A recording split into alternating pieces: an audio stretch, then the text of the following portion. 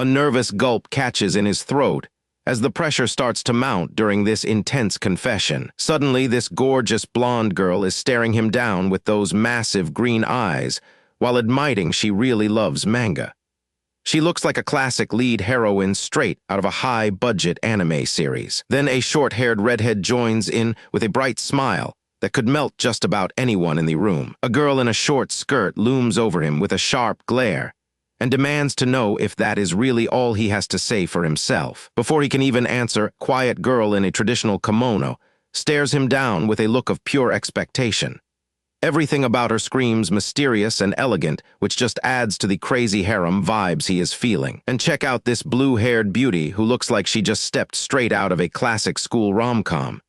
She stands there with her arms crossed, looking completely confident in whatever is happening. Everything starts to blur as a hand reaches out and pulls him back toward the waking world with a sudden snap. Our boy Kim Yoo-sung clutches his head in agony as if his brain is about to explode into a million pieces. The transition from that dream world to reality is hitting him like a freight train. The light fades into a hazy mist as the world around him begins to dissolve into total nothingness. His eyes flutter open, and the first thing he sees is the dim light of a ceiling he does not recognize at all. A voice cries out to the teacher that Yoo-sung has finally opened his eyes, but he is just confused. He looks around the sterile room, wondering how he ended up in a hospital bed with bandages on his face. The darkness lingers in his mind as he tries to piece together the shattered fragments of his recent memory. It all comes rushing back like a nightmare, starting with the massive fire that broke out in his research lab. He was just an average grad student trying to save his precious hard drive with years of data before everything went up in flames. But the smoke was too thick, and he could not make it out of the burning building in time before he blacked out. He tries to steady his breathing while staring at the ceiling, struggling to accept that he actually survived that inferno. But the sterile smell and the heavy silence of the room confirm that he is definitely not in the lab anymore. When he catches a glimpse of his reflection in a glass cup, his heart nearly stops because the person staring back is not him.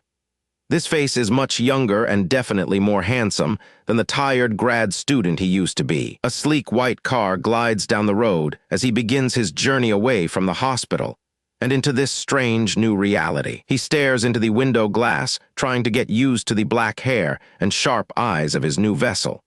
It is a surreal feeling to realize that his soul has completely taken over someone else's life. It turns out the original owner of this body was also named Kim Yoo-sung, and he was just an average second-year high schooler. His new mom talks to the nurse while our boy stands there in a daze trying to play the part of a dutiful son. He has no choice but to blend in and hope nobody notices the swap. Apparently, the kid got into a random car accident over the weekend, which left him unconscious until he woke up today. It seems like the perfect cover for why he might be acting a little bit strange. His heart thumps against his ribs as the reality of the situation finally starts to sink in. He is no longer a struggling researcher buried in books, but a teenager with a healthy body and a completely blank slate. A wave of relief washes over him because he finally escaped the endless hell of grad school and research papers. This is the ultimate second chance for a normal life. Even so, he tells himself not to jump to any conclusions until he sees exactly what kind of life this kid was living before the crash. But something tells him that things are about to get a whole lot weirder than he ever expected. The car pulls up to a cozy-looking house, and he realizes this is where his new story truly begins for real. His mom tells him to head upstairs and get plenty of rest so he can recover from the trauma of the accident. He nods and starts climbing the stairs to find his bedroom. After being discharged, he stands nervously in front of his bedroom door, wondering what kind of life this boy actually led. His body seems to move on instinct as he prepares to uncover the secrets hidden inside this unfamiliar room. He slowly creaks the door open and peeks inside only to freeze dead in his tracks from what he sees. His jaw hits the floor as he realizes that something is very familiar about the setup of this specific room. His jaw drops as he sees rows of colorful manga volumes packed onto every single shelf. This isn't a hobby, it's a serious obsession. Then he sees a massive poster of a magical girl wink at him from the wall in all her sparkly glory. This is definitely not the room of an average student. A terrifying thought begins to take shape in his mind as he looks around at the specific titles on the shelf. The room is a literal shrine to anime and manga, featuring figurines of every character design he just saw in his dream. And that is when it finally clicks that this entire world looks exactly like a rom-com story he used to read back in his old life. He stands frozen, surrounded by wall-to-wall merch that would make any professional collector jealous.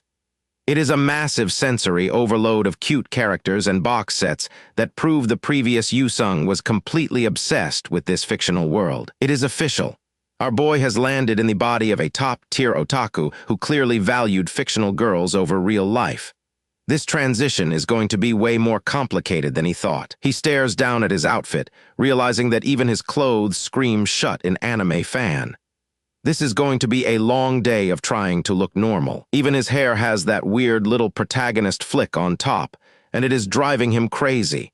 It is like the universe is mocking his situation. The sheer absurdity of it all finally breaks him as he collapses to the floor in total despair. With the heroine from his dream standing right there, he starts questioning if he can even survive a single day in this rom-com world. He looks at a cheerleader figurine on his desk and sighs. He admits to himself that he really does not share the previous owner's taste in collectibles. Just then, he catches a glimpse of a poster in the mirror and stops. Something about the guy staring back at him feels way too familiar to be a coincidence. This guy is the textbook definition of a popular shounen main character, complete with a cheesy finger gun and a smug grin. He looks like he walked straight out of a classic action series. Our boy falls back in total shock as the realization hits him with the force of a lightning bolt. This is not just any random poster, as he recognizes this guy and his exact role from his past life. Seeing the protagonist surrounded by monster girls makes Yusung break out in a cold sweat. If this world follows the same logic as that series, things are about to get much more dangerous than he expected. He looks down at the red bracelet on his wrist and starts to panic as he connects it to the story. He desperately hopes that this is not a setup to force him into a specific role. Desperate for answers, he frantically digs through the bookshelves to see if this world follows any rules. It turns out he and the previous owner have the exact same taste, as the shelves are packed with action and fantasy. He pulls out a volume of his favorite action novel, though he has to admit the Chunibyo-style cover is pretty embarrassing. Even so, this was the masterpiece that kept him up all night reading. He can't help but crack open the book to see if the story is just as good as he remembers. He needs to find any clue that might help him navigate this new reality. Seeing the iconic flowery background of a shounen romance makes his skin crawl. He realizes that despite his love for action, he has actually been dropped into a world of cringy tropes instead. The title of the book is Scramble Love, a classic shounen manga about a blonde dude stuck in a messy love triangle with two girls. It is a story he knows all too well. The manga is filled with all the usual tropes, like beach episodes and high-speed confessions that made the series famous back when it was being published. He reaches the final chapter where the blonde guy marries the brown-haired girl. Meanwhile, the second lead is left crying in the background as the series officially ends. The illustration of the bride holding her bouquet is the image that supposedly caused the massive fandom explosion and led to endless online arguments. He looks at the floor, surrounded by scraps of paper, as he recalls the chaotic comment sections where fans were absolutely losing it over the ending. The comments were a total war zone, with fans arguing over who the main guy should have ended up with. Yusung remembers reading every single angry post online once. He sits there on the floor, realizing that he has not just possessed a random kid. He is actually trapped inside that infamous romance manga he only knows through online spoilers. The sheer scale of the situation starts to sink in, and he feels like his brain is about to short-circuit. Being a side character in a rom-com is its own kind of nightmare. A close-up of, he lets out a silent gasp as the final piece of the puzzle clicks into place. Everything from the posters to the books points to one terrifying truth about his new identity. A little while later, our boy is sitting in a booth at his family restaurant. He finds that being out in the real world is actually more fun than he expected. A woman walks over and shows him something on her phone.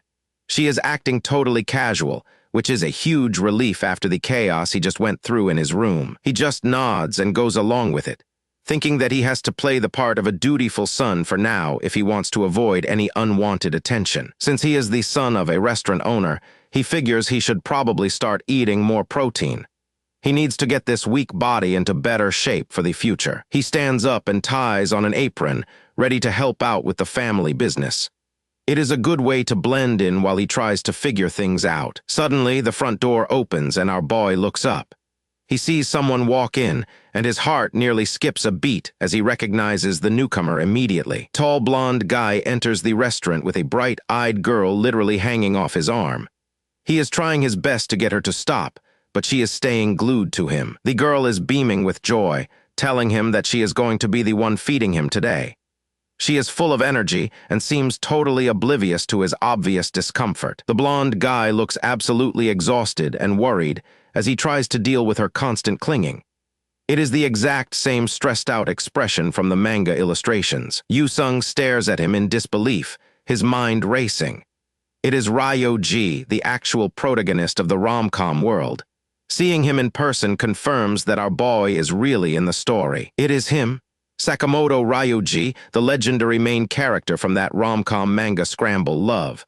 Our boy cannot believe his eyes because seeing the real deal in person confirms everything he feared. This is not a dream. He is actually trapped inside a world of cliches and harem drama. Hold on a second. Yu-sung completely freezes up as he watches the protagonist and the main heroine standing right in front of him. Seeing these two together confirms that the main plot is about to kick off in his family shop. His heart is pounding against his chest like a drum. This is not just some weird hallucination.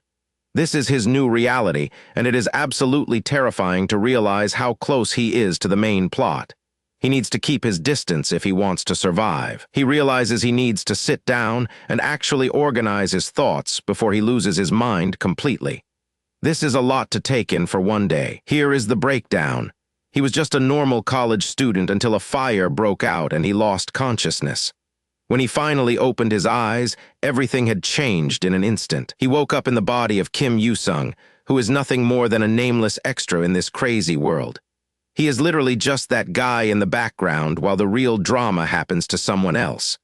It is a lonely role, but for him, it might be the perfect hiding spot. The real kicker is that he was never even a fan of this series. He spent all his time reading action masterpieces about leveling up and getting stronger, not schoolyard romance. The problem is he never actually reads Scramble Love himself. He only knows the ending through fan outrage, meaning he's stuck in a story where he doesn't know the middle. Looking at Ryoji getting fed by a girl while looking miserable, Yu-sung realizes there is absolutely no upside to being a main character. It looks like a total nightmare of constant harassment and social exhaustion. He is more than happy to stay on the sidelines and watch the chaos. Ryoji tries to laugh it off, but he is clearly drowning in all the unwanted female attention. Our protagonist watches from the shadows, feeling a weird sense of relief that he is not the one in the spotlight. The realization hits him like a freezing wave. As long as he stays away from Ryoji and the main plot, he can live a quiet and peaceful life. He just needs to stay an extra and keep his head down at all costs. The goal is simple: avoid the spotlight and enjoy a normal existence far away from the heroines. Our boy gets to work immediately to secure his future. He spends his days reading every book in his room and studying like his life depends on it. He even manages to secure a top scholarship to a private school far away from the original setting. Since he is just an extra, he plans on being the very best one. He joins the student council and keeps things moving slowly. He is meticulously preparing for a future where he does not have to depend on anyone else for his success. After a long day of pretending to be the perfect student, he collapses into his chair. Being a background character is actually a lot more work than he originally thought. He checks off his list of goals. Tuition is covered and his path to university looks solid. But then he notices one last thing he wrote down in the corner of the page. Working out, he remembers a saying that stamina is the ultimate national power. If he wants to survive any situation, he needs a body that can handle the pressure. The gym becomes his second home. He hits the treadmill every single day, pushing himself until he is completely drenched in sweat and gasping for air. He starts with the basics, trembling through sets of push-ups while a massive gym rat watches him curiously from the background. It is a slow and painful process. Soon he is moving on to the heavy weights. Even when his muscles scream at him to stop, he pushes through for just one more rep. He is not just building muscle. He is building the stamina he needs to handle whatever this weird world throws at him next. The intense training starts to show on his face. He is no longer that frail kid who woke up in a hospital bed with bandages everywhere. He is actually starting to enjoy the burn. He flexes his growing muscles, earning a silent thumbs up from the local meatheads who admire his dedication. And just like that, a significant amount of time passes while he focuses on his self-improvement. Spring finally arrives, and the cherry blossoms are in full bloom over the new high school. It is the perfect setting for a fresh start in a new environment. Students walk through the gates, admiring the beautiful scenery. A girl blushes as someone walks past her, though she does not quite understand why she feels so flustered. A guy with blonde hair looks over, sensing a strange presence nearby. The atmosphere in the school feels different than it should for a normal first day. Our boy stands in front of the class list, looking for his name. He has transformed so much over the break that he barely recognizes his own reflection anymore. A confident smirk plays on his lips. The plan to stay a background character is still in motion, but he is doing it on his own terms now with a new body. He turns around with a bright smile when someone calls out to him from the crowd. But hold on, who is this absolute unit? This guy looks like he stepped out of a high-stakes action manhwa rather than a soft high school rom-com. He towers over the other students and asks which class they ended up in. The sheer presence he radiates is enough to stop everyone in their tracks. The transformation is complete. Kim Yoo-sung has officially leveled up his physical stats to the point where he looks like a total protagonist himself. If this was a battle manga, he would already be the final boss. Spring is in the air as our boy Kim Yoo-sung realizes his first year of high school just flew by. He is officially a second year now, and the cherry blossoms are everywhere. Kim Yoo-sung walks through the school gates as cherry blossoms fall, feeling ready for a fresh start. He heads toward the main building while other students gather to begin their new academic year. Our protagonist is far from an average student. Having spent months intensely preparing himself for the inevitable chaos he knows is coming this new semester. Over the last several months, he pushed his body to the absolute limit. He spent every waking hour lifting heavy weights and bulking up like crazy because he knew he needed the extra strength for what was coming. Every rep was fueled by a desperate need to survive the events of the story. He was not just doing this for the aesthetic or to look good for the girls. Every drop of sweat was a calculated move to make sure he could protect himself in this unpredictable world. When he was not at the gym, he was busy studying all kinds of supernatural stories. From aliens to ghosts, he consumed every bit of information he could find in those books to prepare his mind. He tells himself that all this intense preparation is for the sake of an uncertain future.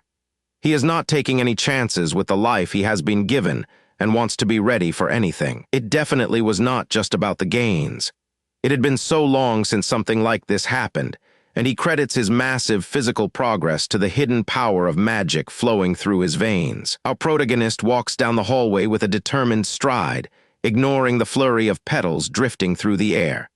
He is mentally preparing himself to face the challenges of his new life in this world. He arrives at Class 2B, and hears the familiar sound of his classmates shouting morning greetings to one another.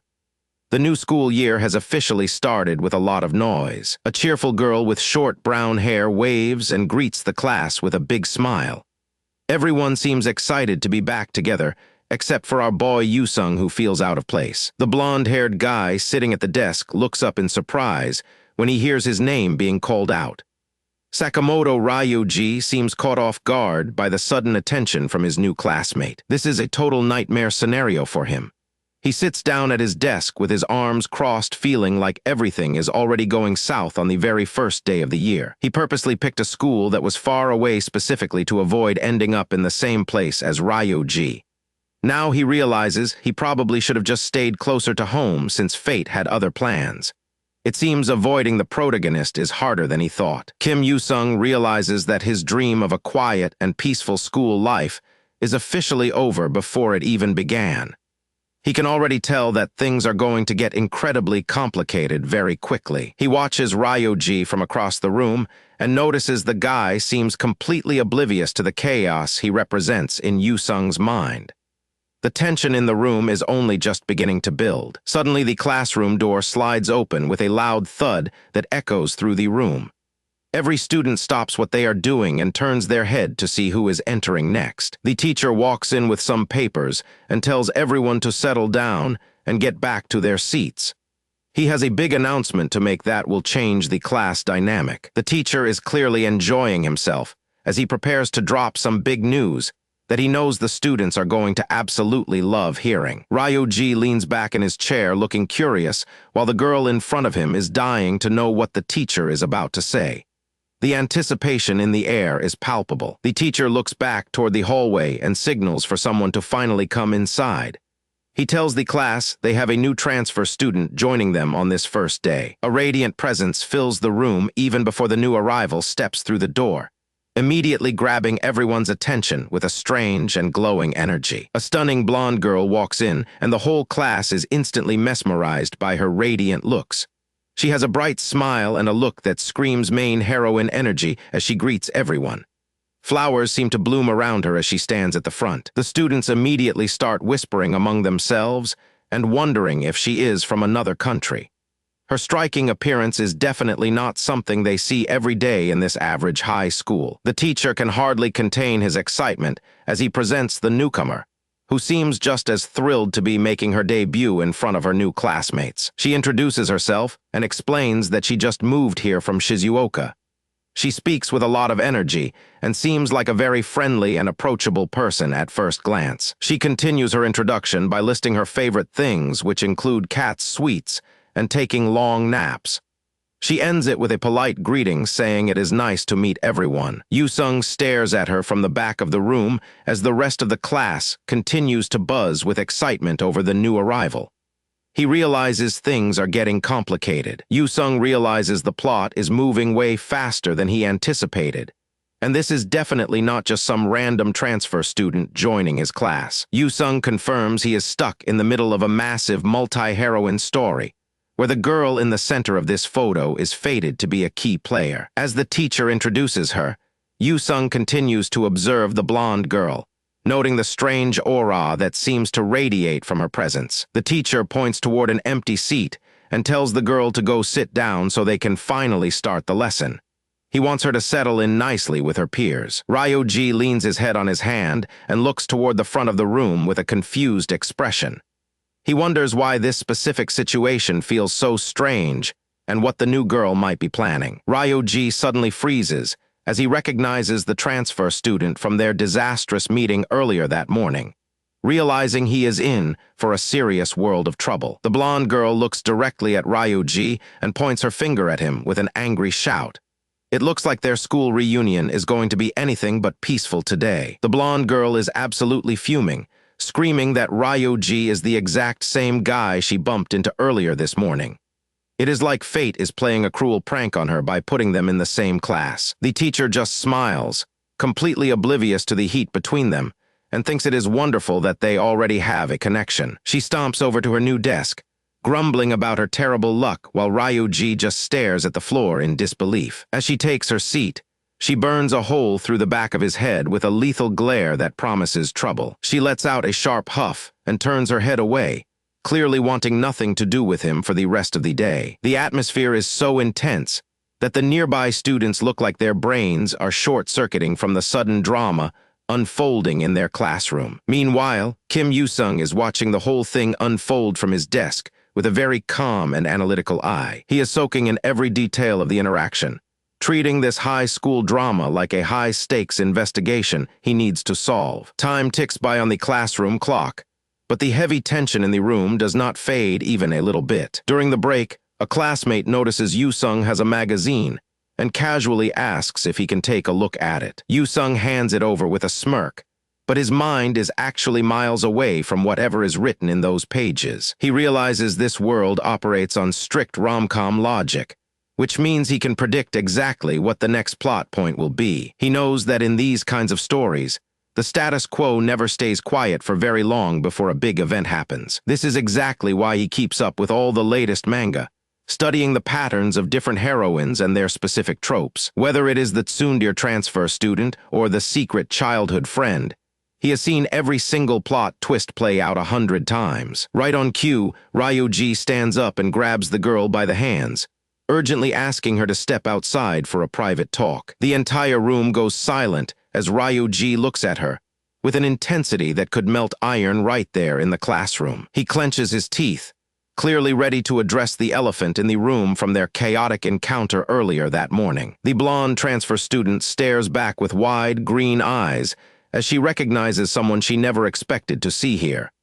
Her heart skips a beat as the realization of their past encounter hits her all at once. She lets out a shocked gasp, her mouth hanging open as she tries to process his sudden and very public boldness. Without another word, they head out into the hallway together, leaving the rest of the class whispering about what is going down. One of the guys nearby leans in and asks Yu-sung if he thinks something romantic is finally brewing between those two. Kim Yu-sung decides that he needs to take immediate action rather than just sitting around waiting for things to happen.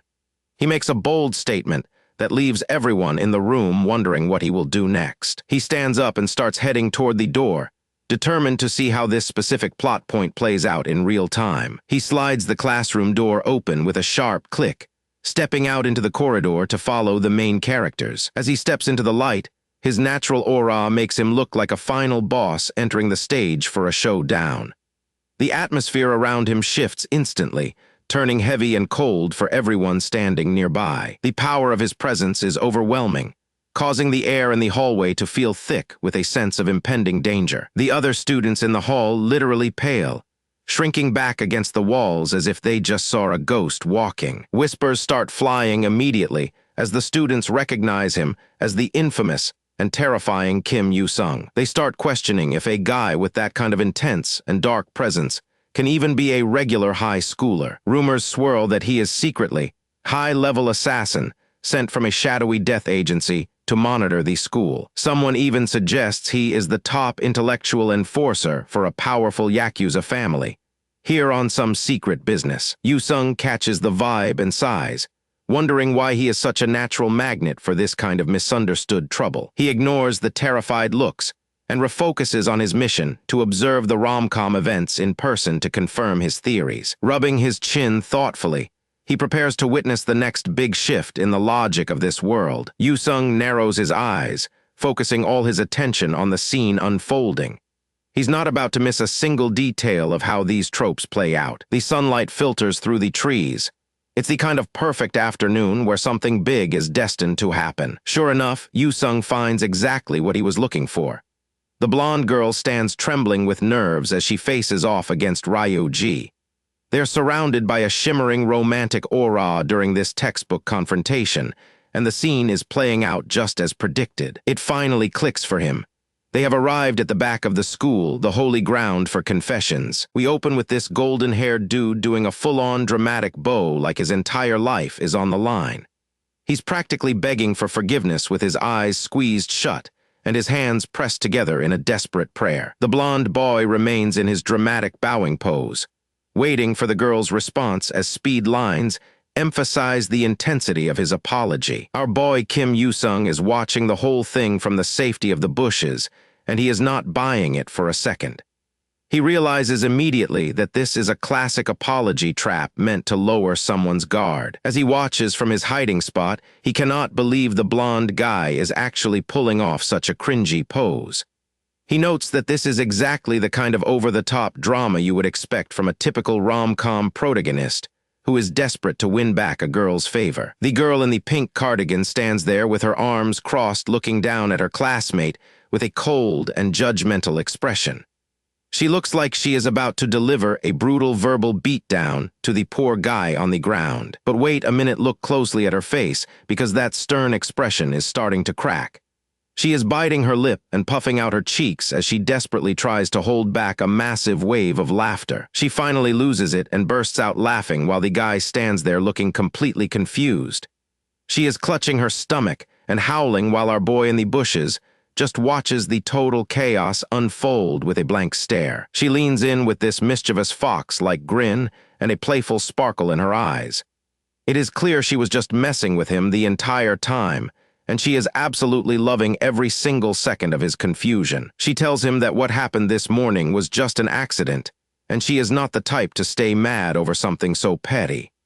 The blonde guy looks relieved, but he is still clearly on edge around her unpredictable energy. He asks why she was acting so mean just now, and she casually admits it was because his shocked face is just too funny to pass up. Yu-sung watches from the greenery and sighs, because these leads are making way too much noise for a simple Tuesday morning. He just wants to stay hidden and avoid any of the resulting fallout. He identifies the girl as Kishimoto Rika, who is the #1 most popular girl in school with a bright personality. She grabs the boy's arm and starts dragging him along while he tries to keep up with her sudden burst of energy. Kim Yu-sung is currently hiding in the bushes like a total creep while he spies on the main characters.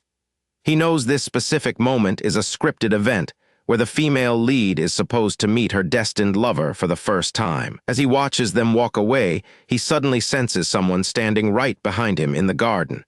He freezes up as a shadow looms over his hiding spot, and he realizes his cover might be totally blown. A voice calls out his name, and he looks up to see an elegant girl with long, dark hair holding a red fan.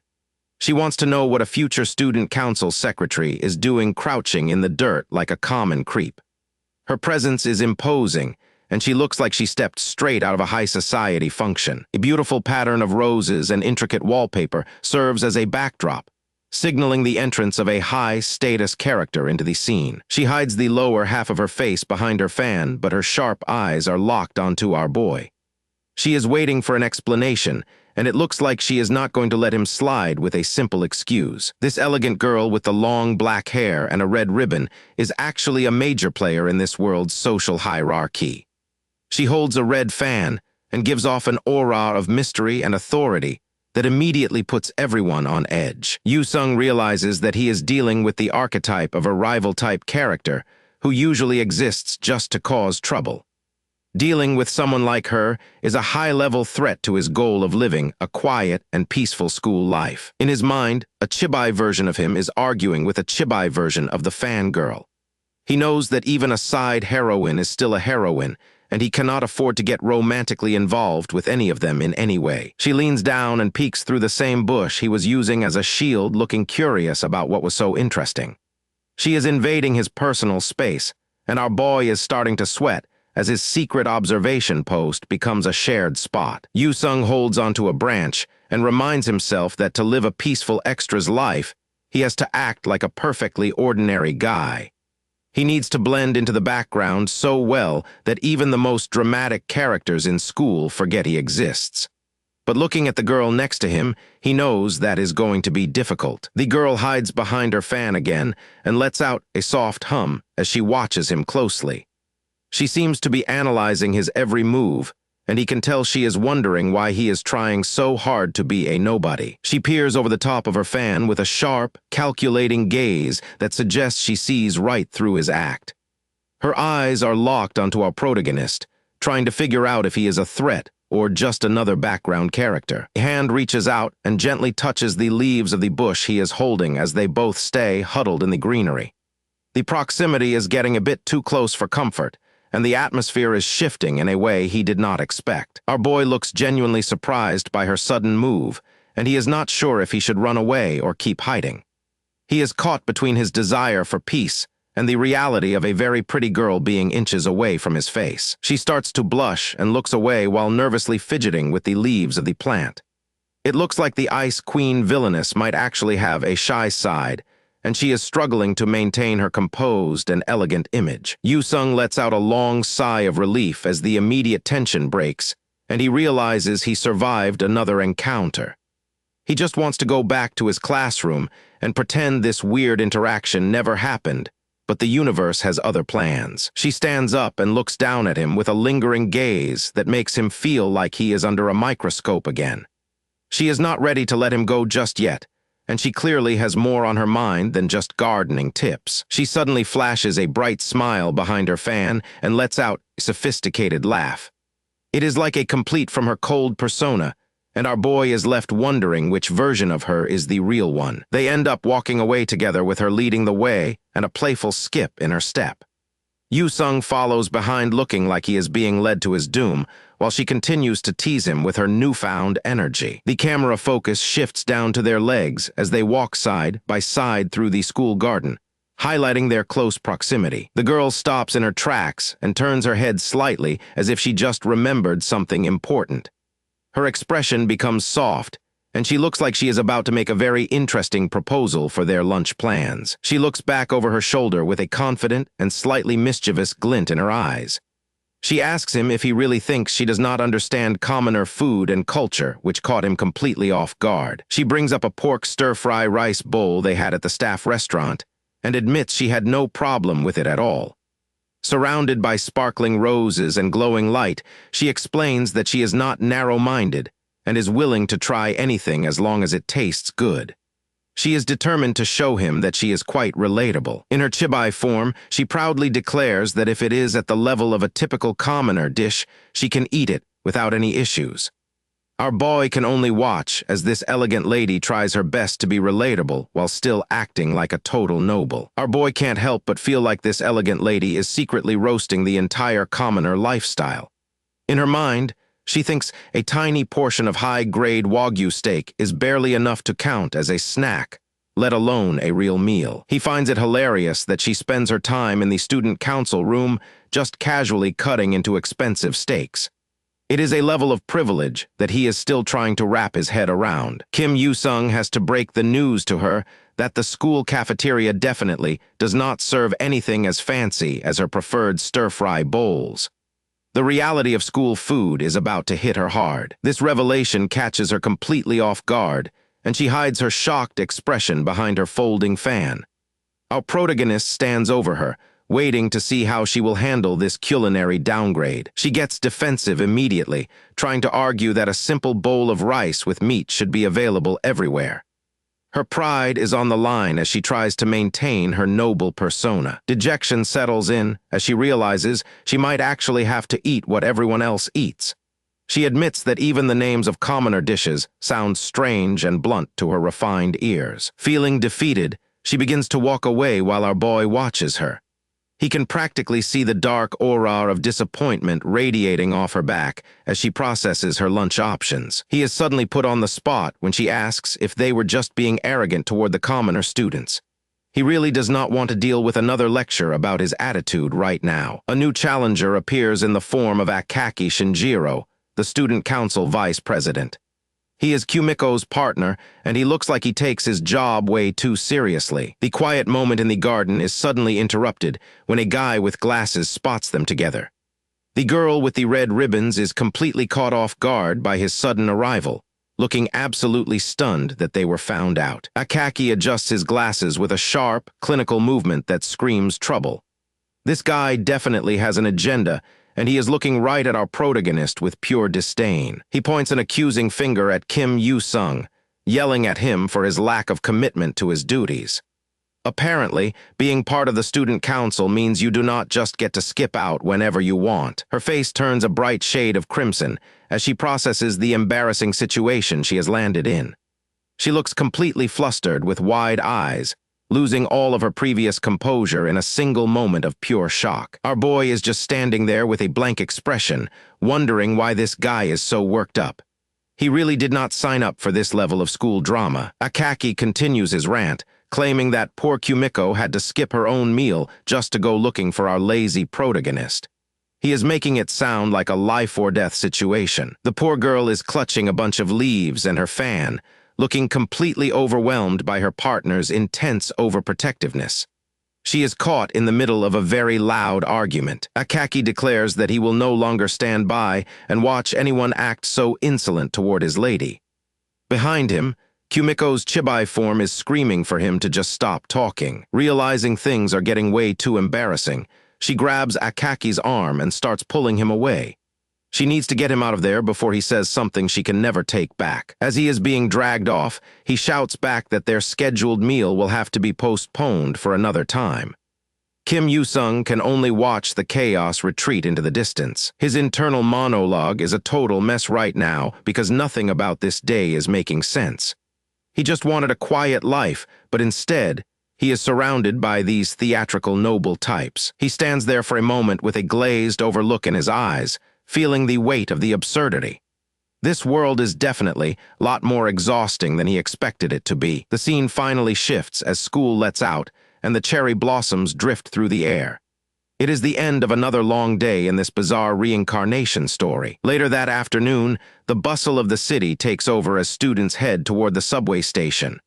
Our boy is just looking forward to getting home and relaxing. Standing in the crowd, his physical transformation is hard to ignore as he towers over the other commuters. All that intense training has definitely paid off in the looks department. Suddenly, a cheerful voice calls out to him, asking if he finished that manga magazine yet.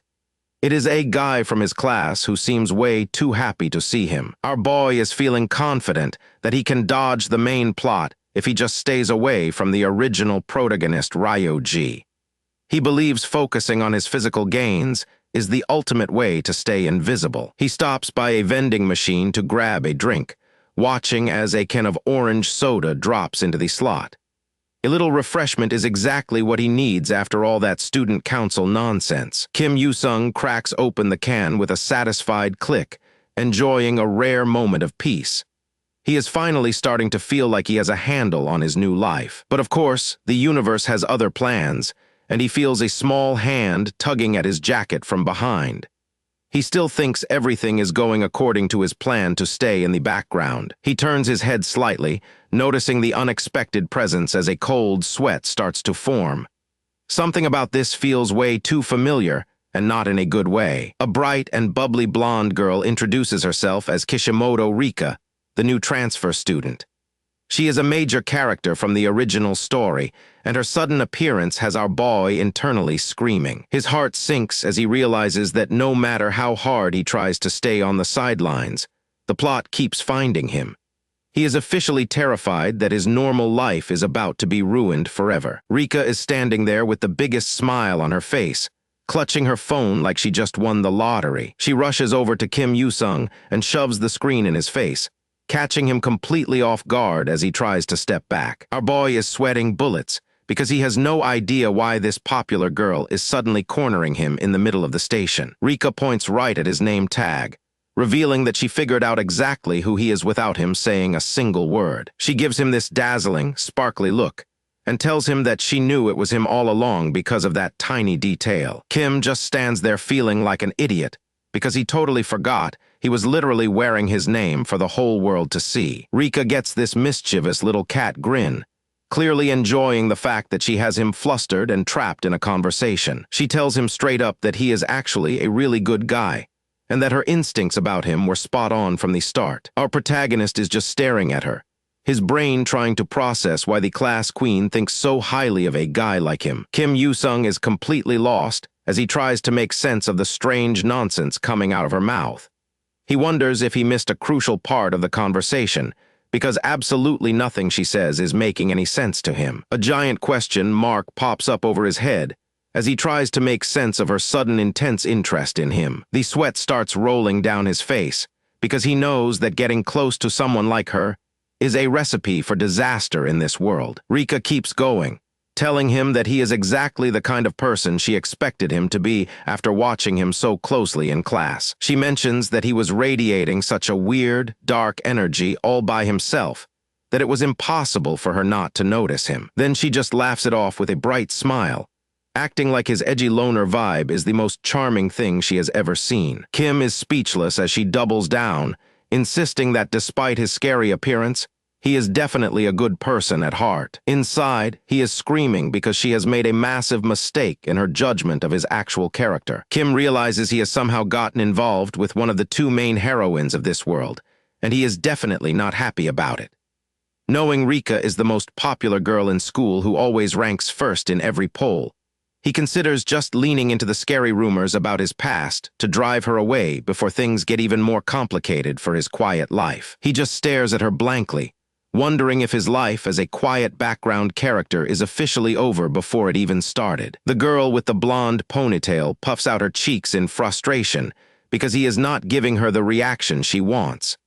She crosses her arms and looks incredibly annoyed that our protagonist is being so difficult during their conversation. Finally, he manages to squeeze out a confused thanks for the compliment, though he still looks totally lost in the situation. Rika just smiles even wider, satisfied that she finally got him to say something instead of just standing there like a statue. Kim watches her closely, realizing that this girl is far more persistent than any of the characters he read about in the original story. They stand there together by the vending machines, a strange pair that definitely does not belong in the same scene together. Rika drops a bombshell and tells him that from now on, she is going to be his friend whether he likes it or not. She tells him to take good care of her from now on, officially sealing their new and very unexpected bond. Kim just gives her a skeptical look, his mind already racing with all the ways this could ruin his plan to stay hidden. He pictures himself as a simple extra trying to keep things quiet, while Rika is this chaotic cat girl jumping into his life. He decides that even if she is hanging around,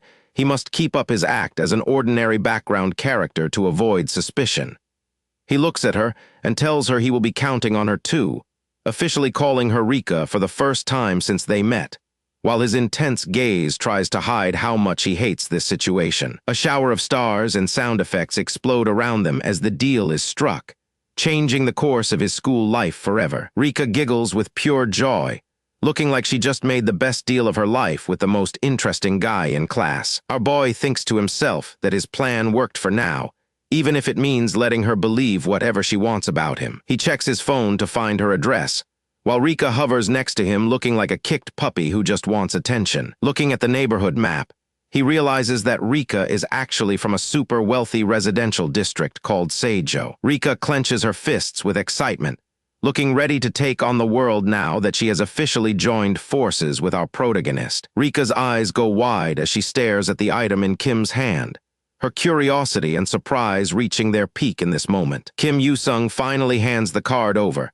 his expression neutral while Rika stands there with her mouth agape, totally stunned by the interaction. Rika beams, exclaiming that this meeting feels like total fate, while our boy just sighs, thinking that fated encounters are usually way more trouble than they are worth. He pauses for a second, a dark look crossing his face as he realizes he might be able to use this unexpected twist to his advantage. He starts thinking back to the mechanics of the original story, knowing that even a minor side character can turn a drama into a comedy if they play their cards right. Kim lets out a bit of his intense aura, looking like a total final boss as he contemplates how to manipulate the plot for his own survival. A small, calculating smirk tugs at his lips because in the original story, this is exactly where the protagonist would get help to show off later. He snaps back to reality and looks down at Rika, who is still hovering around him like he is the most fascinating thing she's ever seen. A quick stop at the vending machine seems like the best way to pause the conversation,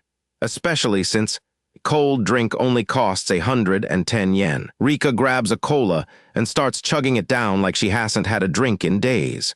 Rich girls and their sugary addictions, right? She lets out a satisfied sigh, her face lighting up as she mentions that since she lives near Seijo and he is at Chiro's Funabashi, they will be taking the same train every day. She looks up at him with those big green eyes, completely unaware of the intense mental gymnastics our protagonist is currently performing to stay ahead of the game. Rika gives him a knowing smile, looking like she has a secret she is just dying to share with her new favorite partner in crime. She whips out her phone to show off a photo from her past, revealing that she used to be a famous fashion magazine model before high school started and bragging about her hard work. Kim stares at the screen, remaining completely unimpressed even as Rika brags about how hard she works to maintain her perfect idol-like figure and magazine-ready looks. When he doesn't give her the shocked reaction she was hoping for, she gets all flustered and starts yelling about how his casual attitude is totally rude. She keeps yelling at him for his indifference,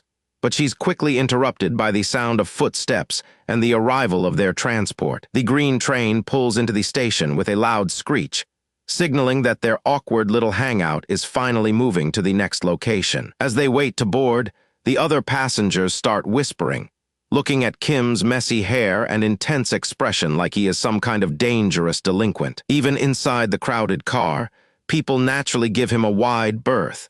Clearly intimidated by the scary aura he is unintentionally radiating while standing next to Rika. Rika doesn't seem to mind the attention at all, giggling about how she found a shortcut thanks to him, while Kim thinks this feels more like a route hijack. He points out their exact route on the station map, trying to be helpful despite the fact that his presence is making everyone else on the train nervous. Our boy starts walking with purpose, and Rika has to scramble to keep up, complaining that he is moving way too fast for her to follow him easily. He steps into the train car without looking back, prompting Rika to panic and ask if he is actually trying to ditch her in the middle of the crowded station. They finally reach the sign for Chido's Funabashi station, and Rika catches her breath while thanking him for looking after her all afternoon. Kim gives her a brief, sideways glance, perhaps wondering if getting involved with the class queen was a genius move or a massive mistake for his school life. As he walks away, her cheerful voice follows him,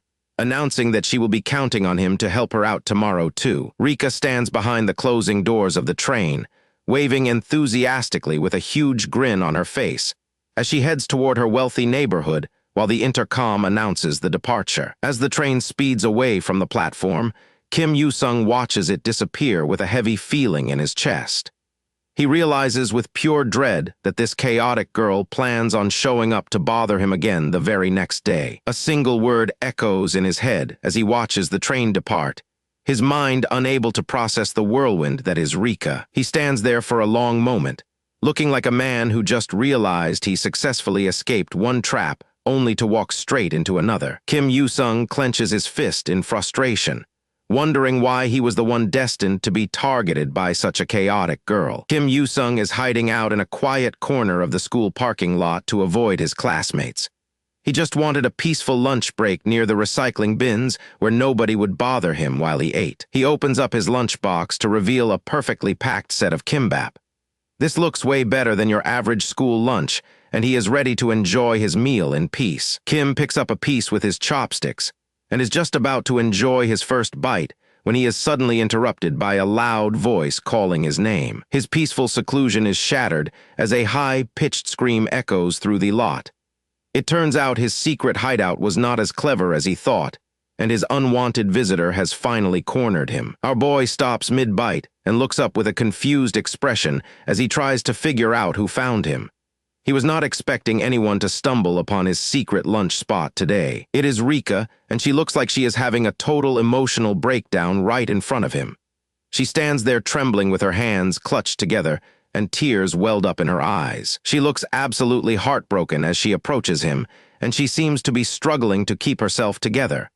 Whatever happened must have been pretty serious to get her this worked up over lunch. Kim Yoo-sung explains his lonely habits and why he prefers the seclusion of the recycling area for lunch. He admits that his presence in the classroom makes his fellow students feel awkward and uncomfortable. He looks at her with a calm but skeptical gaze while he tries to process her sudden outburst. He is used to being a loner, so her emotional reaction is a lot for him to handle. Rika blushes and tells him that even if he thinks he is alone, it doesn't feel that way to her because she is standing right there.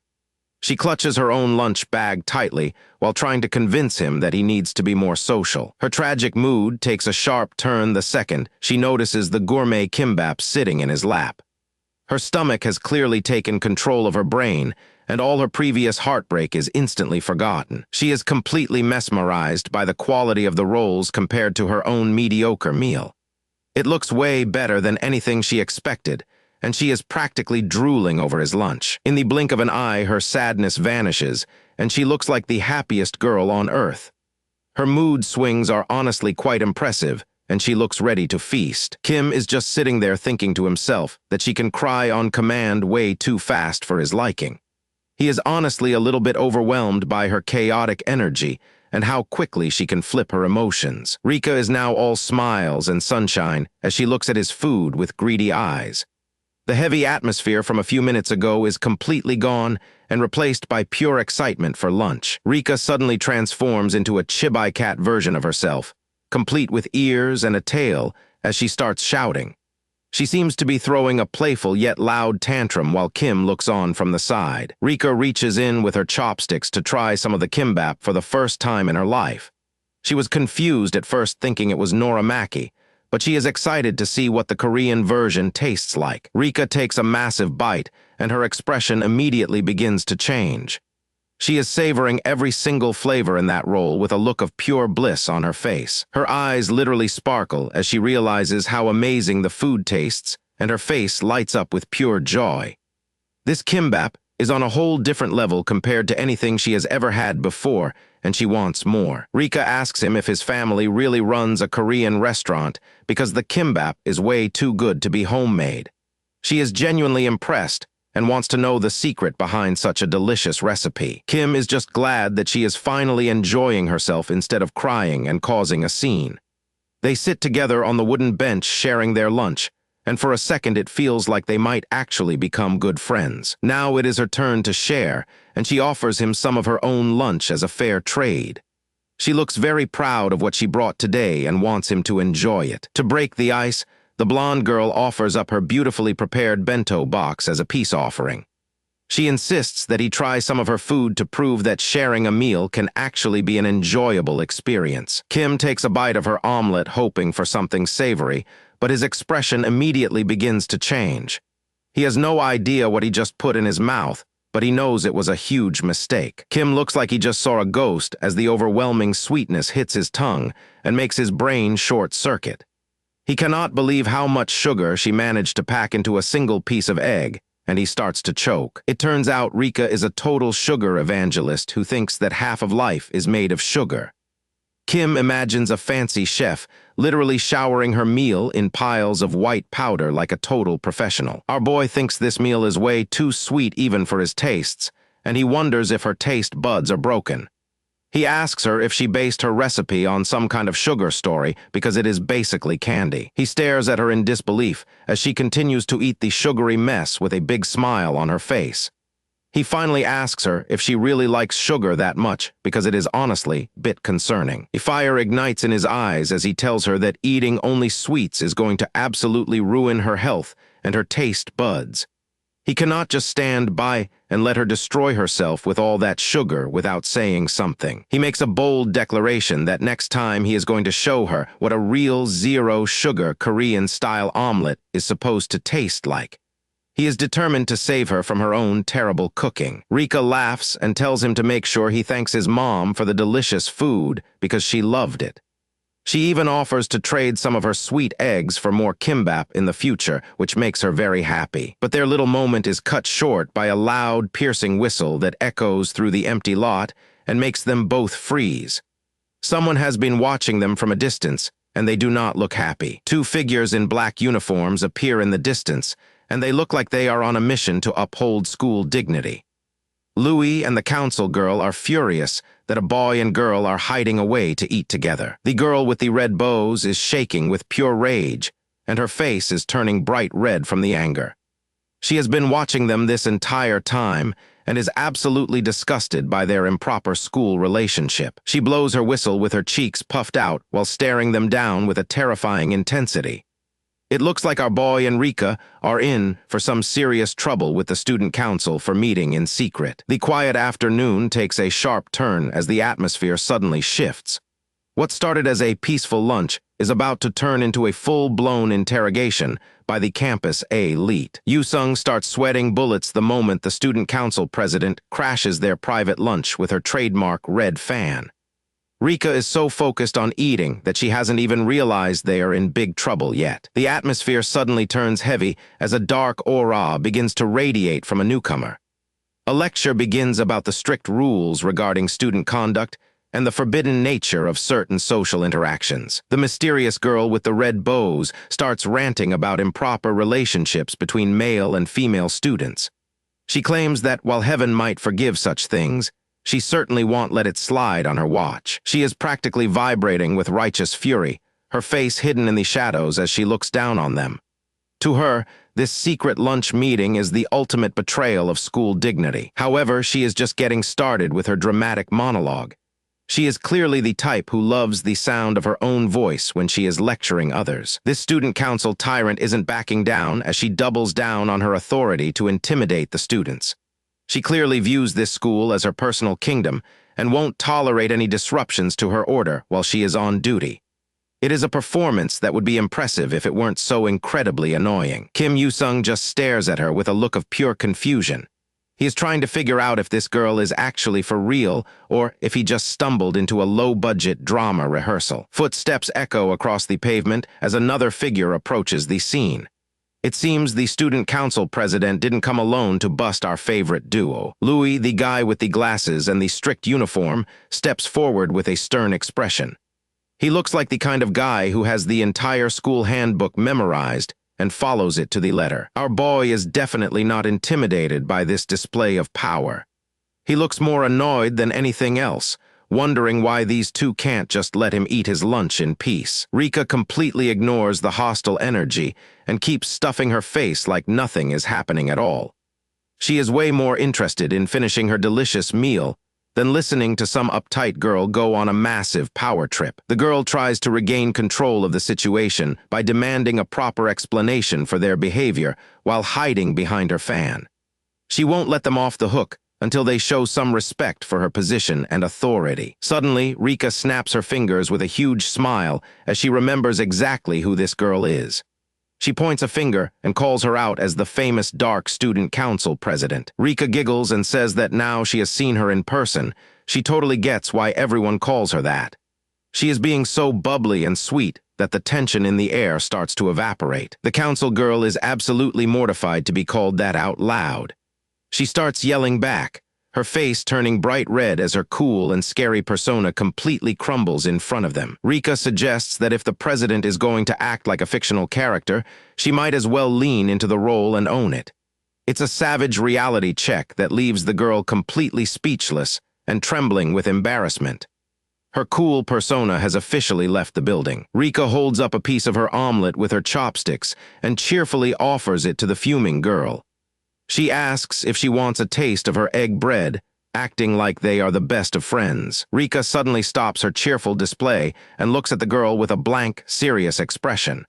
The sudden shift in her mood is enough to make anyone feel uneasy. She finally snaps and screams that she will let it slide just for today, but they better mark her words. She is clearly just looking for an excuse to escape this awkward situation. She turns on her heel and shouts that she will be back again, refusing to accept total defeat. It is the classic line of a villain who just got humiliated. The girl sprints away as fast as she can, hiding her face behind her fan and crying about the humiliation.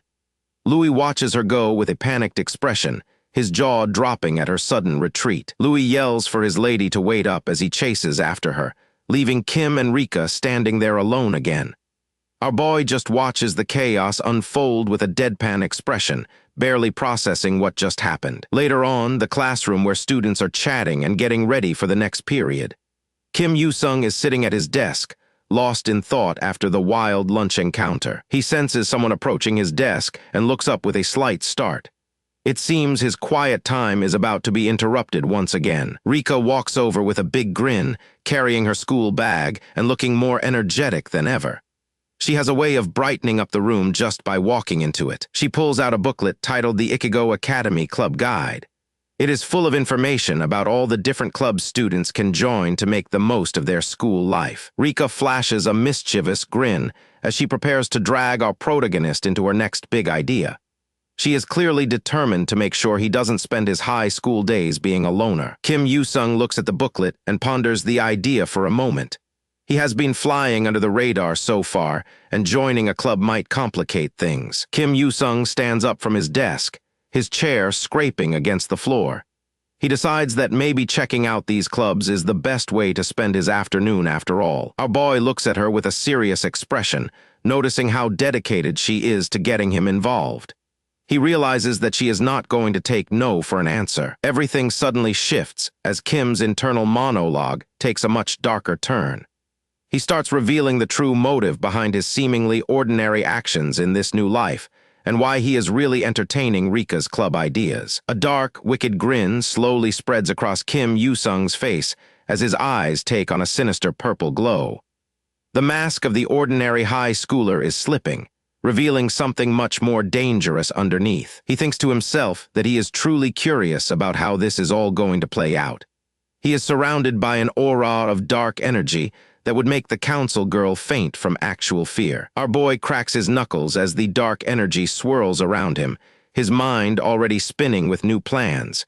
He is ready to see exactly what this school and its clubs have to offer him. He isn't just joining a club for fun or to make friends like a normal teenager. This is all part of a larger plan to test the absolute limits of his power in this new environment. His true motivation finally comes to light. Our boy wants to push his limits and see just how far his absolute strength can carry him in this world. The match kicks off with a powerful strike, but the form is completely off. A soccer ball rockets across the gym floor with more force than finesse as the players struggle to keep control. It sails high into the air, completely missing the intended target. The trajectory is a total disaster, proving that someone on this field seriously needs to work on their aim. The goalkeeper stands there in disbelief, watching the ball fly wide. He cannot believe how awful the shooting has been today and wonders if they will ever manage to score a single goal. Our protagonist, Kim Yoo-sung, is the blonde guy with the undercut standing on the sidelines with his friend. They are having a blast mocking the soccer team and laughing about how they missed 5 shots in a row. The soccer players are fuming, clenching their fists as they remind the punks that they were using the field first. The tension is thick as the athletes try to ignore the insults from the gallery. Suddenly, a tall figure approaches from behind the fence, casting a long shadow over the confrontation. The delinquents do not realize that someone much more imposing is about to step into the mix. The two troublemakers turn around with aggressive looks, demanding to know who thinks they can interrupt the top striker duo of the school. They are clearly looking for a fight and think they have the upper hand. Their confidence evaporates instantly as they come face to face with Ryohei. The redhead soccer captain stares them down with a cold, piercing gaze that says he is not in the mood for their games. The delinquents freeze as they spot the number 10 on his back. That jersey carries a lot of weight in this school, and they realize they just picked a fight with the wrong guy. Ryohei tells them to clear out because his team needs the field, and his presence alone is enough to make the bullies start sweating. This is zero-back Ryohei, the third-year captain, and even the toughest punks know better than to mouth off to him. The blue-haired delinquent immediately changes his tune, stammering apologies as he tries to play it cool. He and his blonde friend start backing away as fast as they can to avoid Ryohei's wrath. Ryohei's teammate watches them scramble away, commenting on how cool the captain is for handling the situation so easily. Ryohei just sighs, seemingly exhausted by the constant distractions during practice. As the troublemakers vanish, Ryohei admits to his friend that he has not seen any talented freshmen yet. He is looking for someone special to join the ranks, but the current prospects are leaving him underwhelmed. Ryohei looks out over the field with a serious expression, thinking about his dream to win the national championship this year. He knows they are short on talent, and without a powerhouse recruit, their chances of victory are looking slim. He worries that the club simply does not have enough raw skill to compete at the highest level right now. It is a frustrating realization for a captain who is so dedicated to his sport. The sun beats down on the school buildings as the day continues. While the soccer team worries about their future, other forces are moving through the hallways of the academy. Everything seems quiet around the main school building, but the peace is about to be shattered. The delinquents from the field are still roaming around, nursing their bruised egos after the encounter with Ryohei. The blonde punk grits his teeth in anger, clearly still fuming about being forced to back down. He is looking for someone to take his frustration out on, desperate to reclaim his lost pride. His blue-haired companion tries to keep up, listening to the blonde guy complain about how they should have stood their ground.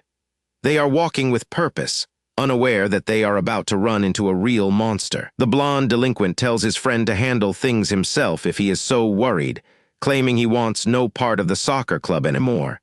He is trying to act tough despite his earlier cowardice. They continue their heated argument, bickering back and forth about who was more scared. Their focus is so entirely on each other that they are completely blind to the person walking right toward them. Suddenly, a massive student walks past and accidentally shoulder checks the blonde delinquent.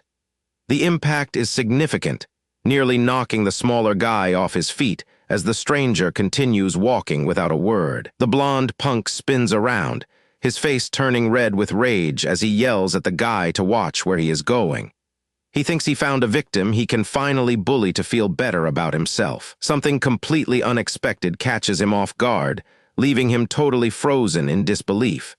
He can't help but shout out in shock as the situation takes a wild turn he never saw coming. This massive student looks absolutely terrifying as he stares down the punks with a cold intensity. He peers back at the bully with a gaze that feels like a heavy physical weight. The delinquents mistake this massive student for a legendary monster, and their survival instincts kick into overdrive. They scream in terror and sprint away as fast as possible, desperate to live another day. Rika looks up from her book with a dazed expression, wondering what on earth just happened to those guys. Right beside her, the dark-haired giant stands with a look of pure confusion as he tries to process the scene. Students in the background start whispering among themselves, recognizing the legendary fighter in their midst. They are amazed that he managed to terrify those bullies just by glancing in their direction. Rika looks up at the scary newcomer with a skeptical expression, wondering if he did something to scare them off. He just shrugs it off, explaining that he only looked back at them when they spoke. Back at the soccer field, a player is busy collecting balls near the goal. He is focused on his chores, unaware that the most feared student in school is heading straight for his club. The player pauses when he hears a commotion nearby, looking up with a confused expression. He wonders what all the noise is about, and if there is more trouble coming toward the field. Rika excitedly leads the way toward the soccer club, telling the massive student they should start their search here. He follows close behind her, his presence causing a stir among the students who are terrified of him. The two delinquents from earlier are watching from a safe distance, shaking with fear as they wonder if he is there for revenge. They are terrified of what might happen if the mad dog heir really decides to go off. Inside the field area, a steady hand reaches out and grips the shoulder of the confused soccer player. It is a firm, commanding gesture that demands immediate attention. Ryohei stands behind his teammate, his eyes fixed on the approaching giant.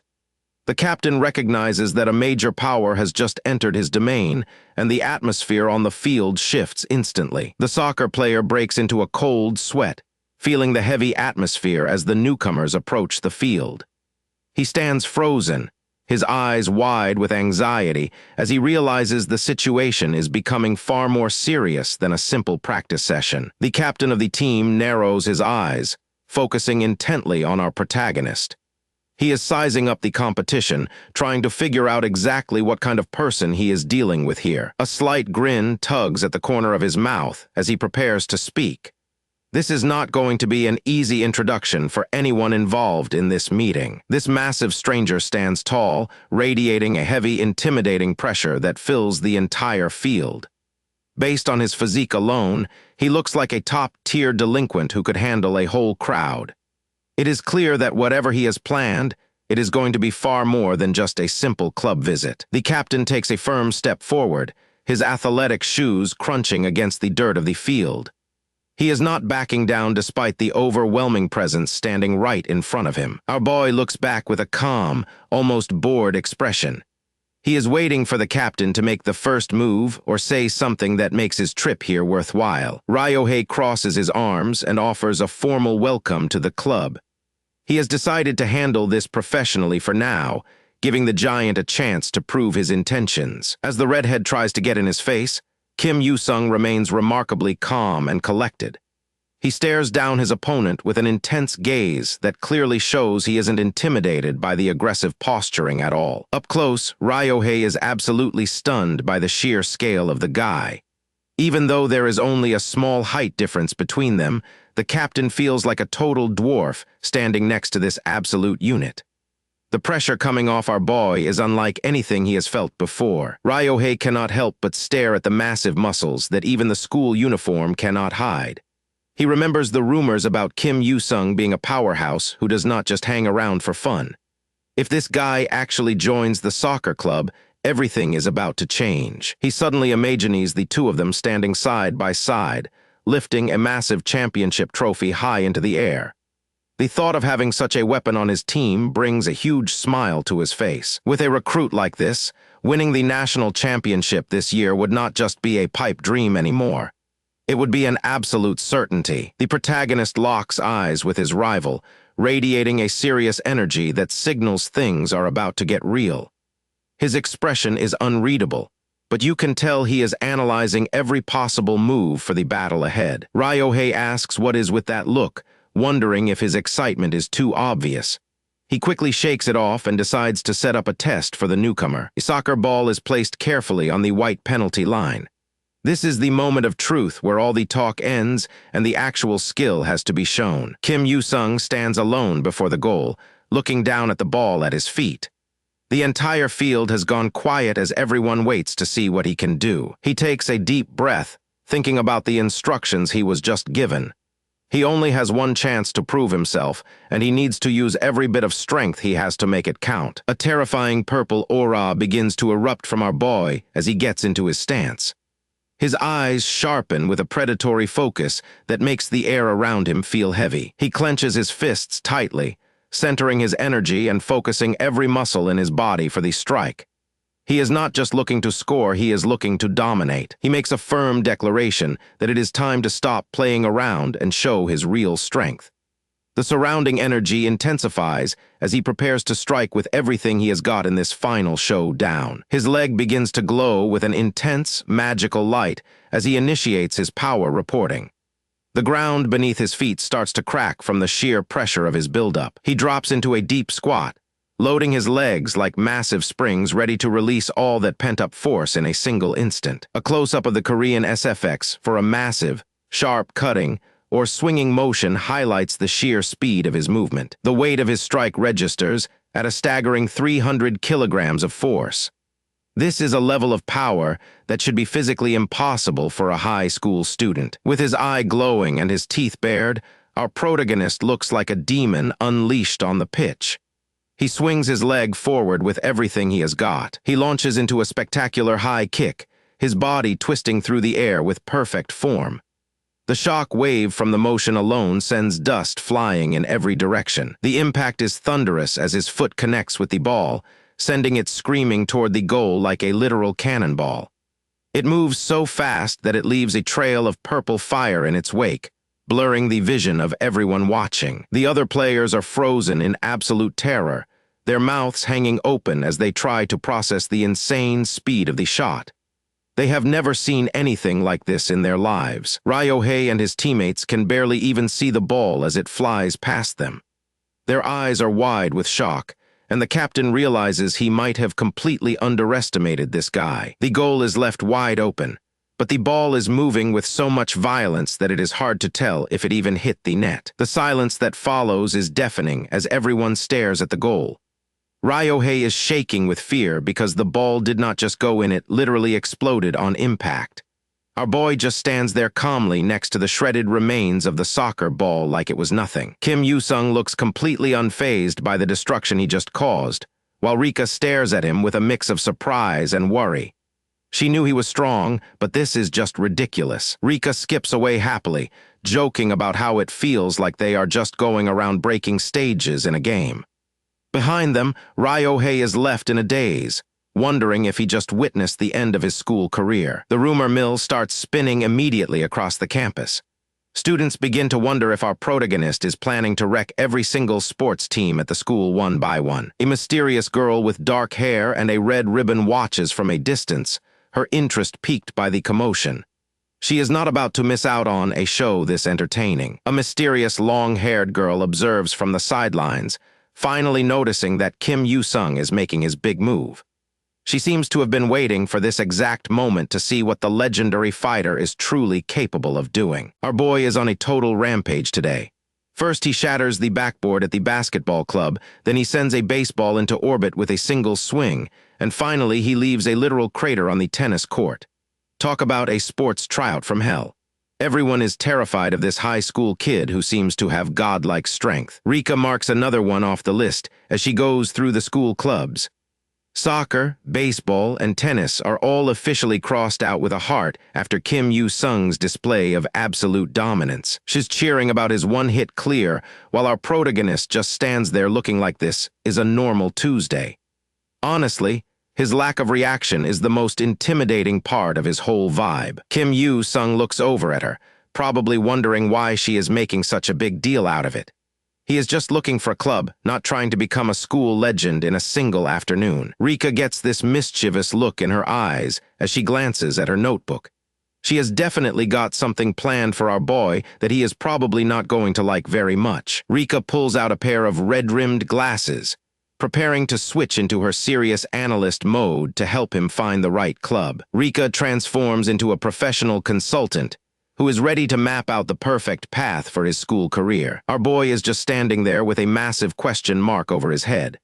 He has no idea why she went from cute cheerleader to professional consultant in less than 5 seconds. She starts breaking down the benefits of the track and field club to improve his stamina and focus for future battles. Rika even imagines herself as a swift cat girl outrunning the rest of the competition to prove how effective the training would be. The swimming club is next on her list, because nothing builds full-body strength like crushing dozens of laps in the pool. She finishes her pitch with kendo for mental fortitude, while visualizing herself delivering a perfectly timed strike to an opponent. After all that analysis, Rika concludes that there are only 3 clubs left that offer trial sessions today.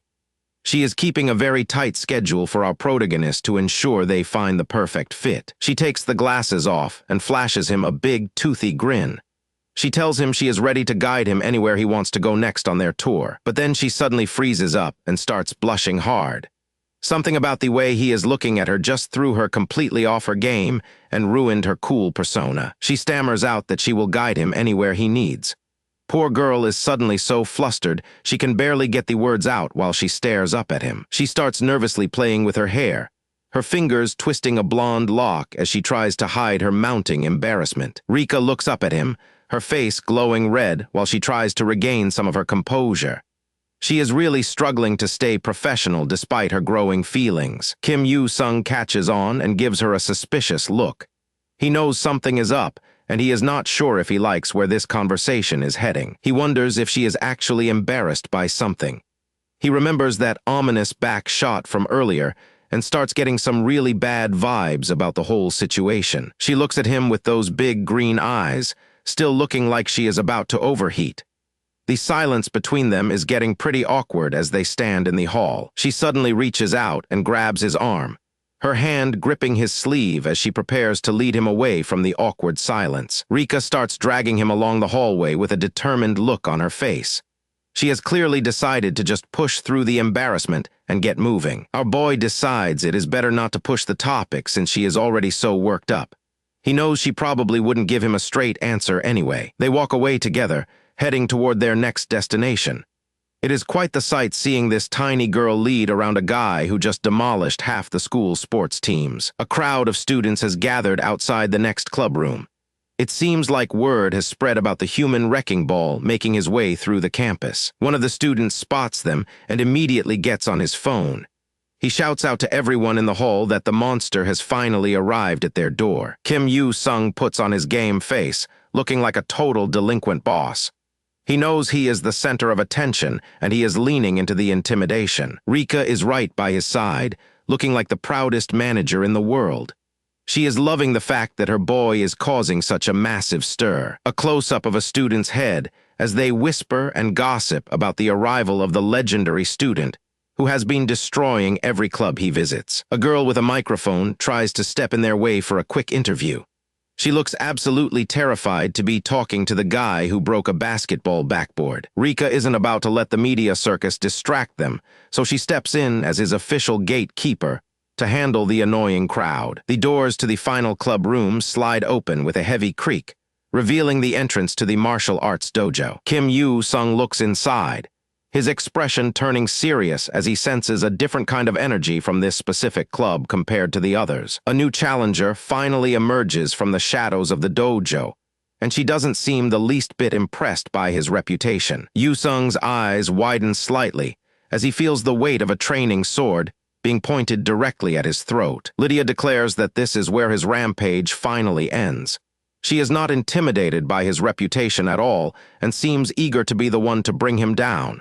The energy she is putting off is intense. She issues a direct challenge by thrusting a training sword his way, as the rest of the students erupt in excitement. Our protagonist just stares back at her. He did not expect to run into someone with this much confidence so early in his journey through the school clubs. Her gaze is piercing. It is the look of someone who has spent years perfecting her craft and has zero patience for delinquents using club trials as an excuse to wreck things. Without breaking eye contact, she effortlessly swings her gear over her shoulder. She is already preparing for the inevitable showdown that is about to go down. Standing tall and commanding the entire room, Lydia looks like a final boss in her own right.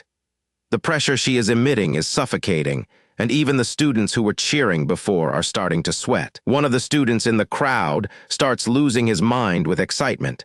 He has been waiting for someone to finally put Kim in his place. The entire hallway is a circus of people cheering and recording on their phones.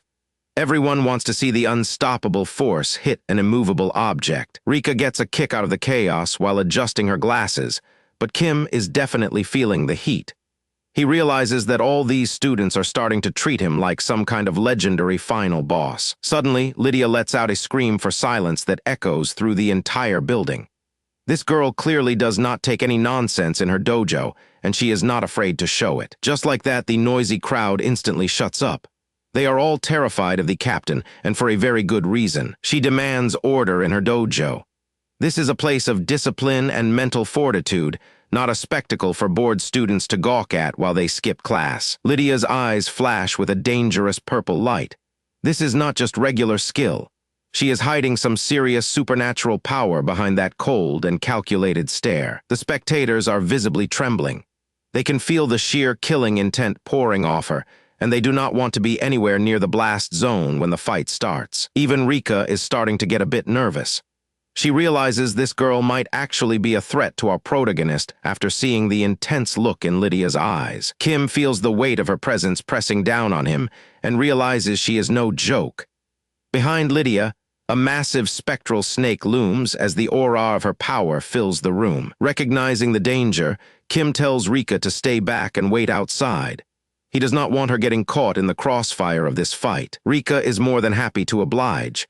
She knows she would just get yelled at if she tried to follow him into that den of monsters. The interior of the dojo is filled with traditional equipment and a heavy sense of history. It is the perfect stage for a high-stakes duel between two monsters. Lydia takes her stance in the center of the room, gripping her wooden sword with absolute focus. She looks perfectly composed, like a predator waiting for her prey to make a move. Kim steps onto the mat and picks up a training sword of his own. The two warriors face off in a silence that is almost deafening to the few remaining witnesses. Our boy grips the handle and gets ready for business. He is not used to being the underdog, but he is certainly enjoying the change of pace. Lydia tightens her grip on her weapon. You can practically see the sparks flying between them as they prepare to clash in this trial match. She mocks him, saying he won't even come close to touching her uniform during their match. She is completely certain that she is the superior warrior here. Her focus is absolute and her eyes are cold. In her mind, she has already won the fight before the first strike has even been thrown. She tells Kim to prepare himself. The real test is about to begin, and she is not going to hold anything back against him. The Kendo Club equipment room sits silent for a moment before the storm breaks. Racks of wooden swords and protective gear line the walls as a heavy tension fills the air. The wooden blades clash with a sharp crack as the duel begins in earnest. Kim Yu-sung stands his ground against the aggressive assault of his opponent as the match heats up. Karen moves with the fluidity of a seasoned pro as she drives our boy backward. Every strike of her shinai is calculated and precise, but Yu-sung is keeping up with every move. The purple-haired girl is looking down on Kim Yu-sung and thinks that his basic training is nothing compared to her mastery. She believes that a mere fitness enthusiast has no chance when facing off against a truly elite martial artist like herself. Karen lunges forward with a series of rapid strikes, but our boy is way too fast for her. He dodges the wooden blade with millimetric precision and shifts his weight to find a better opening. The speed of his opponent is impressive, but Kim Yu-sung looks like he is barely even breaking a sweat. He tightens his grip on the shinai as he waits for the exact millisecond to strike back and end this annoying confrontation once and for all. With a sudden burst of speed, Yu-sung parries a heavy blow and sends Karen's wooden sword flying upward. The kendo club girl is caught completely off guard by his sudden change in pace. Our boy stares her down with a look of pure boredom on his face. It is clear that despite her years of training, she has not even managed to make him try yet. Karen screams out in frustration, calling him foolish boy for underestimating her. She is not used to being looked down upon by someone who is not even in a club. She smirks as she believes she has him trapped in a simple magic circle. She thinks there is no way for a regular person to break through her specialized techniques. The wooden swords spin through the air in a blur of motion as the exchange intensifies. Our boy reaches out to reclaim his weapon with a look of absolute focus and intensity. He is not just reacting anymore as he begins to read the rhythm of the battle and prepare his own counter-attack. That creepy grin of his tells you everything you need to know. An intense and terrifying expression crosses Yu-sung's face as he closes the distance. The aura around him has shifted from bored to predatory in the blink of an eye. Karen is frozen in place as a wave of pure terror washes over her. She has never felt this kind of pressure from an opponent, and her confidence starts to crumble. She barely manages to leap back as our boy brings his sword down with massive force. The impact of his strike echoes through the gym and shakes her to the core. She forces herself back into a defensive stance, but her hands are shaking and sweat is pouring down her face. She realizes that she is fighting for her life here. Kim Yu-sung stands perfectly still and holds his practice sword with a terrifying level of calmness. The purple-haired girl is completely rattled and begins to wonder if he is actually holding back to spare her life during this duel. She realizes that if she had been even a moment slower, that last exchange would have ended very badly. The gap in their skill is becoming impossible for her to ignore. She grits her teeth and decides that dragging this out will only put her at a disadvantage. If she does not end this now, she will be the one in danger. A massive blue serpent phantom rises behind the kendo club girl as she prepares her ultimate move. This is the secret art of her clan, and she is determined to finish the fight with the very next strike. The atmosphere in the room shifts as her killing intent manifests into a terrifying physical form. The legendary secret art of the Fuma clan is finally revealed as she prepares to slay the wicked. This is a move designed to end any battle in a single stroke. With a desperate cry, Karen lunges forward with the full power of her clan's secret technique. The blue energy of the serpent phantom spirals around her wooden blade as she strikes. She is putting every single ounce of her pride and strength into this final desperate gambit. She screams that this is the end for Kim Yu-sung as she closes in. Our boy just stands there watching her approach with a calm and unbothered expression. The impact of the secret art creates a blinding explosion of light that consumes the entire area. Karen pours every ounce of her spiritual energy into this final strike, hoping to end Kim Yu-sung once and for all. The pressure is immense as the two forces collide in a struggle for dominance. As the light fades, our boy is still standing exactly where he was before the attack. He lets out a small grunt as he absorbs the force of the strike. Karen is in total shock as she stares at him from behind her defensive stance. She cannot understand how he withstood a secret technique passed down through the Fuma clan. She refuses to believe he actually withstood her clan's ultimate move, since nobody has ever survived it before. She is convinced that this low-budget fitness enthusiast is just bluffing his way through the pain. She tries to keep her composure as she declares that his name ends here today. Even though she is terrified, she refuses to back down from the challenge. Just as she thinks victory is hers, a massive impact slams into her chest and sends shockwaves through the entire room. She lets out a pained gasp as his brutal counterattack completely shatters her pride and defenses. She is sent flying backward through the air, wondering what could have possibly hit her so hard. She questions if it was some kind of invisible killing aura from him. Karen collapses to the floor as her strength completely fails her, and she loses her grip on reality. Looking down, she realizes her wooden sword has been shattered into pieces by the force of the final blow.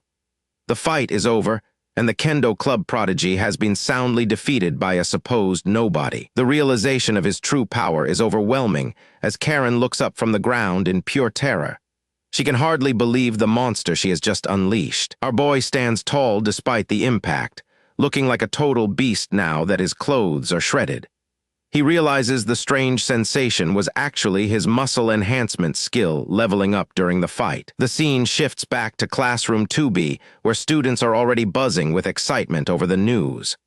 Word of the massive beatdown in the kendo gym is spreading through the school like wildfire. The girls in the hallway whisper to each other about the shocking news they just heard from the gym.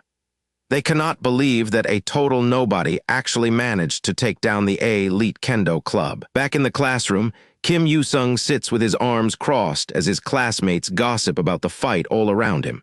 He acts like nothing happened while everyone else tries to figure out the truth. Students are already recalculating the school hierarchy and are convinced our boy is the new top dog. They are terrified and impressed by the way he dismantled the strongest club in the building. Our boy listens in and feels the weight of the situation as the kendo club mess really lit the rumor mill on fire.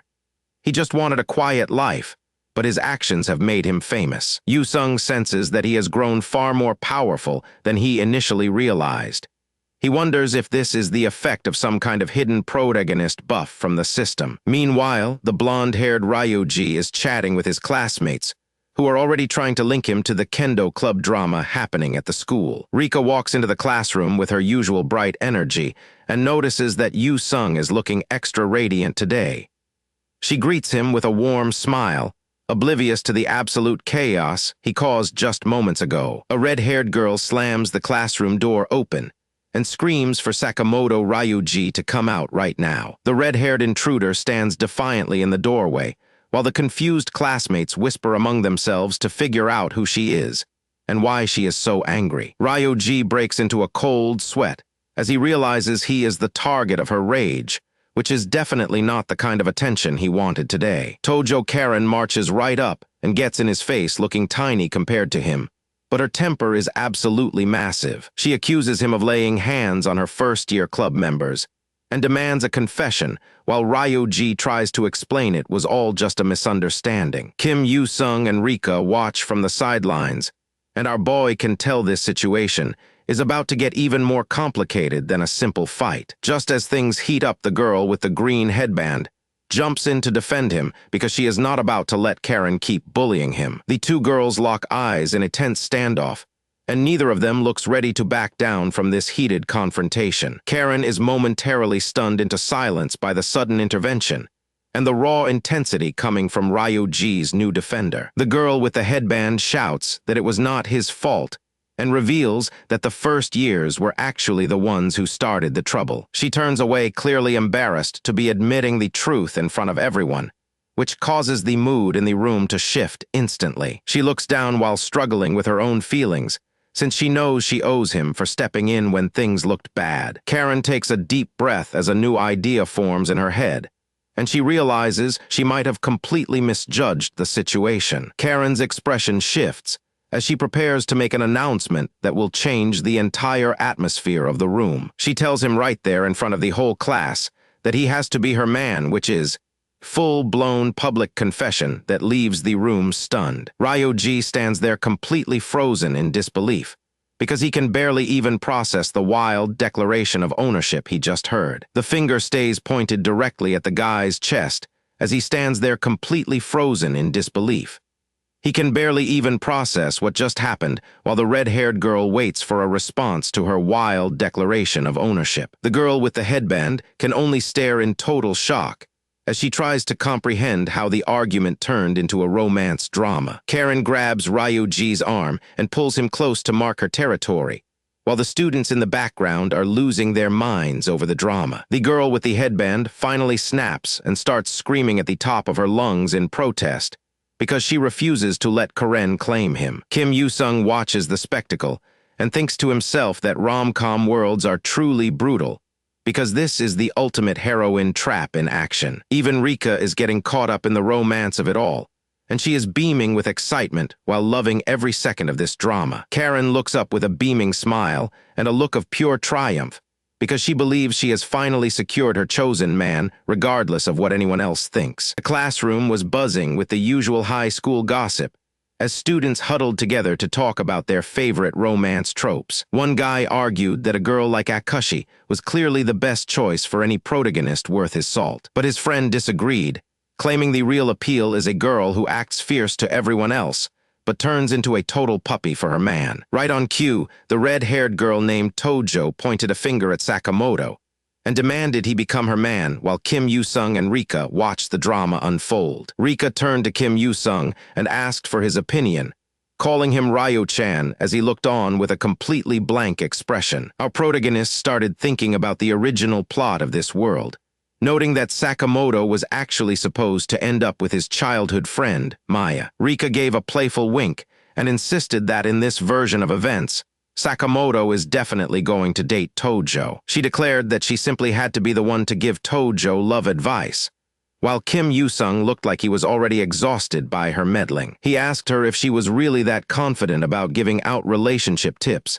and she shot back with a proud of course. Rika doubled down on her self-proclaimed expertise, while Kim Yoo-sung just sighed, thinking about what a huge meddler she was turning out to be. Our boy stood there speechless, unable to find the right words to respond to her overwhelming energy and confidence. Later on, Kim Yoo-sung walked into the classroom and spotted Tojo sitting alone at a desk, looking uncharacteristically gloomy and defeated. Kim Yoo-sung overhears his classmates whispering about Tojo being in their classroom, with rumors spreading that she has been pestering Sakamoto non-stop. Kim Yoo-sung caught wind of a rumor that Tojo was some kind of big shot, which immediately piqued his curiosity. Kim Yoo-sung looks at Tojo and recalls the rumors that she is actually the daughter of the boss of the notorious Yakuza group, Isekai'd. A classmate confirms that Tojo's family runs a massive Yakuza group, leaving Kim Yoo-sung to watch her walk away while he processes the shocking news. Despite the shocking news, our protagonist looked completely unfazed, which honestly just confused his panicked classmate even more. The guy was so impressed by Kim Yoo-sung's calm demeanor that he joked about calling our boy the boss instead. Kim Yoo-sung reminded himself that they were already living inside a manga world, so a Yakuza daughter trope was actually pretty standard. Suddenly, Tojo jumps up and screams Sakamoto's name at the top of her lungs, displaying the intense energy Kim Yoo-sung had expected. She insisted on giving him a proper apology, but Kim Yoo-sung just watched from the sidelines, glad that the protagonist was the one getting tangled up in this mess. Tojo turned her fury toward the others and shouted that this situation had absolutely nothing to do with them. She went into a full sprint, sliding past the teacher and dashing out of the classroom to track down her target. Tojo burst into the room and immediately spotted Sakamoto, shouting at him as the other students looked on in shock. Sakamoto looks completely panicked as he realizes there is no escaping the persistent girl who just cornered him in the locker room. The poor guy was practically in tears, begging for his life as Tojo loomed over him with an intense expression. Back in the peaceful cafeteria, Kim Yoo-sung and Rika grabbed their lunch trays and prepared to find a place to sit. They finally sit down to enjoy their lunch, blissfully unaware of the chaotic conversation Rika is about to start. While they were eating, Rika casually asked if he had some free time and if he wanted to come over to her place. Kim Yoo-sung froze, his brain momentarily short-circuiting at the unexpected invitation from his blonde friend. She quickly clarified that she just wanted to show off her massive manga collection, imagining herself proudly presenting her full bookshelves to him. They went back to their food, but Rika seemed to have something else on her mind as she tilted her head curiously. She looked him right in the eye and claimed that for some reason, everything she eats lately has been changing her body. She bluntly stated that the weight goes straight to her chest, which sent our poor protagonist into a state of total shock. Before he could even react, she acted all defensive and asked what he was staring at, leaving Kim Yoo-sung realizing he had been completely set up. Rika laughs at her successful prank, but her playful mood shifts instantly when she catches sight of a familiar face sitting just a few tables away. Rika suddenly screams Tokyo at the top of her lungs, nearly jumping out of her seat. The outburst catches Kim Yoo-sung and the red-haired student at the next table by surprise. Rika starts celebrating, thinking this is finally her big moment to shine. Meanwhile, Yu-sung looks like his brain is actually melting from the sheer amount of second-hand embarrassment she is causing him in public. The Yakuza princess stares her down with a look of pure suspicion. She seems to recognize Rika, and she is clearly not happy about whatever reputation the blonde girl has built up. Tojo points a finger in total disbelief and asks if she is really that famous Kishimoto everyone is talking about. Rika just stands there with her hands on her hips, looking way too proud of her notoriety. Ryoji starts sweating buckets as he looks at her, his face turning a shade of red that matches his hair. Rika just tilts her head, completely oblivious to his sudden and very obvious distress. The red-haired boy loses his cool and shouts about how someone is absolutely amazing at giving love advice. He is blushing like crazy and can barely keep it together after hearing such insightful words. Rika just lets out a confused sound, having no idea what he is talking about. The look on her face says she definitely did not expect that specific title to be attached to her name. Panicking, Ryoji lunges forward to cover her mouth and tells her to shut up before everyone hears. He is absolutely dying inside, while Yu-sung watches the chaos unfold from the side with a tired expression. Ryoji is a total mess of nerves, clearly hiding some major secret or an embarrassing crush. His face is practically glowing from the sheer intensity of being near his supposed love guru. As the sun sets, Yu-sung walks home alone, reflecting on the madness of the afternoon. He thinks to himself that Rika is truly having the absolute time of her life in this new world. Someone suggests that the whole group needs to gather after class tomorrow for a very serious conversation about their feelings. The pink background and hearts make it obvious that some major romantic drama is about to unfold. Everyone agrees to the plan, setting the stage for whatever drama is coming next. The evening sky is painted in deep shades of orange as the long school day finally comes to an end. Our boy looks up at a massive fitness center, his mind racing with thoughts of the original story. Sakamoto was supposed to be the center of everything, yet the plot keeps shifting in weird directions. Something about how eager Rika is to play matchmaker feels totally off to him.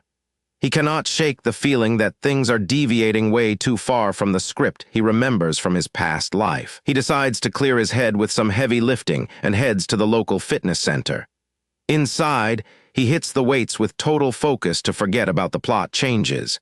He pushes through the intense strain while the gym echoes with the sounds of hard work. Our hero is determined to get stronger no matter what. Just as he gets into the zone, he senses someone standing right behind him in the gym.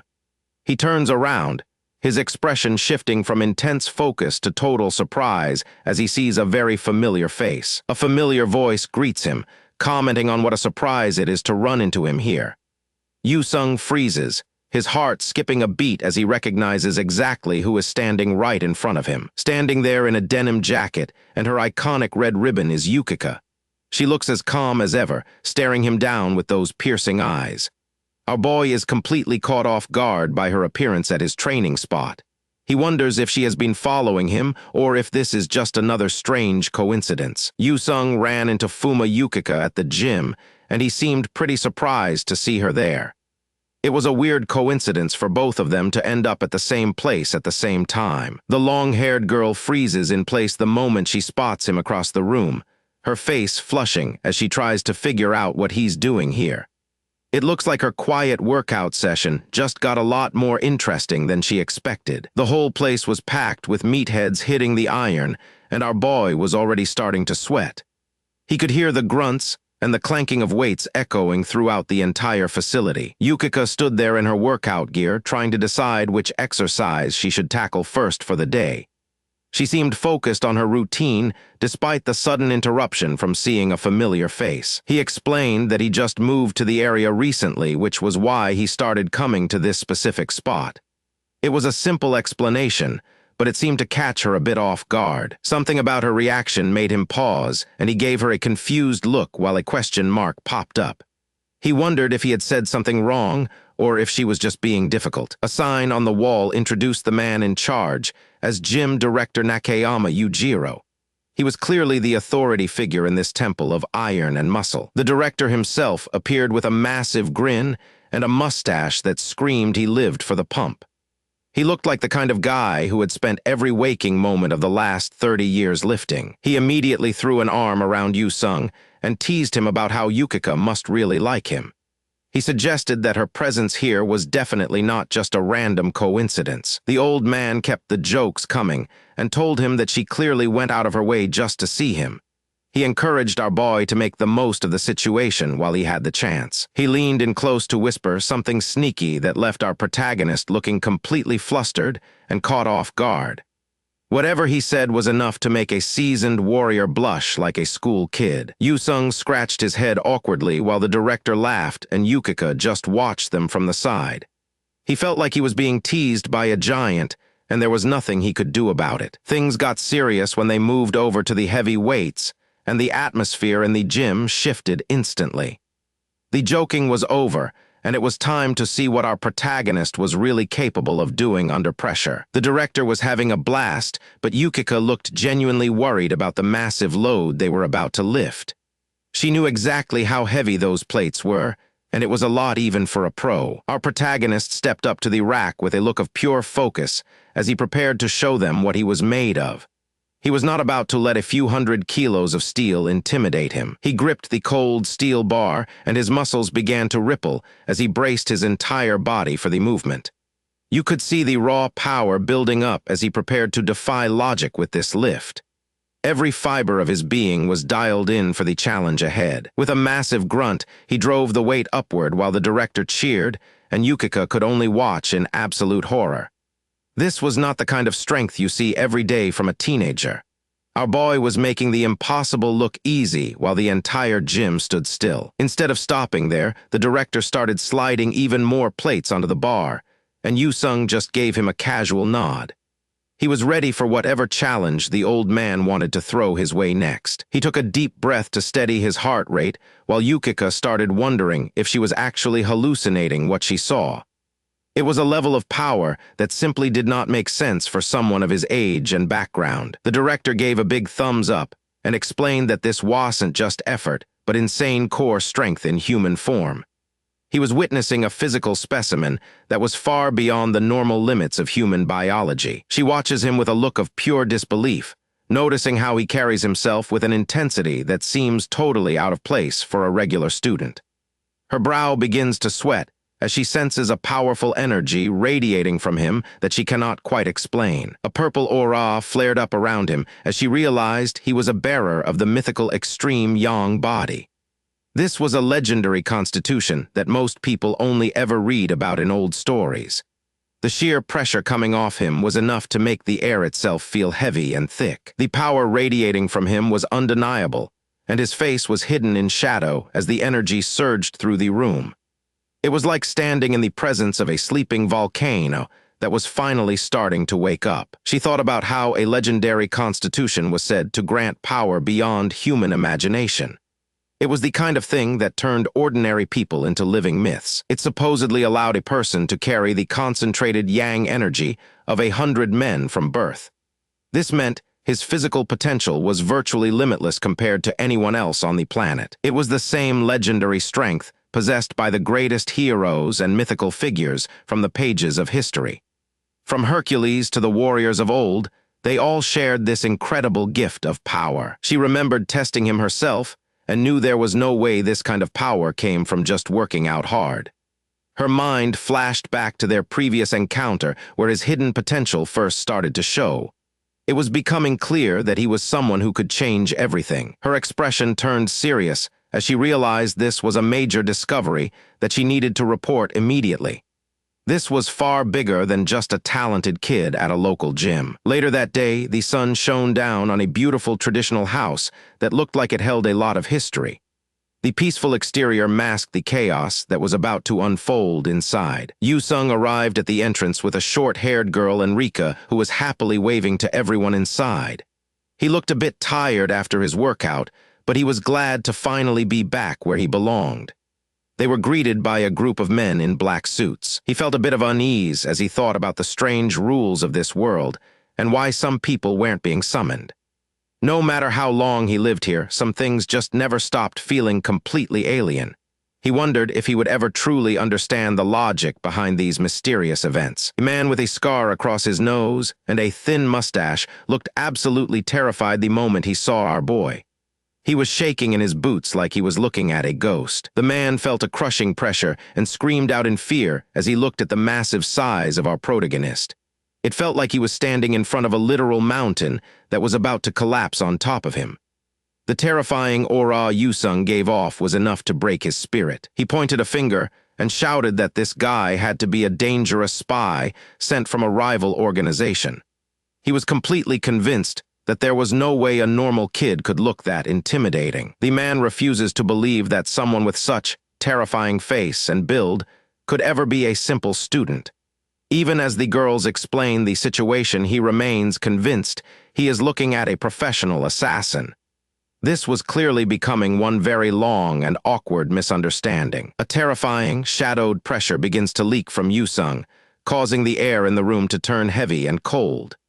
His intense gaze and dark aura leave everyone present completely frozen in fear. The kitchen and storage area stood empty and quiet, a stark contrast to the chaotic energy and shouting coming from the other room. Everything was neatly organized as if waiting for a proper meal to be prepared. Yusung lets out an awkward laugh and scratches the back of his head, clearly embarrassed by the scene he just caused. He hadn't expected his arrival to cause such a massive misunderstanding among the staff. Rika is not letting him off that easily, arguing that they absolutely need a guy's perspective if this plan is going to work. Tojo clutches an onion while blushing, wondering if a simple home-cooked meal is really enough to win over someone like Sakamoto. Our self-proclaimed love expert drops some serious knowledge about the way to a man's heart being through his stomach. She insists that a simple home-cooked dinner is the ultimate secret weapon for winning over someone special. Rika strikes a pose and declares herself the official love gyuru Kishimoto Rika, while our boy just watches on in total disbelief. Our boy is physically cringing so hard, he actually starts to get goosebumps from the sheer second-hand embarrassment. He can hardly believe his friend is actually saying these cheesy lines out loud with such total confidence. He cannot believe she just gave herself such a ridiculous title out loud, without even a hint of shame or embarrassment. With the introductions finally out of the way, the group decides it is time to stop talking and actually start their cooking lesson. Everyone puts their hands in for a classic team cheer, ready to tackle the challenge of creating the ultimate bento box together. Time flies by as the sounds of chopping and sizzling fill the room, with the clock quickly ticking toward their lunch deadline. Tojo lets out a triumphant shout, looking completely exhausted but thrilled that they finally managed to finish their very first dish. They present a sparkling bento box filled with perfectly arranged rice, meatballs, and those classic little red octopus sausages that everyone loves. Tojo holds the box up like a trophy while Rika claps excitedly, celebrating the fact that they actually produced something that looks edible. Earlier during the cooking process, things were a total disaster. Rika was panicking over the high heat while Tojo created a scorched mess that looked like a literal ghost. Yusung quickly realized that rom-com heroine cooking is a terrifying and dangerous reality. Seeing the absolute chaos in the kitchen, Kim Yusung steps up and asks if he should take over the cooking duties himself. Our boy locks in with a look of pure focus, ready to show these girls what a professional-level stir-fry actually looks like. A massive pillar of flame erupts from the pan as he begins to toss the ingredients with the precision of a master chef. Rika and Tojo can only watch in stunned silence as Yusung dominates the stove. Bro is basically the Gordon Ramsay of Manhwa high schools. After a whirlwind of high-speed cooking, he calmly announces that dinner is finally ready for everyone to sit down and enjoy. He serves up a plate of golden fried rice that looks and smells infinitely better than anything the girls had managed to make. The moment they take a bite, their eyes light up in pure joy, and they both admit that the flavor is absolutely incredible. Yusung watches them with a stoic look as they devour his food, silently observing the immediate impact of a properly cooked meal. He thinks back to how his mom used to wake up at dawn just to pack his lunch every single day during the first semester. Seeing how tired she always was made him feel terrible, so he eventually decided to take over the cooking duties himself. Just like back then, he puts his heart into every dish he makes, standing over the flames with complete and total dedication. The red-haired girl stuffs her face with his cooking, while the blonde girl celebrates her victory by raising a hand in the air.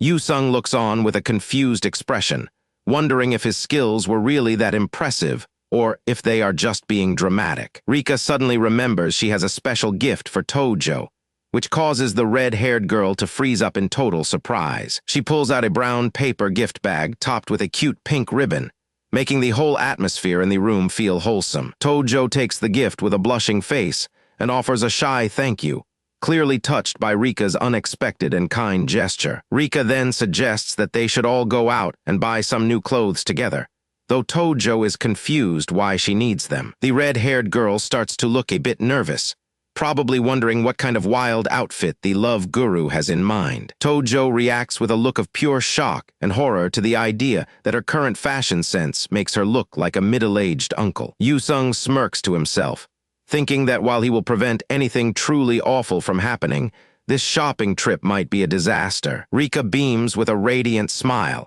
clearly excited to lead her new friends on a mission to completely transform Tojo's entire look. Rika is basically lecturing our boy, probably giving him a piece of her mind about how girls' fashion works.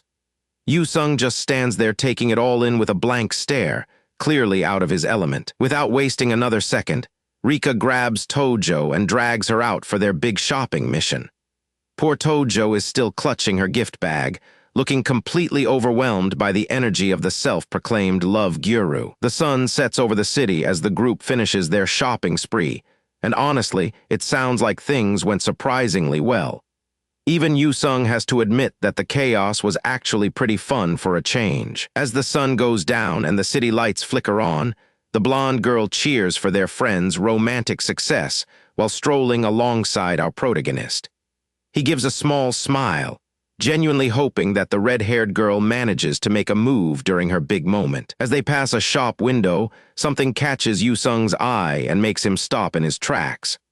Rika notices his sudden change in focus and wonders what on earth could have grabbed his attention so quickly. It turns out our protagonist has a bit of a secret hobby as he picks up a volume of a wacky-looking manga.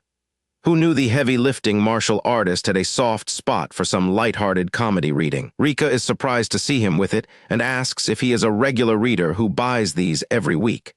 She laughs, mentioning that her dad always told her that anyone who loves manga cannot possibly be a bad person. They stand there together, both holding their books and sharing a genuine moment of connection.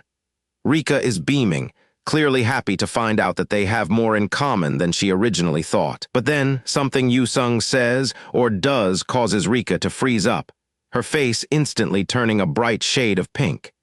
She lets out a startled noise as her heart starts racing for a completely different reason. The atmosphere between them shifts instantly, leaving both of them standing awkwardly in the middle of the store. It is one of those moments where the air just gets still, and neither of them knows exactly what to say next. Rika cannot stop thinking about his words, her mind stuck on the idea of him being a good person. She is blushing like crazy, realizing that her perception of this guy is changing faster than she can handle, and her heart is racing in a way she cannot explain. She starts acting all glitchy and stiff, her body literally creaking as she tries to process her sudden feelings.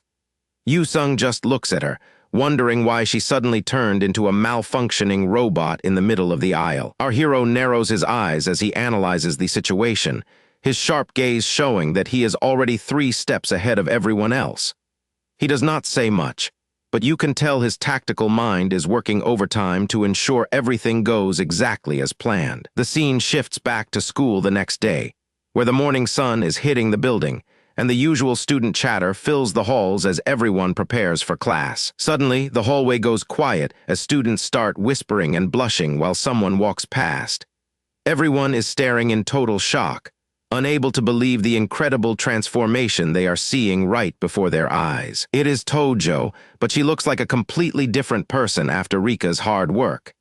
She has traded her old track jacket for a stylish school look, and the change is so dramatic that she is turning heads everywhere she goes. Despite the new look, Tojo is still her nervous self, biting her lip as she tries to ignore all the attention. She is clearly not used to being the center of the school universe after being a loner for so long. Suddenly, a hand reaches out and slams a mysterious, dark envelope onto a desk with a loud thud. It is sealed with a wax stamp, making it look way more serious than a typical student note. The red-haired girl finally builds up the courage to march over and hand a mysterious envelope to the blonde student sitting at his desk.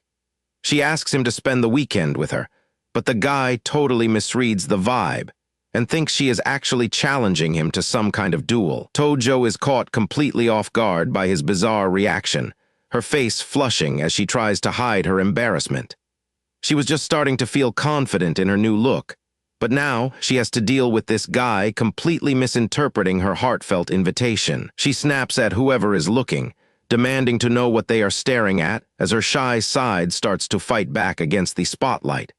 It looks like the new look came with a little extra spark of confidence, too. After the chaos at school, we find ourselves at the local shopping district, where things are finally starting to quiet down for a moment. Rika is still riding the high from earlier, gushing about how insane and cool Karen looked back at school. She's practically skipping as Yoo-sung trails behind them like a reluctant bodyguard. Yoo-sung is having a hard time keeping up with the girls, and he is clearly not used to dealing with such bubbly energy right after a massive school brawl. Yoo-sung is starting to panic as he realizes he has been dragged into a place he never intended to visit in his entire life, while his hopes for a peaceful afternoon officially go up in smoke. Rika makes it clear that she has no intention of letting Yoo-sung leave, since their new bond as friends means they have to stick together for the rest of the day. Rika immediately zeroes in on a high-end boutique called Marionette and decides that the outfit in the window is the only thing that will suit her new friend. Before Karen can even process what is happening, Rika grabs her hand and drags her toward the store, eager to play dress-up with her new friend. Rika has completely taken charge of the situation as she throws a mountain of outfits at the startled Karen, while Yoo-sung stands back looking totally out of his element. Rika refuses to let her friend back out now that they are at the store,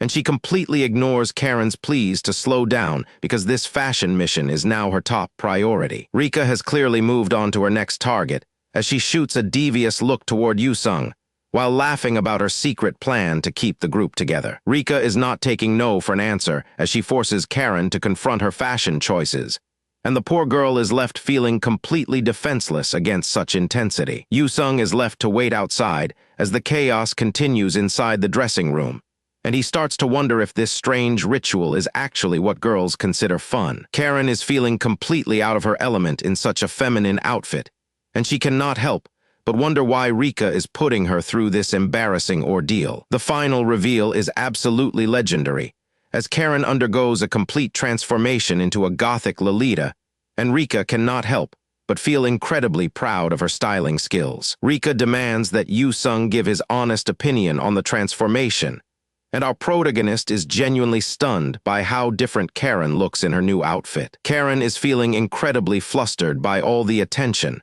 but she has to admit that the rumors regarding Rika being a master stylist were definitely not an exaggeration. Yoo-sung is still processing the view, shocked that a girl as tough as Karen could actually transform this much with just a change of clothes. We shift gears entirely as the scene transitions to the Isekai estate, a traditional and imposing Japanese mansion that screams danger. The atmosphere shifts to the dangerous world of the Isekai, where a group of powerful men listen intently to their leader as he prepares to deliver a major announcement. This is the chairman, and he is the kind of ruthless leader who values control above everything else, which makes his current suspicion even more dangerous for everyone involved. Known by his fearsome alias as Naoto of the Blood Sea, he begins to share his deep concerns about Karen potentially hiding a secret from her own family. The chairman is clearly losing his patience as he uses a nearby blade to emphasize his point,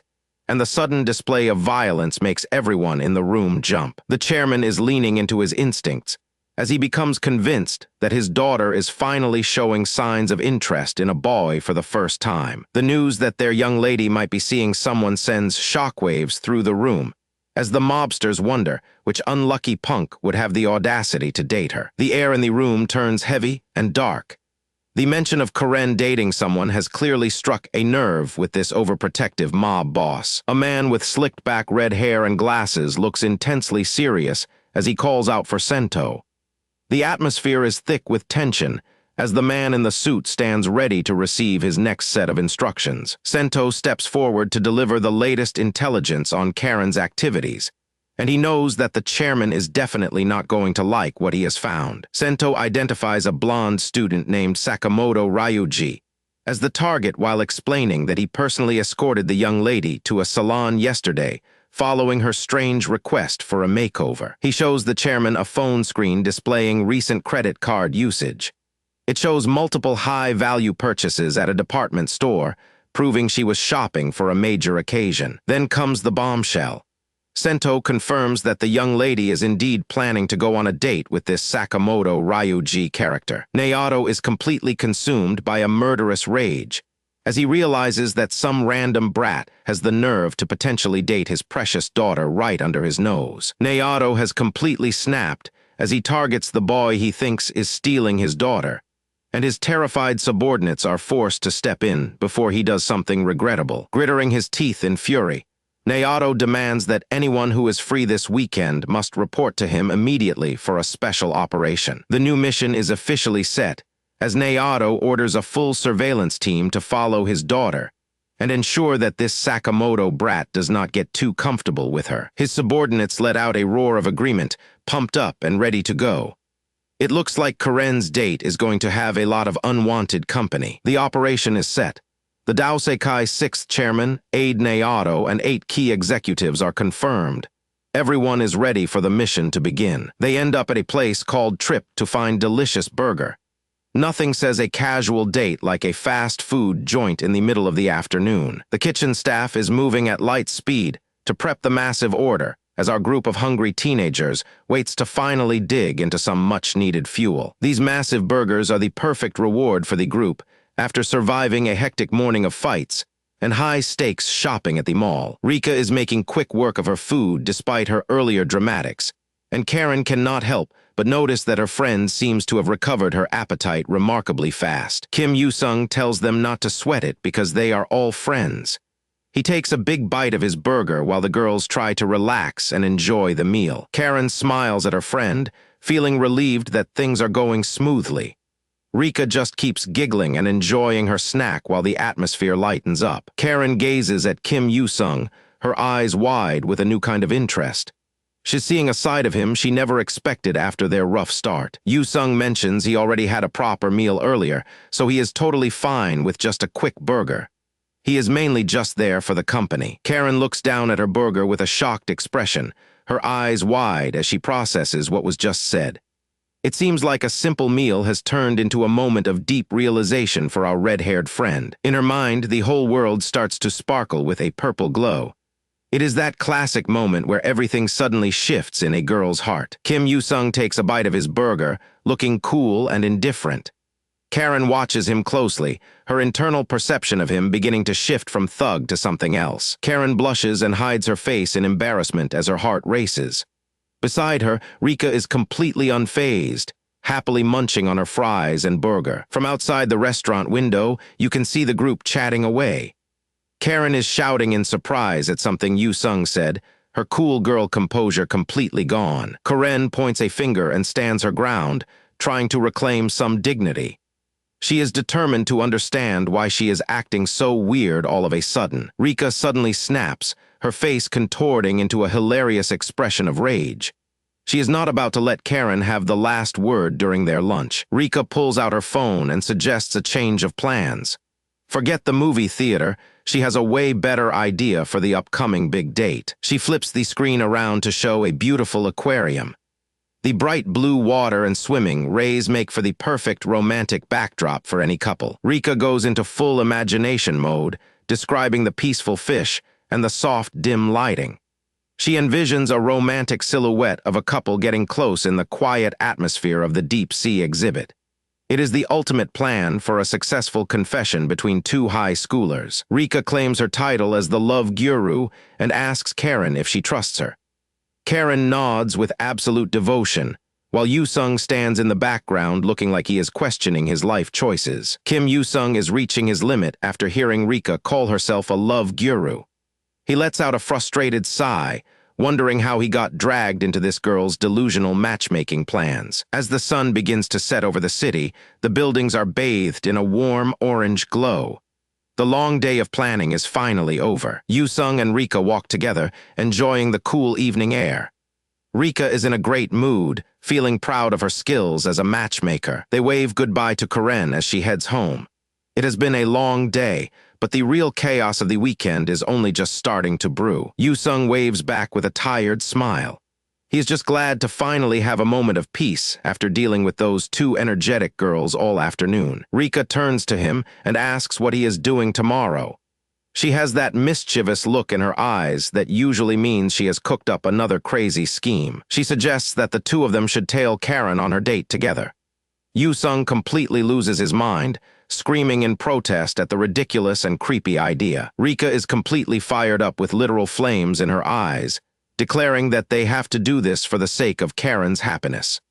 Yoo-sung can only facepalm in defeat, finally agreeing to go along with the crazy plan. They seal the deal with a high five. The secret operation to spy on their friend and her new crush is officially go. Everything seems bright and flowery in Rika's head. She thinks she is being the world's best friend by interfering in someone else's romantic life. The sun sets lower over the city skyline, signaling the end of the calm before the storm. Tomorrow is going to be a total circus. Suddenly, people on the street start looking around with worried expressions. Something very strange and intimidating is happening right in the middle of the busy sidewalk. Passers-by are sweating and whispering to each other as they walk past. They see something so bizarre that they can't help but stare in genuine disbelief. A man with wild, long red hair and dark sunglasses stares ahead with a grim expression. Nearby, a little girl points him out to her mom, calling him a weird guy. It is Naoto, and he is definitely not blending in. He is wearing a massive trench coat and standing with his men, looking like a mobster failing at a bad disguise. The protective dad's operation has officially moved to the streets. Naoto is fixated on the exact location where Karen will be having her first date. He is determined to oversee every second to ensure this milestone goes exactly as he expects. Ojo is waiting at the meeting spot when her date finally shows up. He waves her down with a big smile and a nervous blush. The blonde guy rushes over and apologizes for being late. He seems genuinely worried about making her wait even a single second. Tojo looks absolutely stunning in her white ruffled blouse and black bow. She brushes off his apology with a warm and sweet smile. The red-haired girl looks absolutely stunned as the tall blonde guy towers over her with a gentle blush. It seems like their encounter is off to a rocky but interesting start as they stand together in the middle of the street. As they lock eyes, her heart starts racing with excitement. This date is off to a flying start for our girl. They start walking through the city, and she thanks him for coming. They look like a perfectly normal couple enjoying their day. They stand close together as they prepare to head out. Every step brings them closer together as the nervous excitement between them continues to build. He offers to carry her bag like a total gentleman. But look closely in the background because someone is watching them from the shadows. It is our boy Yoo-sung and Rika tailing them. Rika is wearing a hat and glasses as a disguise, and she is totally invested in the romance. They decide it is time to start the secret mission. Yoo-sung is not about to let his friend go on a date alone without some backup, but they are not the only ones following the couple. Two suspicious-looking adults are lurking right behind them with a very different vibe. Someone nearby is absolutely seething with rage. You can practically see the steam coming off him as he grits his teeth in pure frustration. This is the chairman who also happens to be Tojo's overprotective dad. He's losing his mind because the guy kept his daughter waiting for 5 minutes. A tiny chibai version of a woman with a curly afro and glasses is taking charge by pointing to a lineup of 8 different guys. She is breaking down the tactical situation for the chairman, making sure they have enough manpower for their secret plan. They are splitting into pairs of 2 to keep a low profile while they stalk the couple. This date just got 10 times more dangerous. A local cafe where the couple stops for a break. Little do they know the shop is about to get very crowded. Look at the size of this thing. A giant strawberry parfait lands on the table, and it looks like a massive mountain of sugar. Rika lets out a gasp of pure joy at the bottom of the dessert. Forget the mission because she is clearly here for the food. She immediately whips out her phone to take a bunch of photos. Our girl definitely knows how to enjoy the finer things in life. Rika is beaming as she tells Yusung how glad she is that they ordered the jumbo special. She's totally forgotten they are supposed to be spies. Yusung is trying to keep his cool, but he spots the chairman sitting just a few tables away. The tension in this cafe is reaching a breaking point. A couple of the chairman's thugs walk past their table looking incredibly out of place. In a cute cafe, Yusung is sweating buckets as he realizes just how many of Tojo's people are actually in the room. This is way too suspicious even for a busy shop, and he can feel the heavy gazes from every corner. The chairman is staring a hole through the date's head from across the room. That scar on his face makes him look even more terrifying when he's angry. He is thinking to himself that no boy will ever be good enough for his precious daughter. One wrong move from the date, and things are going to get ugly fast. Yusung notices that even with a weird wig on the chairman, looks exactly like an older version of Tojo. The family resemblance is undeniable, and it makes the whole situation even more awkward for our boy to watch. Back at the main table, the couple is blissfully unaware of the chaos. They decide to head to the aquarium next to see the dolphins. Tojo is having the time of her life laughing and enjoying the moment with her date. But Yusung is just staring blankly, feeling the weight of the situation. He realizes this date is going to be a rough ride with a literal army tailing them. The group arrives at Shibuya Station to catch their next train. The sounds of the busy station fill the air as they head toward the platform. Everyone gets packed into the train car like sardines. Tojo and her date are being squished together by the sheer volume of commuters. As the doors start closing, Yusung finds himself pushed right up against Rika. He tries to brace himself to give her some breathing room. People keep pushing and shoving as the train starts moving, which creates a chaotic mess. Rika looks up at our boy, her face turning bright red from the sudden closeness. She is totally caught off guard by the intense atmosphere of the crowded train. Yusung does the classic move and puts his hand against the wall to protect her from the crowd. It is a total heart flutter moment for Rika. Kim Yusung leans in surprisingly close to the girl with the blue hat and glasses, catching her completely off guard. She looks up at him with wide eyes, wondering if he is about to do something bold while they are out in public. Even in the middle of a chaotic crowd, he manages to keep her safe. This tailing mission might end up being a date for these two as well. The crowd is absolutely relentless as everyone rushes to get off the train all at once. Yusung looks around in a panic, realizing they are about to get swept away by the sea of people if he does not act fast. It is a total chaotic mess on the platform. Our boy reaches out and grabs Rika's hand, telling her to follow his lead through the suffocating swarm. They need to stay glued together or they will definitely lose sight of their targets in this massive crowd. He pulls her along as they navigate the station. Finally making it out of the terminal, the bright lights of Ikebukuro greet them in full force. It is a massive and confusing city, which makes their secret tailing mission 10 times harder than it was before they got off the train. Both of them are completely out of breath from the mad dash they just made through the busy terminal. As they finally slow down, they realize they are still holding onto each other like their lives depend on it. Yusung quickly apologizes for being so rough and grabbing her hand without asking first. He looks a bit flustered, not wanting to make things awkward between them while they are in the middle of a mission. As he slowly lets go, Rika watches his hand pull away with a strange, lingering look in her eyes. The contact was very sudden, but she did not seem to mind it as much as he probably thought she would. She quietly suggests that next time, he should try holding her hand a little more gently. Her heart is practically beating out of her chest as she admits that she did not actually hate the closeness. Yusung is left completely flustered with a bright blush on his face after hearing her mention a next time for their meeting. He is clearly processing the fact that this undercover mission might actually be turning into a real romantic interest. Their romantic moment is cut short when they spot Tojo and her date further down the street.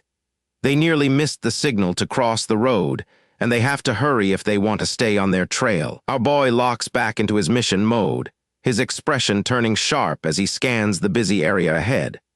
Rika follows his lead closely, though she is still clearly reeling from their intense encounter just a moment ago. Out of nowhere, two suspicious-looking guys in black trench coats stop dead in their tracks.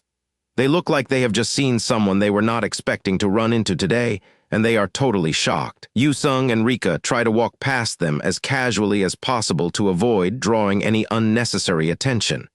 They have no idea these guys are actually professional watchers who are now tracking their every move. Yu-sung pulls his hood lower to hide his face, feeling the sweat drip down his forehead from the pressure. Man, our boy just cannot catch a break today with all these eyes suddenly on them. He whispers to Rika that they should stay extra cautious, since it seems like they haven't been recognized by the watchers yet. They need to maintain their distance and try to blend into the sea of pedestrians. A woman with long red hair and glasses stares at the duo with a look of pure suspicion.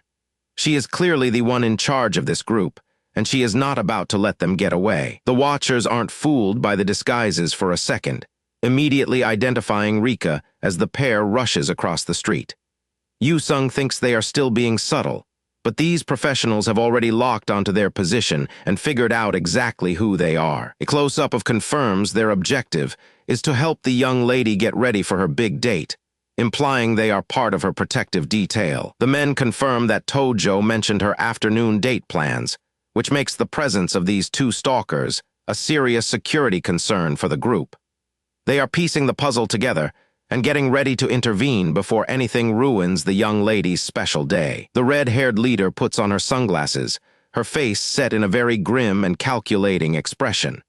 She is trying to figure out if Yu-sung is a genuine threat or just a worried friend following them. She gives quick orders to her subordinates while standing tall and watching the kids disappear into the distance. Since they have already lost sight of Tojo, they are now pivoting their focus to these two instead. With a determined look, she prepares to move out and follow this new lead through the streets. This gang is not about to let anyone mess with their young lady or her business without an explanation. The camera pans down to the pavement as the group begins to move, their footsteps echoing with a sense of impending trouble for the unsuspecting duo. Meanwhile, Tojo and her date are having the time of their lives, completely oblivious to the chaos following them. She laughs at something Sakamoto says, enjoying what she thinks is just a perfect afternoon date. They continue their walk, but two very familiar and injured faces appear in the background. One guy is stuck in a thick neck brace while his buddy has his broken arm in a blue sling. The guy in the neck brace stops cold, his eyes bulging as he spots Sakamoto walking ahead of them. He looks like he is about to have a total meltdown right there in the middle of the sidewalk. Tojo's date is still smiling and talking, unaware that he has just been spotted by the thugs he dealt with before.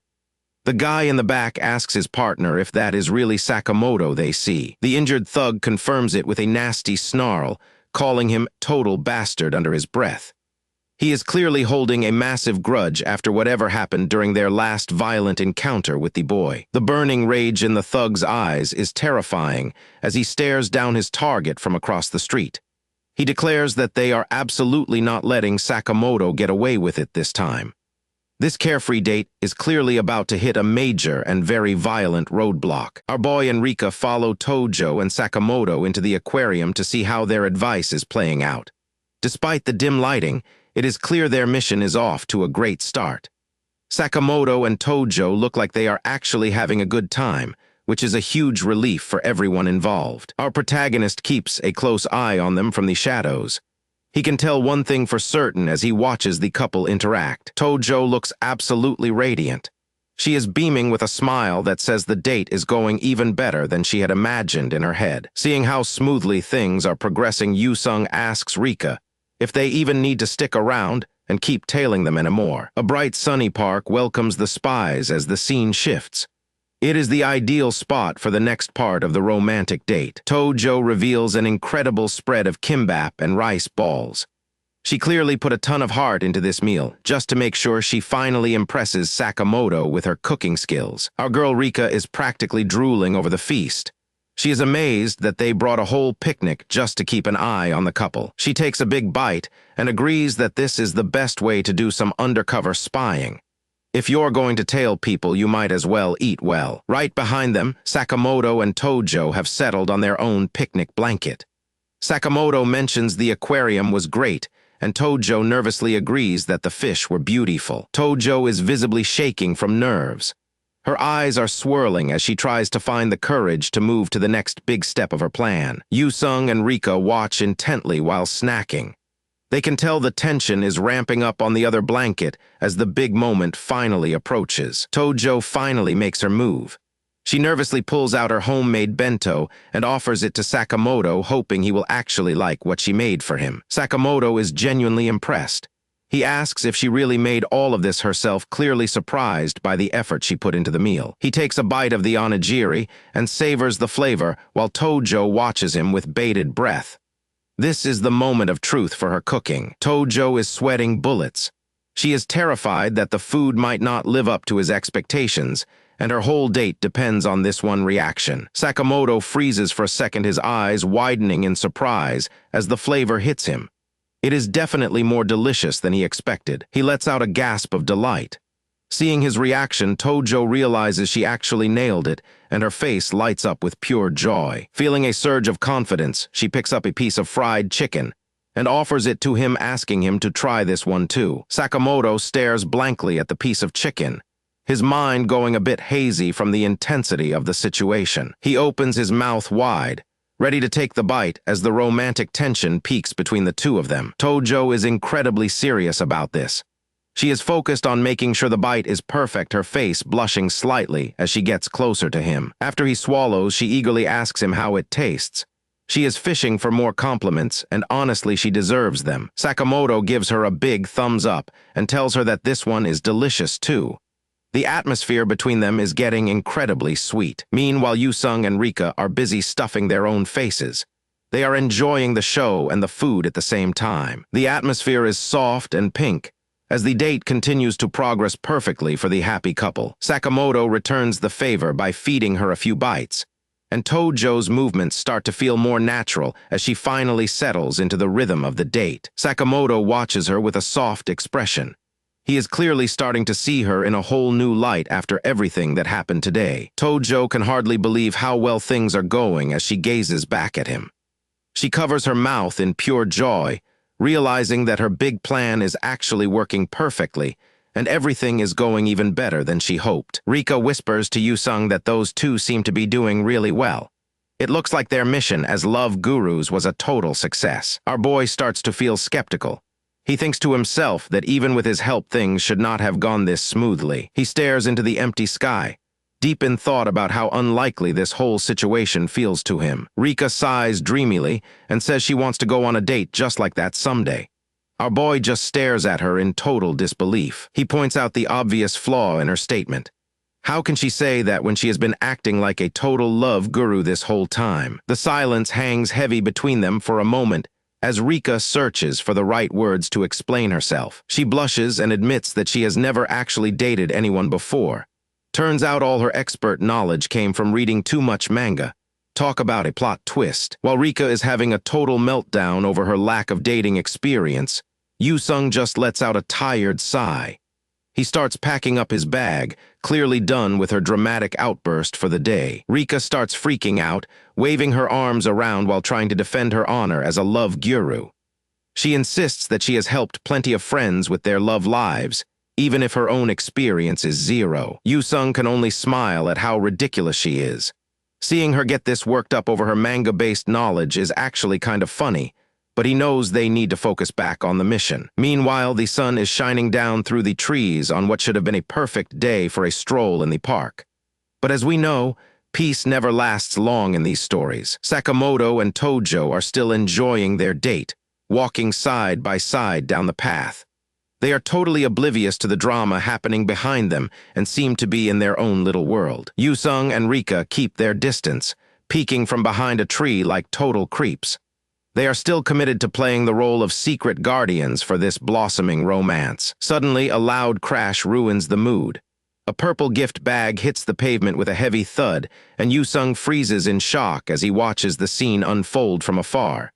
Something is very wrong here. Out of nowhere, two shady-looking guys block their path. The romantic atmosphere shifts to pure tension instantly as the strangers confront the couple in the middle of the sidewalk. One of the thugs growls that they have been searching everywhere for Sakamoto. It is clear they did not come here for a friendly chat. He calls Sakamoto a two-timing punk, and the situation is about to get really messy. This guy sounds like he has a massive grudge to settle. These losers are covered in bandages and a neck brace, clearly still feeling the effects of their last encounter with Sakamoto. Sakamoto and Tojo are stunned by the sudden ambush, while Yusung and Rika watch the drama unfold from the trees. The thugs mock Sakamoto for being out with a brand new girl while they laugh like absolute maniacs. They are clearly enjoying the fact that they caught him off guard during a date. Rika is fuming, whispering that this is completely unfair. She spent all this time helping to set up this date, and now these idiots are trying to ruin the whole thing. Sakamoto confronts the shady characters who have the nerve to show their faces again. Yusung watches from the shadows, suddenly realizing exactly who these troublemakers are. Our boy remembers hearing about some first-year freshmen who got kicked out of the kendo club recently. The description matches these two perfectly. Apparently, these guys cornered a girl in an alley yesterday, and Sakamoto was the one who jumped in to save her. He single-handedly demolished both of them at once, which explains the bandages. These two thugs are a total mess, covered in bandages and even wearing a neck brace from their last encounter. Despite being beat up, these losers are still running their mouths and acting like absolute punks. Tojo has had enough of their nonsense and prepares to give them a piece of her mind. She is not the type of girl to just stand by while someone insults her and her date. She screams that they are absolute idiots, her patience finally hitting zero. Her face is flushed with anger as she confronts the two bullies head-on. Tojo points them out, shouting that this exact attitude is why they were booted from the kendo club. One thug pauses, squinting as he finally recognizes her behind all that makeup. Tojo glares at them with pure disgust, not intimidated by their presence at all.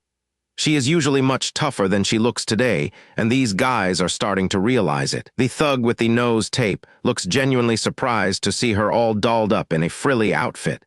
It is a huge contrast to the tomboy she usually is at school. He looks down at his own neck brace, reminded of the beating he took from Sakamoto yesterday.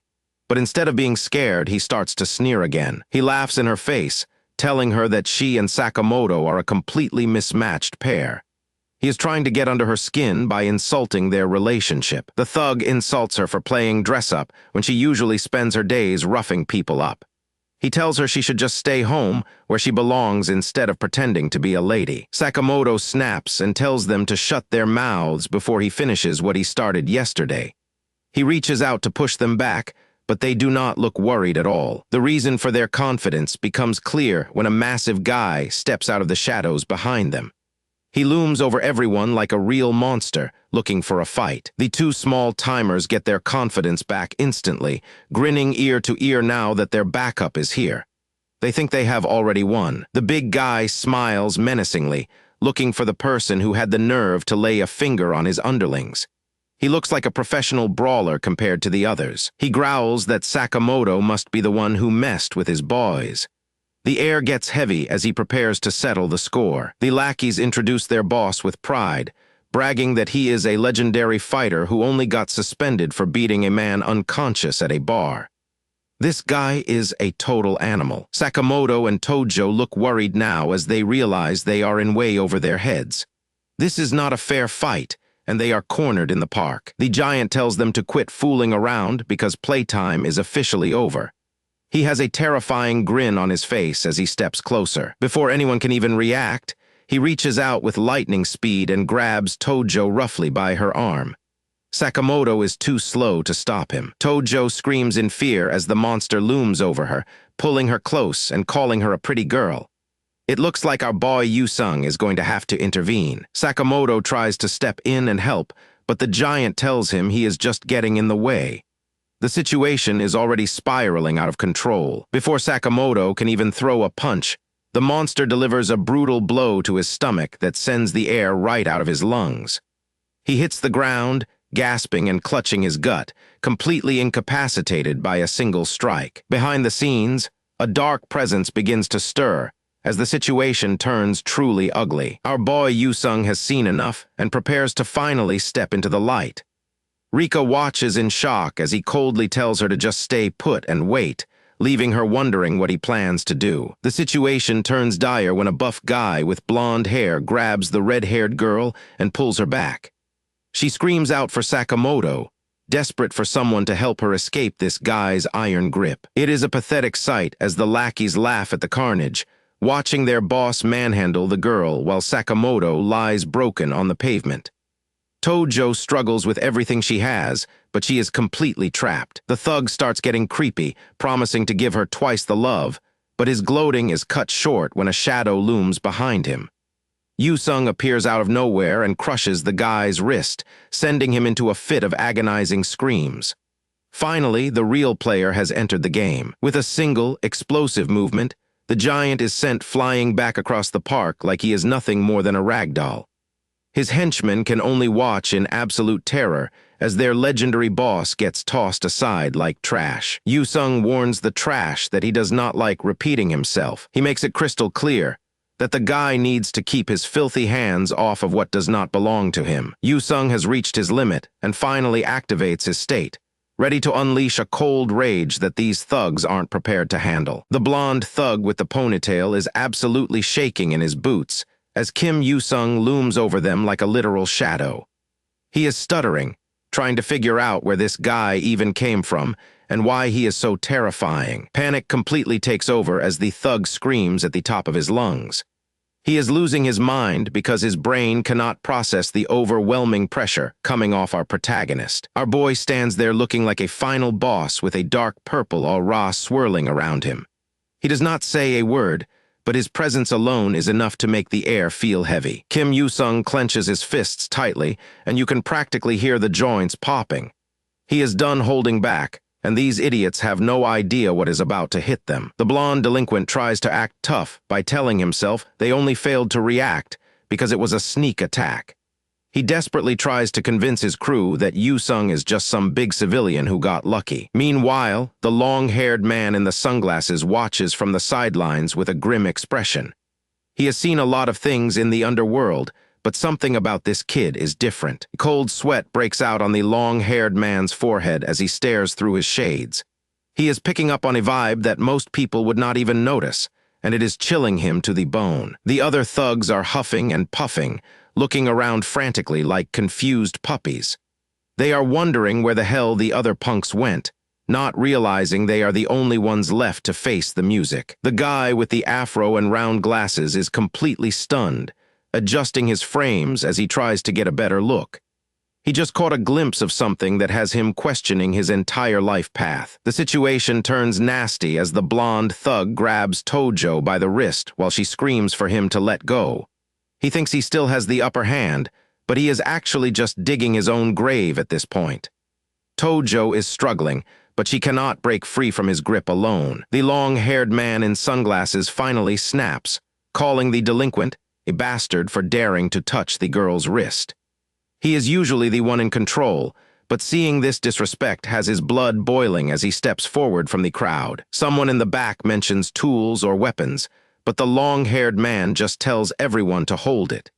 He is starting to realize that intervening might not even be necessary with Yu-sung standing right there. Yu-sung stands his ground as the blonde thug squares up, trying to reclaim some of his lost dignity.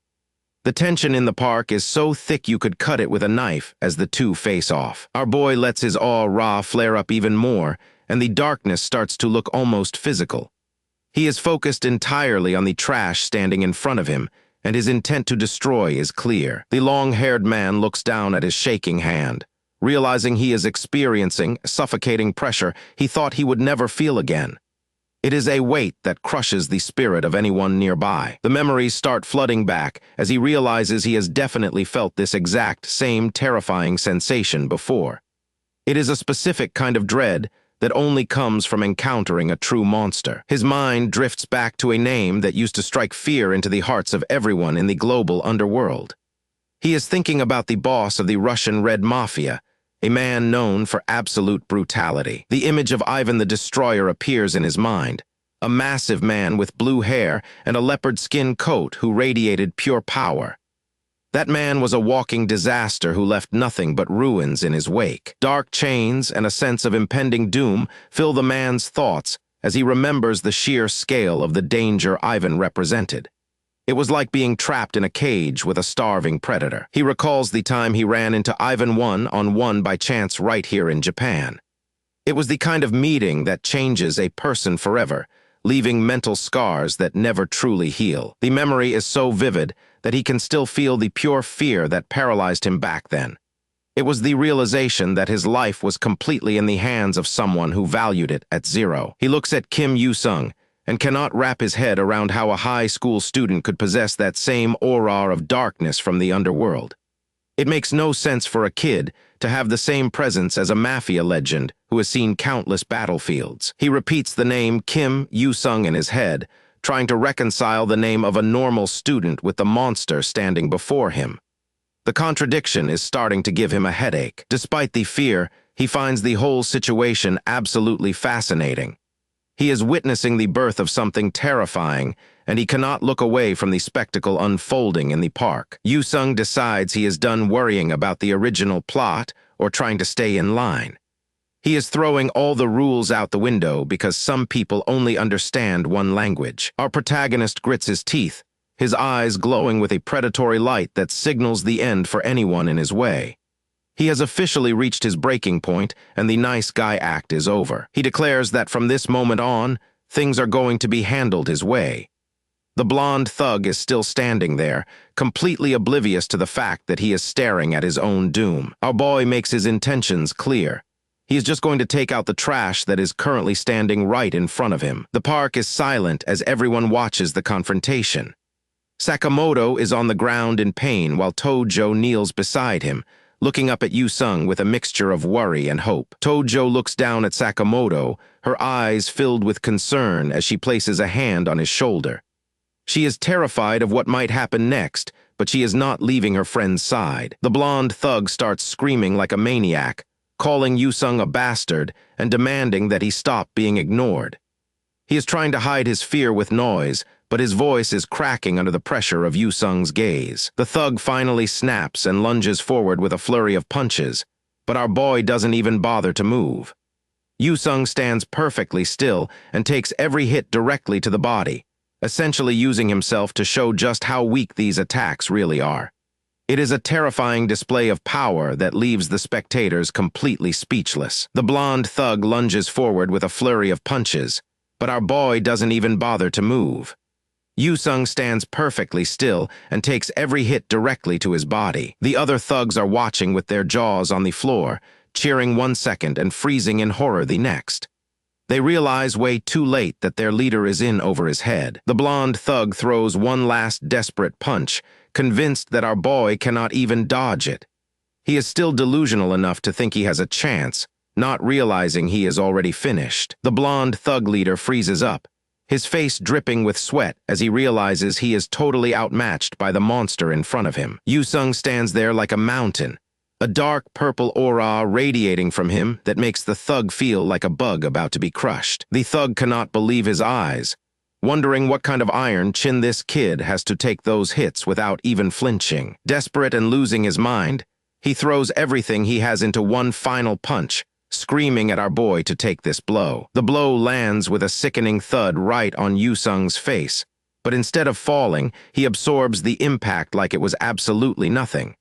He does not even budge an inch from the force of the strike. Seeing the brutal hit connect, Rika gasps in horror and covers her mouth, convinced that our boy just took a fatal blow to the head. Tojo and Sakamoto are equally stunned, their faces pale as they watch the scene unfold from the sidelines with wide eyes. A trail of blood starts to trickle down Yu-sung's face, marking the first time the thug has actually managed to draw blood in this fight. Even with blood in his eyes, our boy looks more like a demon than a human, leaving the blonde thug shaking in his boots. The atmosphere feels suffocating as Yu-sung prepares to finally end this meaningless scrap once and for all with his own counter. Yu-sung stares down his opponent with a cold, piercing gaze that promises nothing but absolute destruction, signaling that the blonde thug has finally pushed him a step too far today. The thug leader sees a fist growing larger in his vision, realizing too late that his time has officially run out. Yu-sung delivers a counterpunch so powerful, the shock wave ripples through the air. The blonde leader is sent flying through the park as the impact echoes across the entire area. The impact leaves a trail of smoke and dust as the leader's body is launched backward like he was hit by a truck. The force of the strike completely caves in the leader's face, proving that our boy's power is on a whole different level. He hits the ground hard and slides across the pavement, leaving his subordinates staring in absolute silence at their defeated boss. The remaining thugs panic and rush to their fallen leader, begging him to wake up while terrified of the monster standing before them. Yu-sung reflects on the fact that he had to bet everything on that one punch to finish this guy off quickly. He calls the whole fight underwhelming, causing the two lackeys to tremble so hard they look like they might actually pass out. With blood still matting his hair, he asks the survivors if they understand exactly what is about to happen to them next. The tension is so thick, it feels like the world is starting to blur around the terrified thugs remaining in the park. One of the idiots tries to pull the police big shot card, threatening Yu-sung to stay away or face his dad's connections. Our boy is not having it and reaches out, grabbing the red-haired thug's head with a grip that sounds like crushing stone. He prepares to use his signature iron claw technique, a move that is basically a one-way ticket to a massive migraine. The thug screams in absolute agony as Yu-sung smiles, applying just enough pressure to make him regret every single life choice. The coward immediately starts begging for his life, apologizing for everything and wishing he was anywhere else but here. After making his point, Yu-sung tosses the trash aside like they were nothing more than annoying gnats in his way. He stands tall, his bloody face contrasting with his calm demeanor as the remaining thugs grovel at his feet and beg. They do not need to be told twice, scrambling to pick up their unconscious boss and running away as fast as possible. Yu-sung watches them flee, his thoughts shifting back to the friends he was trying to protect from the very beginning. Rika comes charging in, her hat flapping in the wind as she rushes to check on the guy who just saved them. She is frantic, telling him to run while our boy just rubs his head and wonders what all the fuss is about. He tries to brush it off as a minor scratch, but Rika is absolutely fuming at his recklessness and demands they head straight for a pharmacy to get him some proper bandages before his wound gets any worse. Seeing her get this worked up actually catches him off guard, making him realize she is a lot more intense than he expected. As the sun sets on the park, Rika drags our boy off to get treated while Tojo and Sakamoto watch them from a bench. It looks like the danger is over for now, but Yu-sung cannot help but look back. Sakamoto and Tojo are left sitting on the bench, and the atmosphere is suddenly incredibly awkward. They just watch their friends head off, leaving the two of them in a silence that is getting way too loud for comfort. Tojo looks completely overwhelmed, her face flushed with a deep crimson as she struggles to find the right words to say to Sakamoto, hoping he doesn't notice how hard her heart is actually beating while they sit in the glow of the sunset. Sakamoto looks just as stressed, glancing over with a bead of sweat rolling down his face while he waits for her to speak. The tension is so thick you could probably cut it with a knife. Sensing a shift in the air, Sakamoto turns toward his companion, wondering why Tojo is suddenly acting so incredibly strange and nervous while they sit together in the quiet park at sunset. The red-haired girl takes one final, massive gulp of air, realizing that this is the ultimate make-or-break moment for her, and she absolutely cannot back down from confessing her feelings. The red-haired girl stares directly at Sakamoto with sparkling, hopeful eyes as she finally calls out his name. Surrounded by a flowery aura, she gathers every bit of her courage to say what has been on her mind this entire time. Sakamoto stares back, his eyes sparkling as he softly asks her to please go on with whatever she is about to say. He is totally caught up in the moment, leaning in as if the rest of the world has completely stopped existing for them both. But they are not as alone as they think, because our boy Yu-sung and Rika are standing nearby with their souls basically leaving their bodies. They are witnessing a legendary moment they never saw coming, and they are absolutely stunned by the development. As the sunset paints the sky in soft colors, the big question finally drops as she asks him to officially go out with her. It is a stunning confession that leaves them both silhouetted against the trees, finally putting all that built-up tension to rest in the most dramatic way possible. Tojo finally gathers the courage to pour her heart out officially asking Sakamoto to go out with her. She's practically glowing with hope, truly believing that this moment will finally be the start of the beautiful romance she's always wanted. Sakamoto looked like someone just handed him a live grenade, his face flushing as the pressure of the moment hit him. A heavy silence fell between them, stretching out far longer than she probably expected. Tojo waits with bated breath, her heart pounding as she searches his face for any sign of a positive response. She's clinging to a sliver of hope, desperate to hear that her long-standing feelings are finally being reciprocated. She desperately tried to bargain, offering to change whatever he did not like, but Sakamoto cut her off. He insisted that she was far too good for a guy like him, but he had specific circumstances that made a relationship impossible right now. Talk about a painful rejection. Sakamoto looked pained as he delivered the blow, while Tojo could only stare at him in total disbelief. He admitted that he was holding on to a promise made long ago, waiting for the day he would meet a certain girl again. Sakamoto delivers a devastating blow, bluntly stating that he has no intention of dating anyone at all right now. The redhead girl stands there in total shock as her romantic dreams are crushed right in front of her eyes. The poor girl looked completely broken, her eyes welling up as the weight of his words crushed her spirit. Trying to make sense of the rejection, the redhead girl asks if his heart still belongs to a girl from his past. Sakamoto looks away awkwardly, admitting that even he is not entirely sure about his own feelings anymore. With her head hanging low, Tojo asked if that childhood girl was truly his first love. Sakamoto did not hesitate this time, confirming that she really was his first love. Suddenly, Tojo stood up, startling him with her sudden movement as she gripped her bag tightly. She forced a bright smile onto her face, lying through her teeth as she told him she had a great time and would see him at school. Sakamoto offered a small, awkward wave in return, looking relieved that the conversation was finally over so he could make his escape. As soon as his back was turned, her fake smile vanished and she clutched her chest, struggling just to keep walking. Meanwhile, Rika was hiding in the bushes watching the whole tragedy unfold, looking absolutely horrified for her friend. Before Rika could even process what happened, Yu-sung started moving, determined not to let Tojo suffer alone. Rika stands frozen in the bushes, her heart sinking as she watches her best friend's confession turn into a total disaster.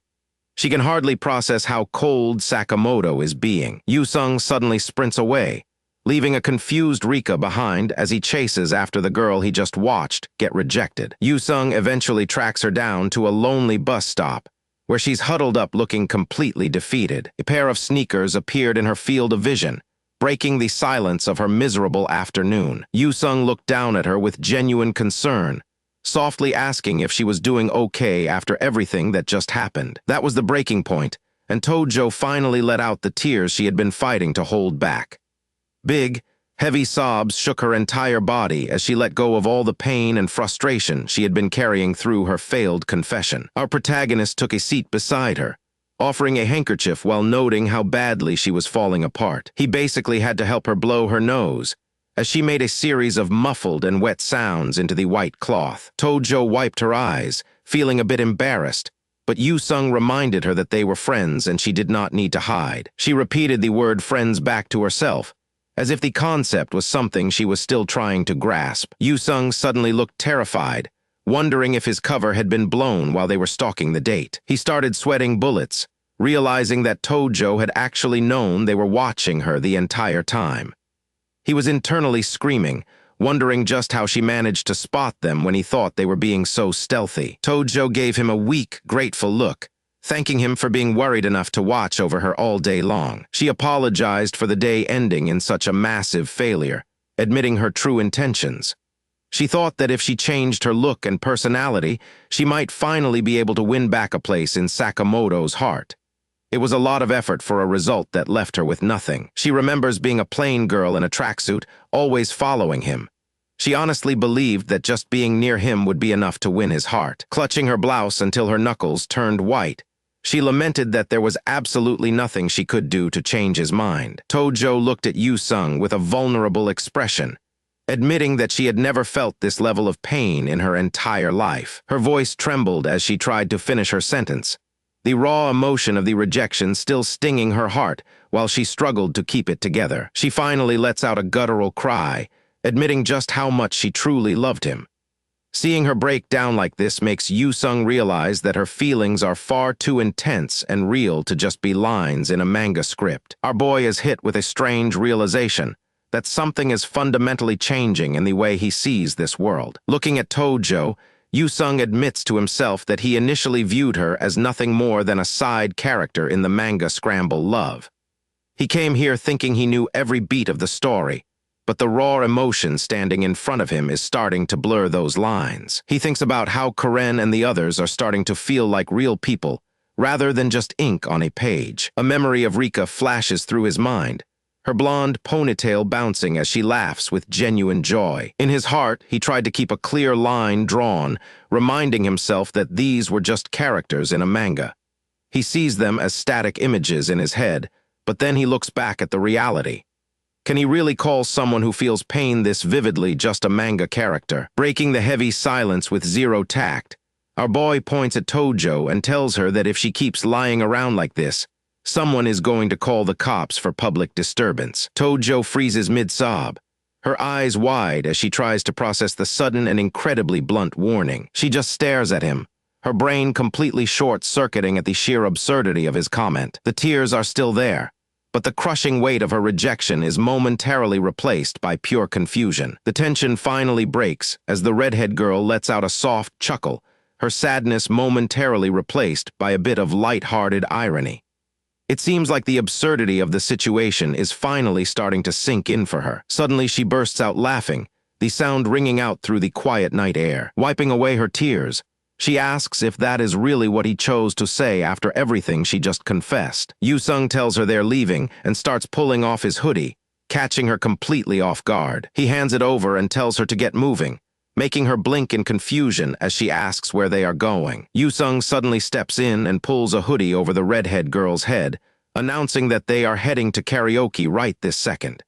She is completely caught off guard by his sudden boldness and wonders why he is acting so strange. He starts walking away with his hands in his pockets, leaving a stunned Tojo to scramble after him while drowning in his oversized clothes. She looks at him with a mix of shock and something else, clearly not expecting him to be this bold. As he runs ahead, Yoo-sung realizes that despite being in a fictional world, these people have hearts just like him.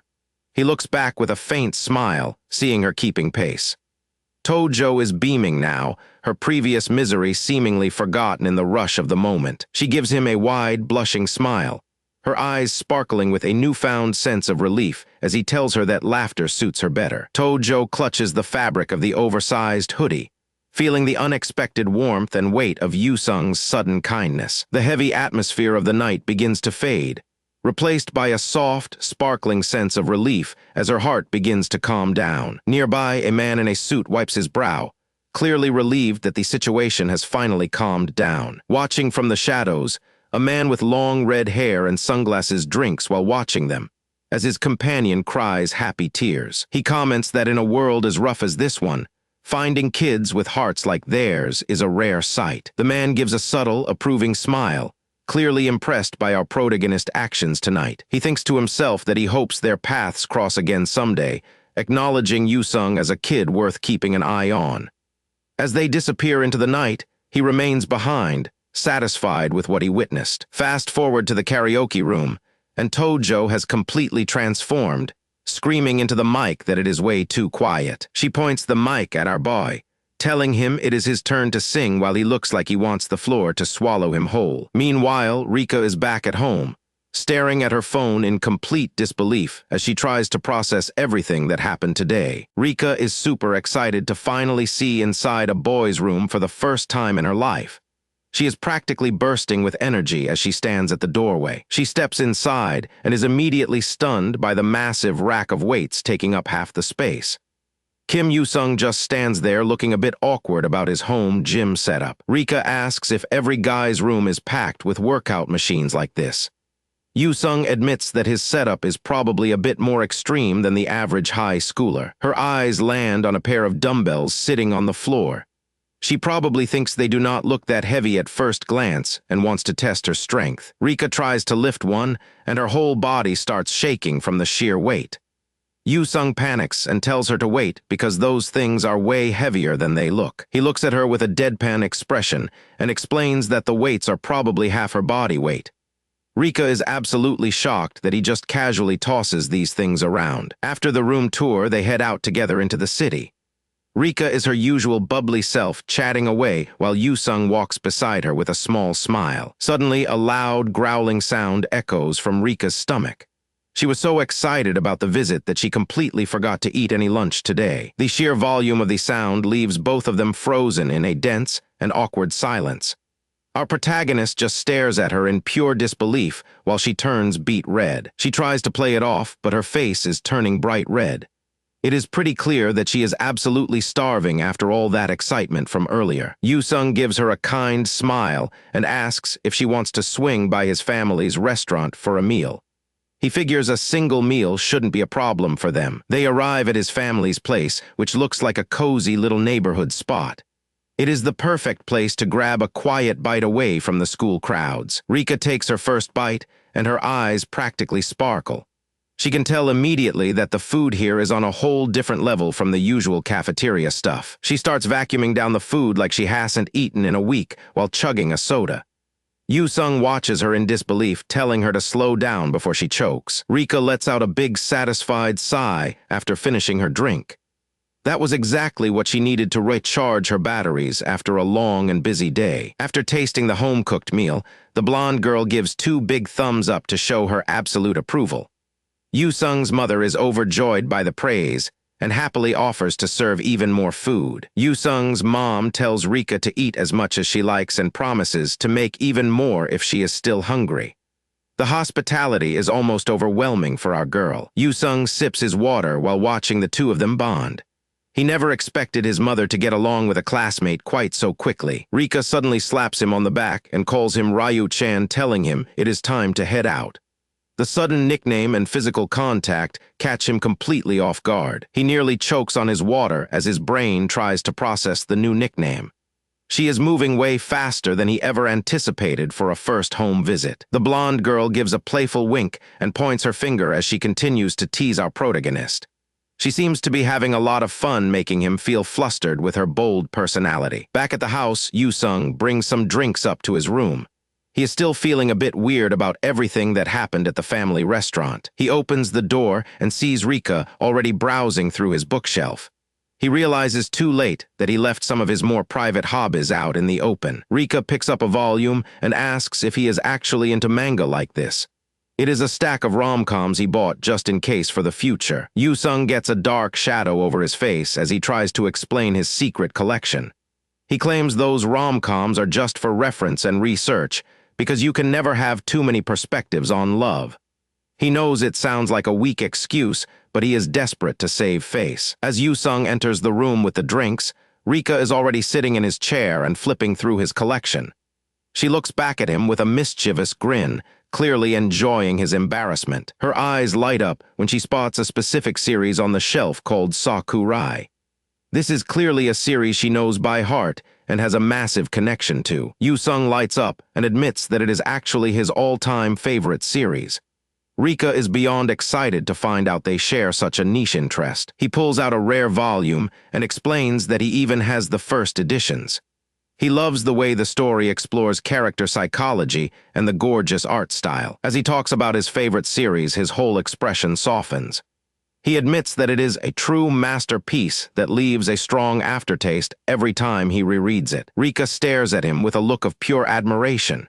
She has never met anyone who loves this specific manga as much as he does. He goes on a total fanboy rant about the direction and the way the foreshadowing finally pays off.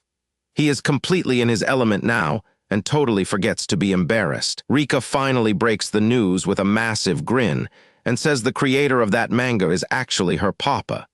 She has been holding that secret in all day. Yu-sung's jaw literally drops as he tries to process what she just said. She casually explains that her father is the famous mangaka behind the legend he was just praising. Kim Yu-sung completely loses his mind as the realization hits him like a freight train. He cannot believe he was just geeking out about a manga to the creator's own daughter. The legendary Musashi Kishimoto is her dad, and he's been treating her like just another classmate this whole time. Our boy is having total epiphany right now. Looking back, everything starts clicking into place as he connects the dots about her true identity. He realizes that Rika having such stunning looks actually makes perfect sense now. Having a British mother and a legendary artist for a father is quite the genetic lottery. The panic starts setting in for real. Yoo-sung is sweating bullets, realizing he has been treating the daughter of his absolute idol like just some regular classmate this whole time. He cannot contain himself and shouts out the name Kishimoto at the top of his lungs. With stars in his eyes, he desperately begs Rika to see if he can get her dad's autograph over the upcoming Golden Week break. Rika just laughs it off and promises to introduce him to her father personally that day. Our protagonist is literally moved to tears of joy by her casual kindness. While they hang out in the room filled with books, the blonde girl excitedly brings up a new topic of conversation. Our protagonist looks a bit nervous, wondering what kind of unexpected question she is about to drop next. She tilts her head, trying to think of why her father chose that specific character designed for his series. It is a bit of a mystery to her as well. Our boy strikes a pensive pose, wondering if there was a hidden motive behind the art. Rika claims there was no special reason, but her smile says otherwise. Silence fills the room for a moment as the blonde girl gazes warmly at the manga she just discovered. It is clear that this specific series holds a lot more meaning to her than she is letting on. The manga protagonist, Golden Samurai, stands tall with his signature blonde ponytail and intense gaze. Looking closely at the art, the resemblance to a certain real-life boy is almost uncanny, making her heart skip a beat. Suddenly, a chilling memory surfaces. A single, powerful word hangs in the air, carrying the weight of a stern warning from a past confrontation. Yoo-sung's expression in the flashback is one of cold, focused intensity. This side of him is far more dangerous than the relaxed boy his classmates know at school. With a voice like ice, he delivers a final ultimatum to those who would threaten his peace. The memory is dark, sharp, and full of protective intent. A violent impact shatters the silence of the recollection. The sheer force of the blow reflects the depth of the anger he was feeling in that moment. The intensity of the memory fades into a shimmering, peaceful light. It seems this event left a permanent mark on both Rika and her father's creative inspiration. Back in the present, Yoo-sung gives her a genuine and charming smile. He does not realize just how much that specific look of his means to her after everything. Rika hugs the manga tightly, admitting that the main character really reminded her of him. It turns out she has been seeing him as her own samurai for a while. The next day arrives at the school building. The sun is shining brightly on the clock tower, marking the start of what should be a typical morning. Our boy finds himself standing outside the student council room. He has got a sinking feeling that this meeting is not going to be a simple one. Inside, he meets with a girl with long black hair. She seems to be in a playful mood, leaning forward over her desk as she talks to him. She gives him a mischievous grin, clearly enjoying whatever situation she has managed to trap him in. This girl is definitely going to be trouble for our boy. Yoo-sung checks his phone, looking a bit stressed while she beams with pure excitement. Those sparkly eyes usually mean a very demanding favor is heading his way. He realizes he is backed into a corner with no easy escape. With a heavy sigh, he figures he does not really have a choice but to go along. She hides behind her fan, laughing as she seals their deal. She warns him that if he breaks this promise, she will never forgive him as long as she lives. The room is buzzing with quiet activity as other students chat. They are completely unaware of the mysterious deal our boy just made with the council. Over in classroom 2B, the noise is even louder. Everyone is talking about the same thing, and the rumors are spreading like wildfire through the halls. His friend leans in and asks Yoo-sung if he has heard the big news yet. Our hero stays calm, but he is secretly curious about why everyone is so hyped. The guy is practically glowing as he prepares to spill the beans. It is rare to see him this genuinely excited about school events or a new arrival. Yoo-sung just smirks, thinking to himself that people usually have their own secret reasons for keeping things quiet. He is not one to judge others' mysteries. He finally settles into his seat with an English textbook, feeling a sense of relief. At least those troublesome guys won't be harassing Tojo and Sakamoto anymore. A beautiful new student introduces herself to the group with a bright and friendly smile. Her warm energy fills the room, marking the beginning of a fresh encounter for our hero. A girl with long light brown hair stands before the class, looking incredibly friendly. It looks like a new face has finally joined their group for the exchange program. Class is in session, and our boy Kim Yoo-sung has to wake up the girl in front of him. Rika is totally passed out at her desk, so he gives her a little nudge to snap her back to reality before the teacher notices. The teacher nanny is going through the English lesson, and she is actually the new teacher here. She mentions that since today is the 24th, she is going to pick a student with that number to read the text out loud for the whole class. Everyone in the room freezes up instantly. Student number 24 looks like he is about to have a heart attack, while Yoo-sung just sits there looking bored and completely unbothered by the situation. The poor kid looks like he just witnessed a miracle because he actually avoided getting called on. Meanwhile, Yoo-sung stands up with an expression so intense it makes the whole room go cold. Our protagonist pushes his chair back and stands up with total confidence. You can tell just by his steady hand on the desk that he is not stressed at all by the teacher's request. Yoo-sung reads the passage in perfect English without stuttering once. He even adds his own question at the end, asking the teacher if there is a place she would personally recommend for a visitor to see. The entire classroom is stunned into silence by his performance. One of the girls points out that this is his 7th perfect score in a row, and man, he is just built different compared to the rest. Nanny-sensei is caught completely off guard by his perfect pronunciation. She is blushing and stammering because she did not expect such a stellar performance from a student who looks so intimidating. Even though she is smiling, she looks incredibly uncomfortable, and cold sweat is running down her face. Yoo-sung notices her strange expression and wonders why she is reacting so poorly to his perfect answer. The class erupts into applause for the top student.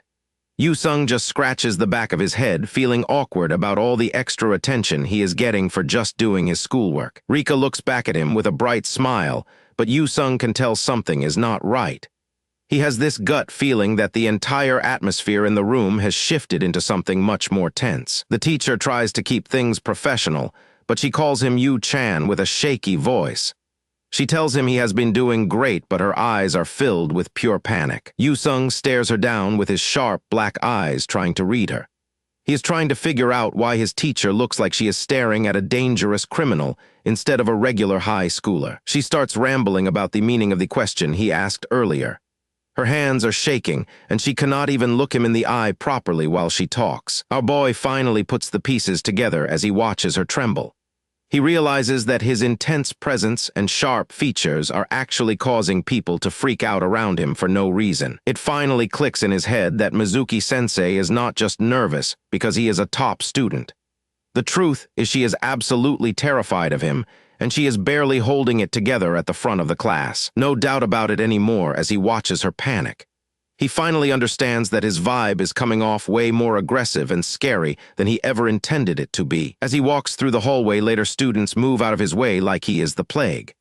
They are whispering about his massive build and sharp eyes, and they are all convinced he is some kind of delinquent legend. The rumors are spreading like wildfire as he passes by a group of kids.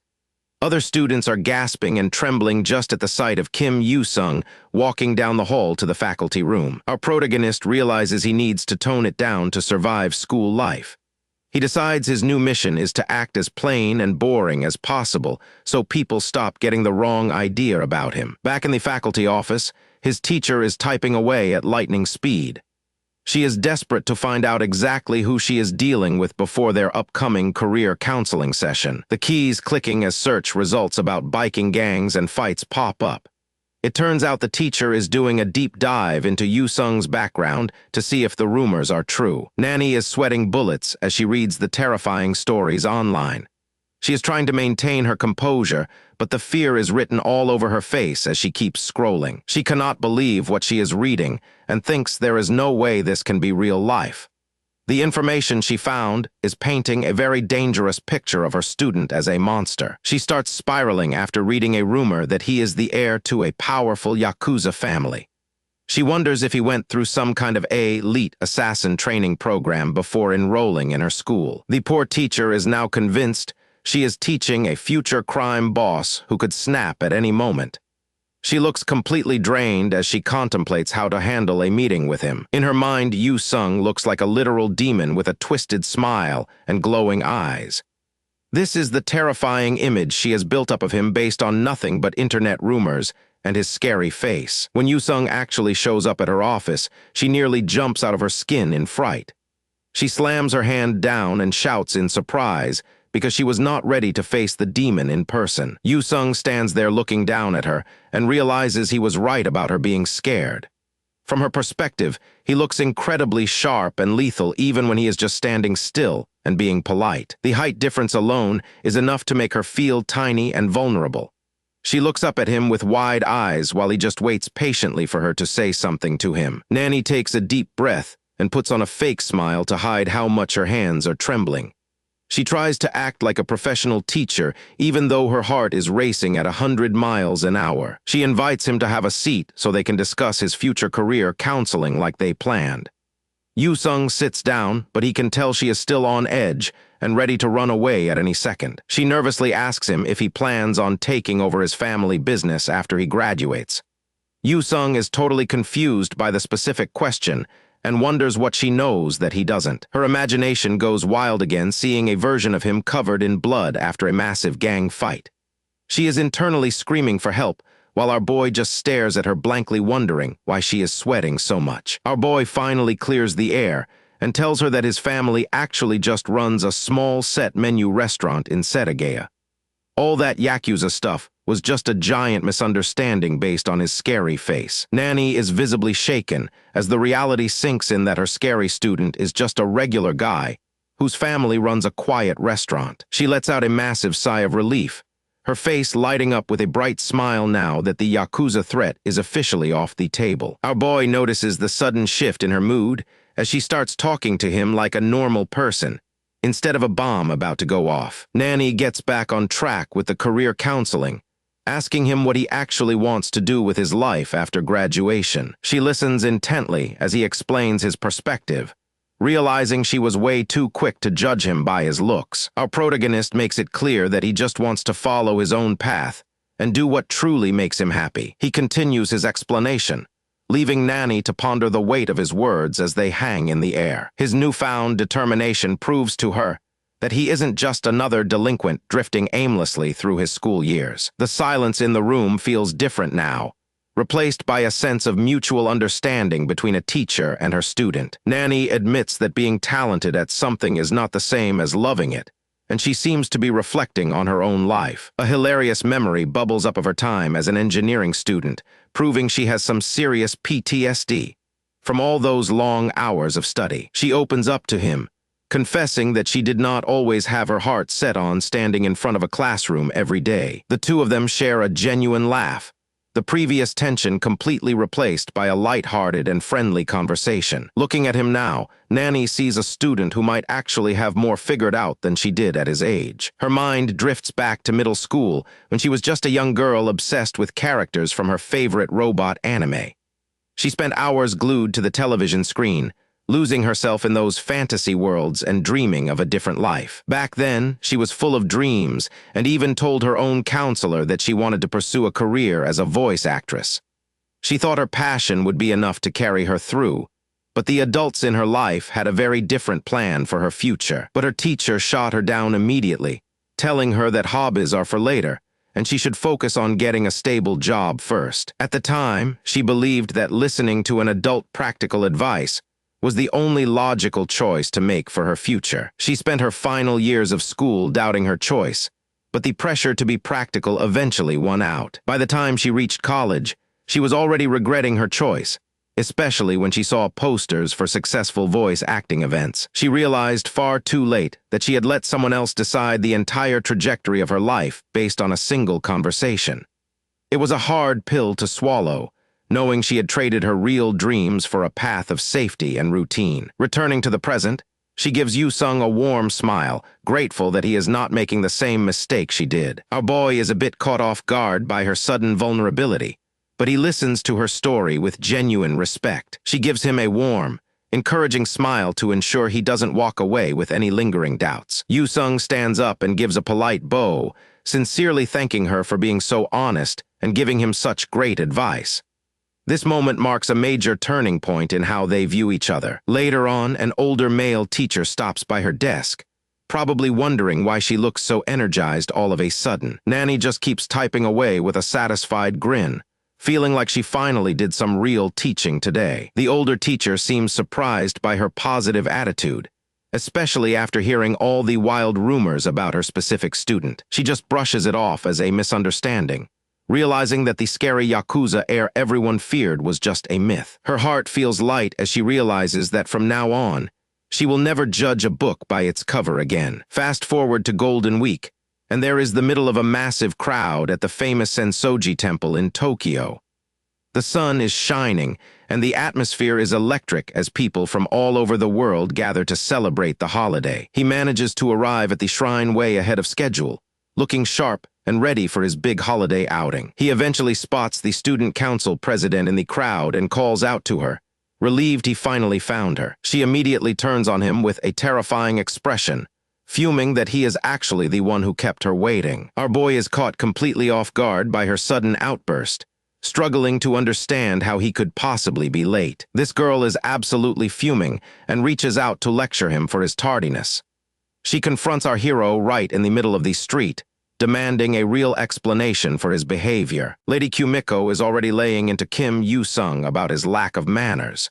She claims that even though it's 10 minutes before their meeting time, he is somehow still late. Yu-sung just stares at his phone while she fumes. He's wondering why they didn't just set the meeting for earlier if she wanted him there 30 minutes ahead of schedule. Finally, she decides to let it slide just this once. Yu-sung lets out a sigh, probably wishing he had stayed in bed instead of dealing with this high-maintenance drama. She points toward the traditional buildings ahead, clearly having a specific plan for where they should go to find a gift for the exchange student. Our boy is genuinely confused about why she is picking on him specifically. Meanwhile, Kumiko is having a little chibai meltdown in the corner, her anger practically radiating while he remains completely unfazed. A massive sound effect rings out as she stamps her foot in frustration, unable to believe his lack of propriety on what should be a perfect outing. It looks like the argument ended with Yu-sung paying for treats.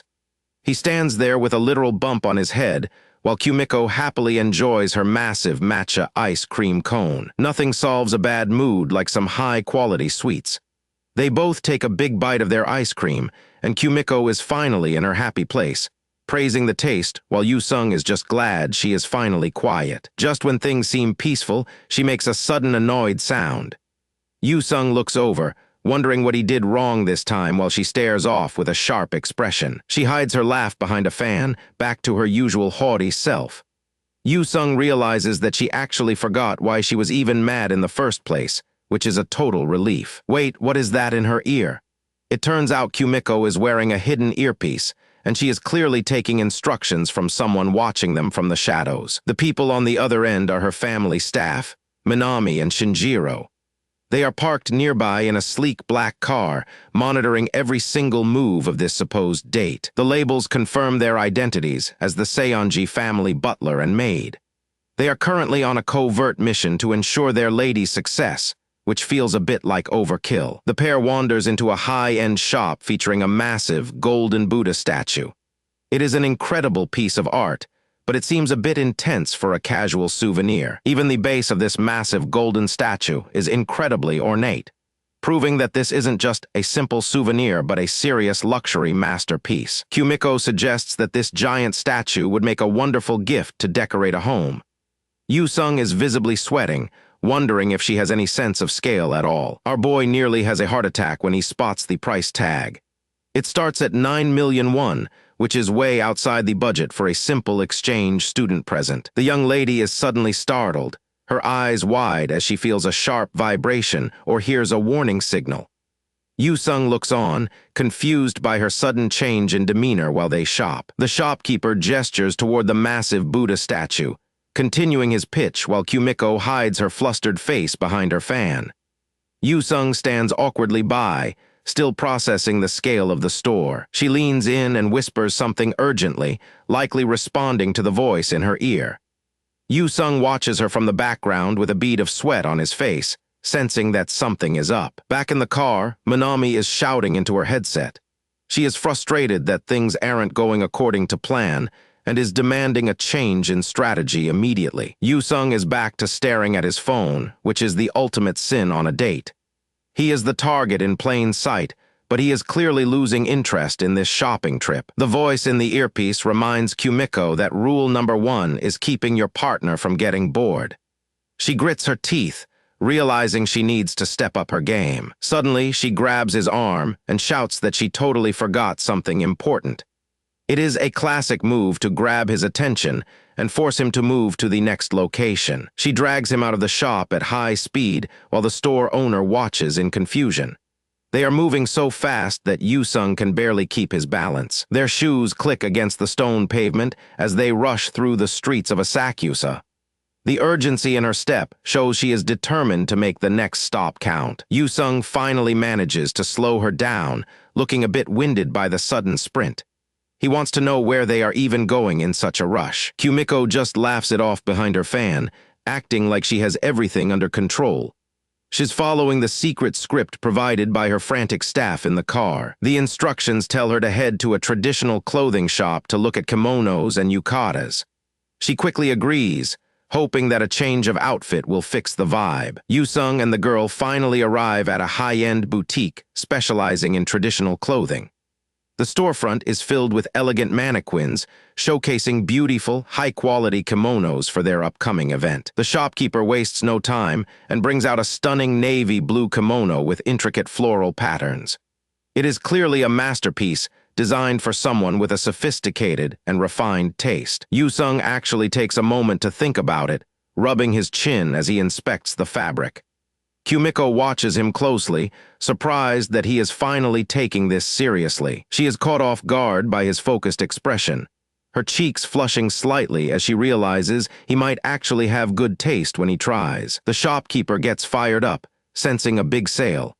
She has a devious little laugh as she prepares to show them the most expensive item in the entire store. She reveals a breathtaking white kimono with floral details and announces it costs 500,000 yen. Yoo-sung looks like his soul is leaving his body at that price. The details on these fabrics are absolutely insane. Every stitch looks like it costs a fortune, and our boy is starting to realize just how deep he has stepped into the world of the ultra-rich. Kumiko gazes at the selection with a calm elegance, but Yoo-sung is practically vibrating in the background. He is still stuck on that 500,000 yen price tag, and his wallet is already screaming for mercy. Time ticks by as they browse the high-end shop. The atmosphere is quiet, filled only by the soft rustle of expensive silk and the rhythmic movement of the clock on the wall. Yoo-sung is feeling a bit overwhelmed by all the choices and tells the girl that honestly, everything she picks looks beautiful. Behind them, the shopkeeper watches with a playful grin as the young couple browses together. Kumiko is caught off guard by the suggestion and asks if she should really go through the trouble of trying them on. The shopkeeper gives her a knowing smile, insisting it is the best way to choose. Yoo-sung jumps in to agree, telling her that seeing how they look in person would definitely help her decide. He just wants this process to move along so his heart rate can stabilize. The shopkeeper leads Kumiko toward the changing area with a polite gesture. Our boy stays behind, finally getting a moment to breathe while the lady of the house gets ready. Suddenly, the shopkeeper starts grabbing at her own face. With a sickening sound, she begins peeling back her skin like it is nothing but a rubber toy. It turns out the entire shopkeeper persona was a total lie. The woman rips off the mask to reveal Minami underneath, leaving Kumiko completely speechless at the sudden transformation. Minami strikes a pose, proudly declaring that she is a Seiyonji family ninja who has mastered the Kuga-style arts. Apparently, she went undercover just to make sure this date goes perfectly for her lady. Talk about high-stakes wingman duties. Kumiko looks absolutely horrified by her maid antics while Minami just giggles. She has been following them this whole time, probably having the time of her life playing dress-up. Without wasting another second, Minami starts fussing over Kumiko, getting her ready for the big reveal. She is determined to make her young lady look as beautiful as possible for Yoo-sung. Outside in the waiting area, Yoo-sung is completely oblivious to the ninja hijinks happening in the back. He pulls out his phone to kill some time, still feeling a bit out of place. He is actually pretty good at mobile games, landing a clean 9-hit combo and securing a victory. It is the only thing he can control right now in this crazy high-end store. A soft click echoes through the room, drawing his attention away from the screen. He looks up, sensing that Kumiko is finally finished with her transformation. The girl finally steps out after changing, and the air seems to sparkle with a magical aura. She has added a gorgeous red rose hairpiece that perfectly complements her dark hair and elegant new look. Yu-sung freezes mid-sentence, his face turning a bright shade of red. He stares ahead, his brain completely short-circuiting at the sight in front of him. Kumiko steps out wearing a breathtaking black kimono adorned with vibrant floral patterns. The dark fabric makes her look incredibly sophisticated, like she just stepped out of a classical painting. The two of them stand there in silence, the tension between them thick enough to cut with a knife. Yu-sung can barely find the words to describe how different she looks. Our boy quickly turns his head away, trying to hide his massive blush. He looks like he is about to overheat while Kumiko watches him, wondering what he is thinking. Kumiko watches him closely, her expression softening into a look of quiet anticipation. She is clearly nervous about his reaction, hoping she chose the right outfit. Kumiko is momentarily left in suspense, her gaze fixed on Yu-sung as she waits for any kind of reaction. The quiet atmosphere in the shop only adds to her growing nerves. She eventually looks away, a light blush dusting her cheeks. The silence between them is heavy, making her feel more self-conscious about her new look than she expected. Yu-sung is visibly sweating, his heart racing as he tries to process how beautiful she looks. He wants to say something, but the words seem to be stuck in his throat. He finally manages to part his lips, determined to break the silence. He knows he can't just keep staring at her without giving her the compliment she's waiting for. He looks her right in the eyes and tells her that she looks absolutely stunning. The sincerity in his voice is unmistakable. She is completely frozen as she waits for his reaction, her heart pounding against her chest. The girl looks up at him with wide, hopeful eyes, desperately wanting to know what he thinks of her transformation. Yu-sung manages to find his voice and gives her the ultimate compliment, telling her that the outfit really suits her. His sincere words hang in the air, surrounded by a warm and romantic glow that fills the room. Yu-sung gives her a warm, genuine smile, his own embarrassment finally starting to fade. He is genuinely happy to see her looking so radiant. Kumiko starts to tremble slightly, her hands clutching at the air as she tries to process her emotions. She looks like she is about to explode from happiness. She quickly hides her face behind her red fan and lets out a classic noblewoman laugh to cover her tracks. Yu-sung just claps along, humoring her little act. She continues to laugh and boast about her natural beauty, but her eyes tell a completely different story. She is clearly riding a massive high from his praise. Suddenly, a door handle turns sharply, signaling that their private moment is about to be interrupted. The peaceful atmosphere of the shop is broken in an instant. With the door handle already turning, she bites her lip in a total panic. She is definitely not ready for a stranger to see her looking this flustered, especially while she is still reeling from his unexpectedly sweet and honest compliment. She desperately clutches her burning cheeks, trying to hide the fact that she is currently malfunctioning. She needs to regain her noble composure immediately before the intruder sees her blushing like a shy schoolgirl in front of her date. Kim Yu-sung's sincere compliments were clearly far more effective than he realized. Kumiko quickly turns away to shield her face, desperately trying to pull herself together before their private moment is completely ruined by whoever is currently walking through that door. Passerby is completely caught off guard, unable to take his eyes off the stunning couple walking through the district. The girls in the street are just as distracted, blushing and whispering to each other as our protagonist makes his way past them. Kim Yu-sung is out on a date with a beautiful girl in a purple dress, but the constant staring from the crowd is starting to make him feel a little self-conscious. He just wanted a quiet afternoon, but they look so good together that everyone thinks they are a pair of celebrities. The young lady looks around at the bright lights and shops in total awe, admitting that this place is even more incredible than she ever imagined it would be. Our boy starts to sweat because her sense of scale is just on another level compared to normal people, and he wonders if he can keep up with her energy. Yu-sung thinks back to his original plan, reminding himself that he only suggested they come here to look around for a little bit. He thinks to himself that they are attracting way too much attention and need to move fast, just as he hears the unmistakable sound of a camera shutter clicking nearby. He spins around, wondering what that sound was just now, only to see two people in black suits standing a few paces behind them. He assumes they were trying to sneak a photo of him, but it turns out they were just two tourists in suits busy taking their own selfie together. He feels a bit silly for being so paranoid, watching them pose for the camera without a care in the world. The young lady calls out that it is time to move on, so a confused Yu-sung just agrees and follows her lead as they head further into the shopping area. The man in sunglasses and his partner exhale in total relief, realizing they were just 1 second away from being busted by Yu-sung. The man in sunglasses and the girl with purple hair walk down the crowded street while venting about their frustrating mission. They can't believe how lucky Kim Yu-sung is and worry about reporting their sloppy surveillance shots back to the young lady. As they walk down the busy street, the man wonders how Yu-sung is managing to hold himself back while spending time with such a beautiful lady. They eventually arrive at their destination, and the soft chime of the shop bell welcomes them into the warm and inviting atmosphere of a ramen restaurant. Yu-sung flashes a bright smile and proudly tells the young lady that this is his absolute favorite go-to-ramen spot in the city.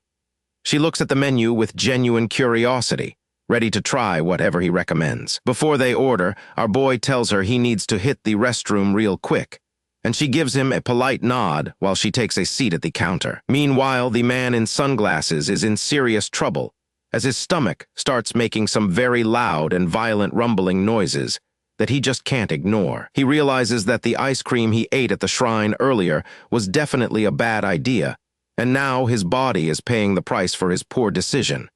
His partner tells him he shouldn't have eaten that much. The poor guy screams that he literally can't hold it for 1 more second and prepares to sprint toward the restroom as fast as his legs can carry him. His partner can only watch in disbelief, sighing at the total chaos he's causing. He barely makes it through the door of the men's restroom before nature finally takes its course. The sounds of pure relief fill the air as he finally finds the sanctuary he was desperately searching for. After a few tense moments, he walks out of the stall looking like a brand new man, feeling a sense of peace and relief that he never thought possible. But that relief vanishes instantly when he looks over at the sink and sees Kim Yu-sung standing right there, washing his hands after his own break. He points a trembling finger and shouts out Yu-sung's name, caught completely off guard by their sudden meeting in such an awkward place. Yu-sung is equally stunned to see the vice president, wondering what the odds are that they would run into each other here of all places. Back at the front of the shop, the doorbell rings again as the group finally returns to the main dining area from the back hallway. The young lady looks over with a curious expression, wondering why Yu-sung took so long, only to see him walking back with 2 unexpected guests trailing behind him. Our boy happily announces that he ran into the vice president and his companion by chance, so he invited them to join the table for a meal together. The young lady is absolutely floored by this turn of events, her face turning pale as she realizes her quiet date has just become a group outing. Our boy remains blissfully unaware of the tension he just created, smiling as he explains how he just couldn't leave his colleagues behind to eat alone. The girl is completely shell-shocked, realizing that having the vice president tag along was never part of the original plan she was briefed on.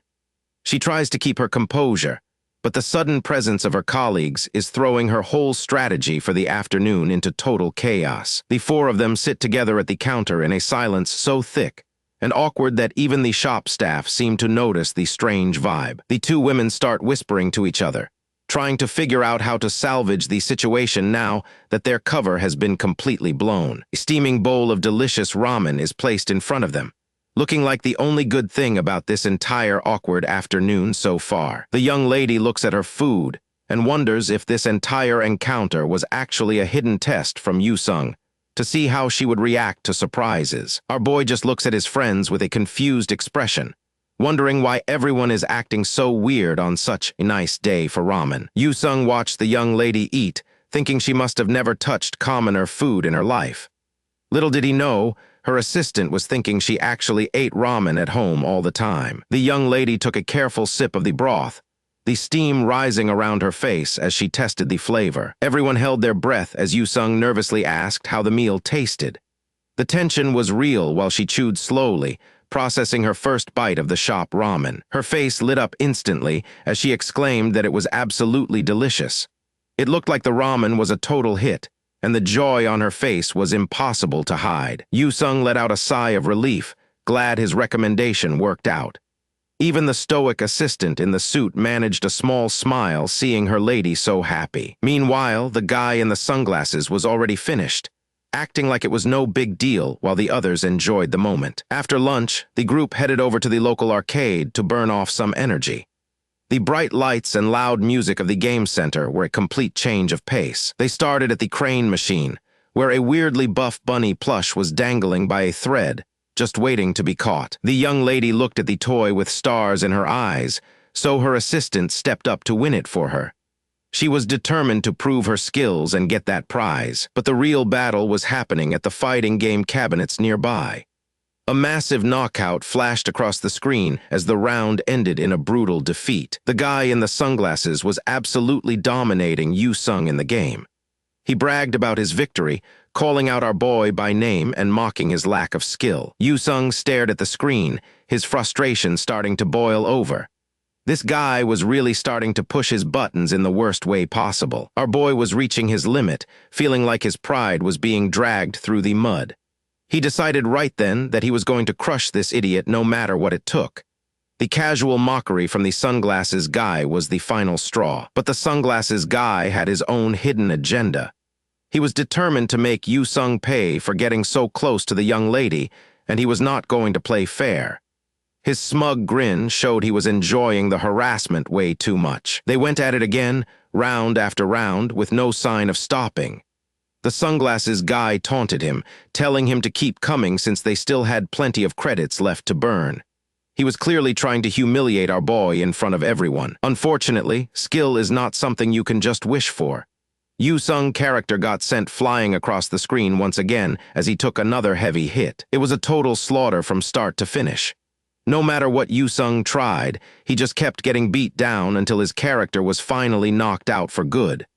The gap in their gaming experience was honestly just embarrassing at this point. Yoo-sung looked like he was about to have a mental breakdown while his opponent just laughed in his face. Talking big really backfired on our boy here, and he was feeling the heat of the loss. The taunting was reaching a whole new level. Suddenly, the guy in the sunglasses got a dead serious look in his eyes. He was done playing around with joysticks and virtual characters. Yoo-sung just blinked in confusion, wondering what the heck was going on now. The sudden shift in energy was throwing him off guard. The guy pointed across the room at the punching machine, declaring that they were going to settle their score with a real test of strength. He was tired of the screen and wanted to prove who the real man was in this group. He told Yoo-sung that real men do not settle their differences with simple video games. It was time to get physical and see who had the power. The guy in the sunglasses starts unbuttoning his shirt right there in the arcade. He claims that despite his slim appearance, he has a secret that will change the game. He reveals a set of professional-grade abdominal muscles, leaving the room in a state of shock. He looks up at Yoo-sung with a smug, knowing grin. The young lady and the assistant just covered their faces in shame.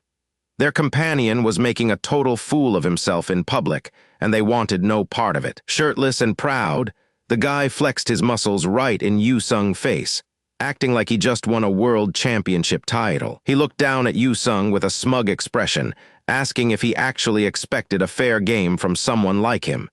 He claimed to be disappointed in our boy for not seeing the true power hidden beneath the surface. It was total nonsense. The guy stood there posing with a literal fire burning in the background to emphasize his intensity.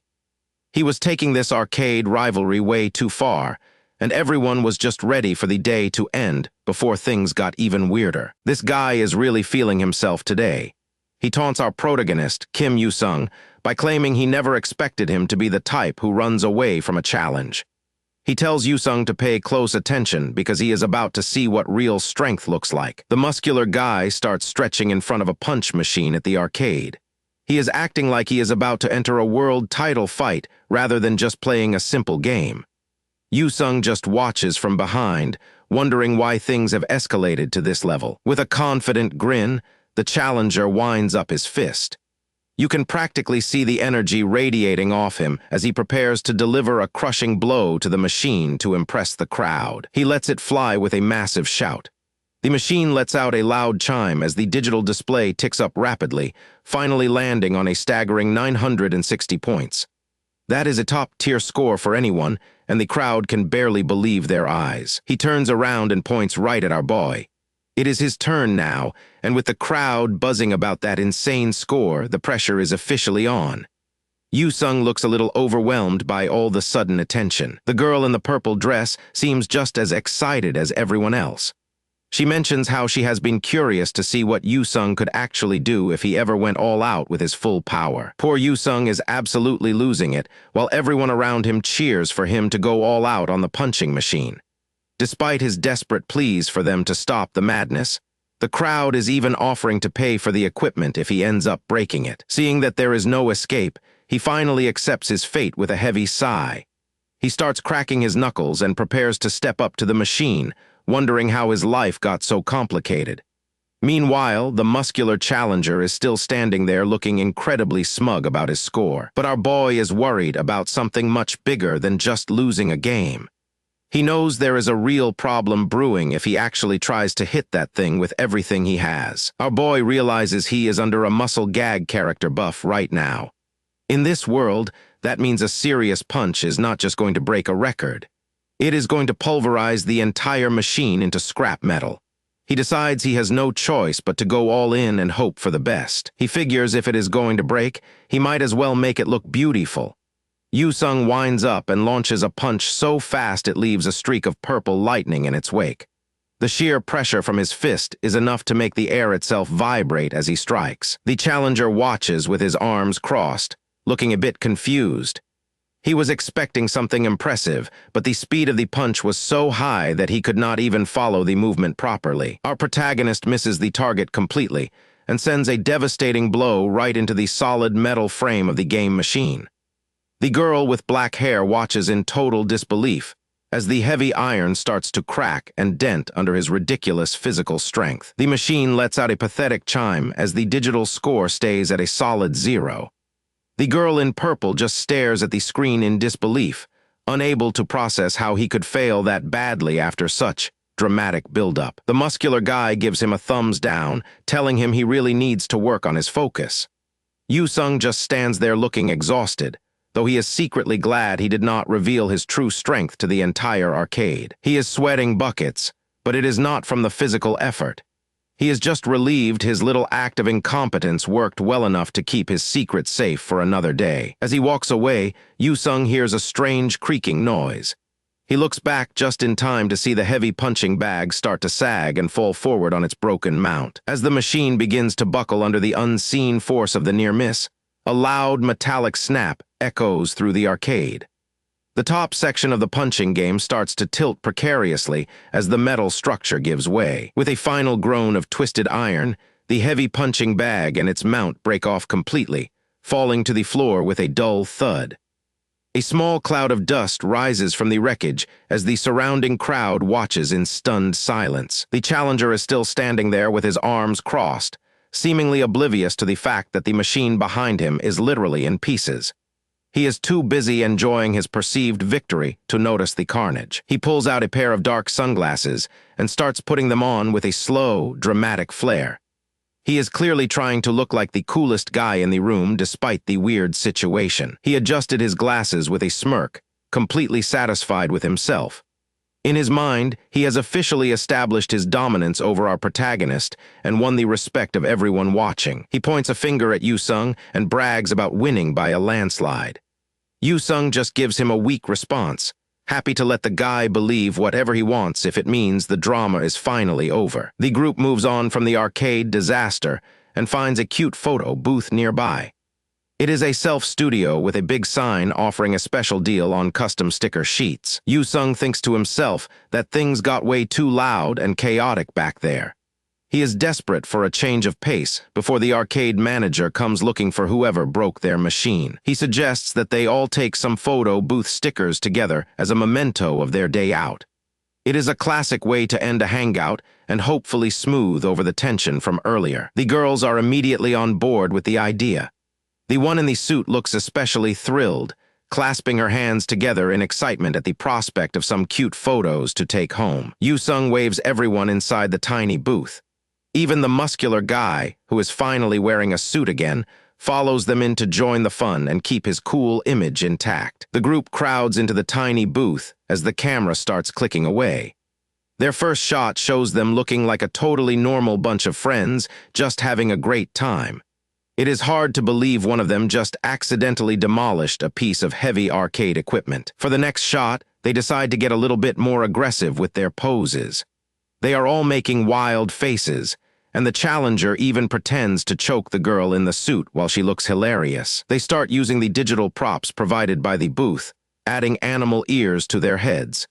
Everyone is laughing and having a genuine blast, letting all the stress of the day finally melt away. They wrap things up with some ridiculous alien sunglasses and heart poses. Even our boy is smiling now, finally letting go of the stress from the punch machine disaster. It is the perfect end to a wild day, and they have the photos to prove it. A few moments later, the printed sheet of stickers comes out of the machine. It is a colorful collection of all their best and silliest moments from the booth captured in one place. The girls check out the prints and agree that they turned out really nice. The girl in the suit is laughing while the challenger grumbles in the back, complaining that his eyes were closed in that last shot. They look at the very last photo on the sheet. Despite all the weirdness and the secret powers, it is a precious memory of a fun day that they will all get to keep forever. The girl in the purple dress is having a genuine blast looking at their photos. She admits that even though it was a bit chaotic, this kind of thing is actually pretty fun. It is clear that the simple joy of the moment is reaching her in a way she did not expect. Kim Yoo-sung watches her with a soft smile, finally feeling like the day was a success. He is relieved to see her enjoying herself after everything they went through. The tension from earlier has completely evaporated, replaced by a quiet sense of connection. But the fun isn't over yet. Kim suggests they cap off the night with some karaoke, and the whole group heads inside to hit the stage. Even the bodyguards are coming along for the ride, though they look a bit out of their element. Things start off with a bang, but not the good kind. The male bodyguard grabs the mic and starts screaming his lungs out, leaving Kim and the others clutching their ears in agony. It is a total disaster for anyone with functioning hearing. Once the noise pollution stops, the girl in purple takes the stage. The moment she starts to sing, the whole room goes quiet. She holds the microphone close, her expression shifting into something much more soulful and focused. Her voice is absolutely angelic, filling the booth with a melody that sounds like it belongs in a professional studio. She is totally lost in the music, closing her eyes as she hits every note with perfect precision. Music notes dance across the screen as she pours her heart into the song, her voice carrying a weight of emotion that takes everyone by surprise. Kim is totally blown away and gives her a double thumbs up with a huge grin. The bodyguards are equally impressed, cheering and clapping like she just won a global talent show. Her performance has completely won everyone over. Not wanting to be left out, our protagonist grabs a second mic and joins her for a duet. Their voices blend surprisingly well as they laugh and sing together, turning the booth into a chaotic but happy concert. It is the perfect climax to their secret outing. The girl is beaming, looking happier than she has in years. All the stress of her normal life is completely forgotten in this moment as she sings her heart out alongside Kim. She looks absolutely radiant under the karaoke lights. Kim matches her energy, pouring his soul into the song. He realizes that despite the initial disasters with the punch machine, this was exactly what they both needed to relax. Seeing her smile like this makes every minute of the day worth it. As the music finally comes to an end, the lingering notes fade away, leaving behind a moment of pure, heartfelt silence between them. Eventually, the night has to end. The city lights twinkle under the dark sky as they walk back out to the street to say their final goodbyes. It is a bittersweet moment after such an eventful afternoon together. The date is officially coming to a close. As the group loads into a white van, Kim waves one last time to say goodbye. He tells them to get home safe, feeling a bit sad that the day is over but glad they made these memories. The girl watches him through the window as they prepare to drive off. Inside the van, the atmosphere is heavy, but for a different reason. The two bodyguards look like they have aged 10 years from the sheer stress of keeping things under control.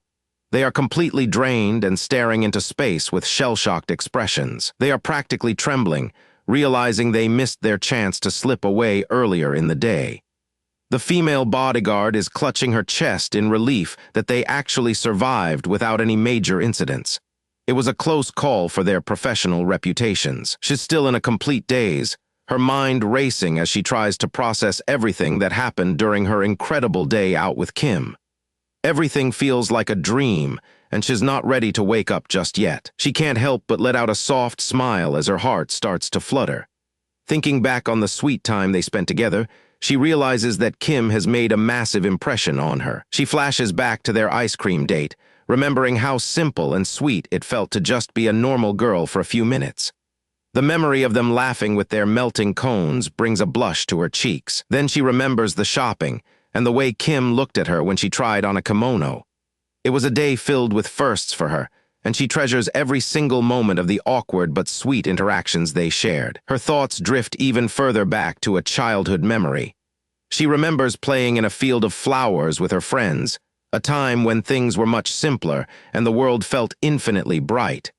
It is a nostalgic and beautiful reflection. Back in the present, the bodyguards look at her with concern, noticing the change in her demeanor. They are worried the day might have been too much for her to handle, but they can see a new light in her eyes. Instead of being upset, she lowers her head and gives them a sincere thank you. She admits that she hasn't enjoyed herself this much in a long time, and she is grateful they stayed by her side through it all. Her gratitude takes them by surprise. Hearing her words, the female bodyguard starts to tear up. Seeing their lady so happy after everything she has endured is almost too much for her to bear. The emotional weight of the moment hits them both like a truck. The male bodyguard starts wailing too, and the two of them descend into a mess of happy tears. They are so glad the day was a success and that she found a moment of happiness. The car is suddenly filled with loud sobbing. The girl in purple just chuckles, touched by their intense loyalty. She knows that today will be a precious memory that she will carry with her forever, no matter what challenges wait for her in the future. Their bond is stronger than ever. As the van speeds away through the city, the bodyguards declare that next time, they will make the date an even bigger success. They are already planning for their next secret outing, determined to keep the good times rolling. A quiet studio where a professional artist is hard at work, obsessed with every detail as he brings his latest characters to life on the digital screen. He's completely focused and locked in, working late into the night to meet his deadlines. It's obvious he's a dedicated creator who takes his craft seriously, pouring all his energy into every single stroke. A sudden knock at the door breaks his concentration, forcing him to finally look up from his work. He wonders who would be visiting him so late at night while he is in the zone. It is Rika, looking bright and cheerful in her pink cardigan. She greets him with a big smile and calls out to her papa, clearly excited about something she wants to share with him. She brings a burst of energy into the room. She leans in and asks him if he remembers that her friend is supposed to be coming over tomorrow. The man looks up from his desk, finally giving her his full attention as he tries to recall the details of their plans. This mysterious man clearly knows something Rika doesn't, and he's more than ready to reveal that he's already well aware of the specific boy she's been spending so much of her time talking about lately. He confirms that he remembers exactly who she is talking about, specifically naming the boy she always mentions. It turns out he is well aware of Kim Yoo-sung, and he seems genuinely curious to meet the boy who has made such an impression on his daughter. Kim Yoo-sung finally arrives at Rika's house, just like he promised. He finds himself standing face to face with a middle-aged man who has gray hair tied up in a neat bun and a very calm expression. Our boy is visibly shaking and sweating bullets under the man's gaze. It is not every day you go to a girl's house and have to face her father right at the front door. Kim Yoo-sung immediately drops into a deep bend to show his respect. Rika's dad looks pretty amused by the formal reaction and gives him a friendly smile as he welcomes him inside. As he looks up, our protagonist realizes that this man looks strangely familiar. He starts putting the pieces together, and his heart begins to race as he recognizes the face of a legend. Our boy is absolutely floored when he realizes who this man actually is. This is not just Rika's dad, but the legendary manga god known as Musashi. He is the genius behind the massive hits Kim Yoo-sung has loved for years, and standing in his presence feels like meeting a literal deity. The sheer weight of the man's reputation hangs in the air like a physical force. For a hardcore manga fan like our protagonist, this encounter is more nerve-wracking than any boss battle he has ever faced. The legendary creator tells him to relax and head inside before the food gets cold. Kim Yoo-sung can barely move his legs, but he continues to bow while clutching his gift bag with a death grip. Rika appears in the doorway looking adorable alongside her mother. Her mom looks just like an older version of Rika, with beautiful blonde hair and a warm smile that makes the whole room brighten up. Rika's mother really went all out for their guest today. The table is covered in an incredible feast of steak and pizza that looks like it came straight out of a 5-star restaurant. The whole group sits down to enjoy the meal, and Kim Yoo-sung thanks them for the hospitality. Even though the food looks delicious, he is still way too nervous to actually taste anything properly. Kim Yoo-sung breaks out into a cold sweat as the legendary creator looks him over with a sharp, calculating gaze. The older man seems to be reading his very soul, while a subtle, intimidating smile creeps across his face. The atmosphere gets incredibly heavy as the legendary creator stares him down. He admits that he really wanted to meet the first boy his daughter has ever brought home like this. Kim Yoo-sung starts sweating bullets and tries to explain that their relationship is completely innocent, but the dad's intense presence makes him fumble every word. Rika starts blushing furiously and yells at her dad for making things so awkward. She is clearly embarrassed that her father is being so direct with her guest, while our boy just sits there looking terrified. The dad just laughs it off and says he was only joking. Rika huffs and tells him that Kim Yoo-sung is not the kind of guy who would have any funny ideas, so he needs to stop teasing them. Kim Yoo-sung starts to understand why the father is being so protective. He realizes that any dad with a daughter as precious as Rika would probably feel exactly the same way. He looks back at the older man and sees a flicker of genuine concern in his eyes. It is the classic protective father instinct kicking in, and it is actually kind of relatable. The blonde girl looks absolutely mortified and flustered after hearing such a high compliment from the guests. She can barely keep her composure as her face turns a bright shade of pink from the sudden praise. He imagines that to a father every boy must look like a wolf trying to steal his little girl away. It makes the dad's earlier interrogation feel much more understandable and less like a threat. Rika notices him staring and her green eyes wide with curiosity. She looks like she is wondering what is going on inside his head during this long silence. Kim Yoo-sung nervously asks if everything is all right, and Rika just stares back with a slight blush. They are both stuck in a very awkward moment while her parents watch the whole thing unfold. The father smiles as he watches their interaction and realizes he might have gone a bit too far with the pressure. He lets out a soft chuckle while our boy hides his face in his hands. Rika's mom mentions how much their little girl has grown up lately. Both parents look at her with such pride and love that it makes Kim Yoo-sung feel like he is intruding on a private moment. A warm and sparkling aura fills the dining room as the parents reminisce about the past. It is clear that this family is incredibly close, and that Rika is the center of their world. Dad starts hearing the echoes of Rika's voice from when she was just a little toddler. He can still clearly hear her tiny voice calling out for her papa during their happiest times. He remembers those little feet in flower-patterned socks running across the floor to greet him after work. Those memories are so vivid that it feels like they happened just yesterday. The most precious memory of all hits him like a truck. He remembers when his daughter looked him in the eyes and promised that she was going to marry him when she grew up. Dad gets lost in his memories of when Rika was just a tiny girl holding his hand. He remembers how she used to follow him everywhere and promise to stay with him forever. Seeing her grown up and sitting next to a boy now brings a genuine tear to the old man's eyes as he realizes those days are long gone. Rika's mother smiles gently as she sees her husband getting all emotional over his daughter. She knows exactly what he is thinking, and she finds his sentimental side to be quite charming. Kim Yoo-sung watches the father with a look of deep understanding.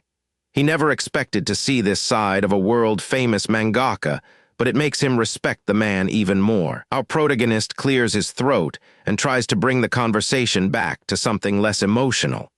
He is still a bit overwhelmed by the whole experience of meeting his idol. Musashi finishes his meal and suggests that Rika should show their guest around the rest of the house since he seems so interested.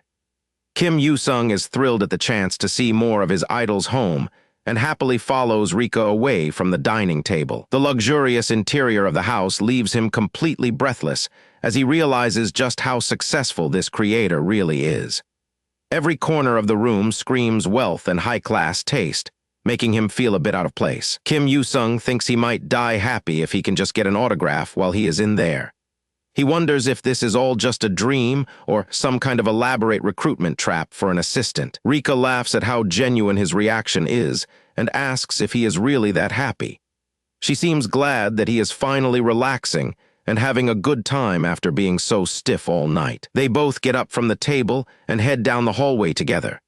Kim Yoo-sung follows Rika with a sense of wonder as he prepares to step into the sanctuary of the manga god himself. Rika finally invites him inside, throwing her arms out with a cheerful tada as she reveals her personal sanctuary.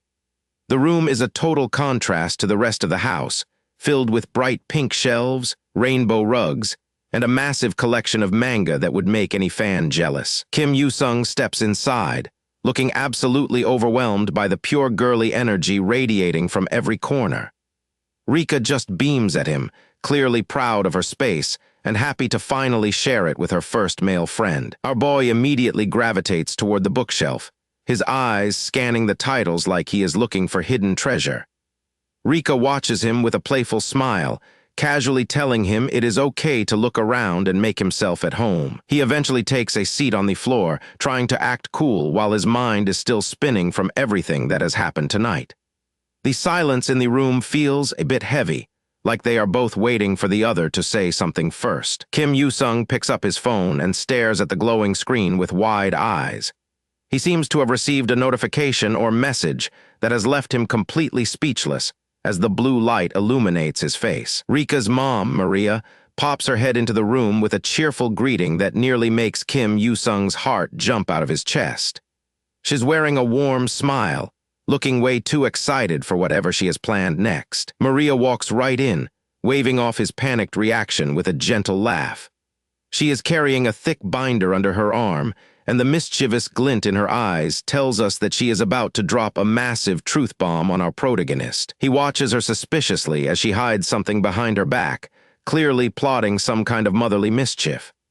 Kim Yoo-sung quickly scrambles to his feet, bracing himself for the embarrassing secret she is about to drop on him. He nervously asks what brings her to the room, hoping she is just checking in to offer snacks. Instead, she leans in close, looking like she is about to share a top-secret file that Rika definitely did not approve. With a dramatic flourish, she holds up the binder and reveals the title, Rika's Growth Album. This isn't just a baby book, everyone.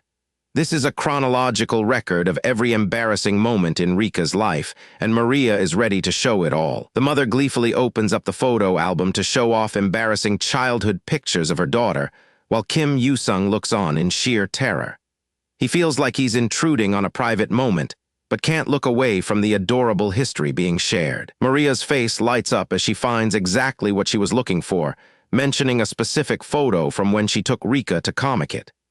Kim Yoo-sung freezes, his eyes nearly popping out of his head at the mention of the legendary anime convention. They both lean over the album, and his jaw hits the floor when he sees the photos of a younger Rika in full cosplay. He thinks to himself that her dad really had no shame including stuff like this in her childhood records. Maria looks at him with a tender smile, asking if he thinks this counts as Rika's dark past.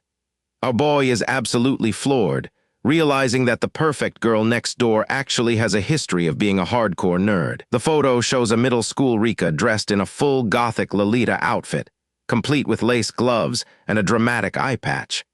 She is striking a pose so edgy it makes Kim Yoo-sung's brain short-circuit just looking at the sheer Chunibyo energy. Suddenly the door slams open and Rika screams for her mom to stop, her face turning a ghostly shade of pale.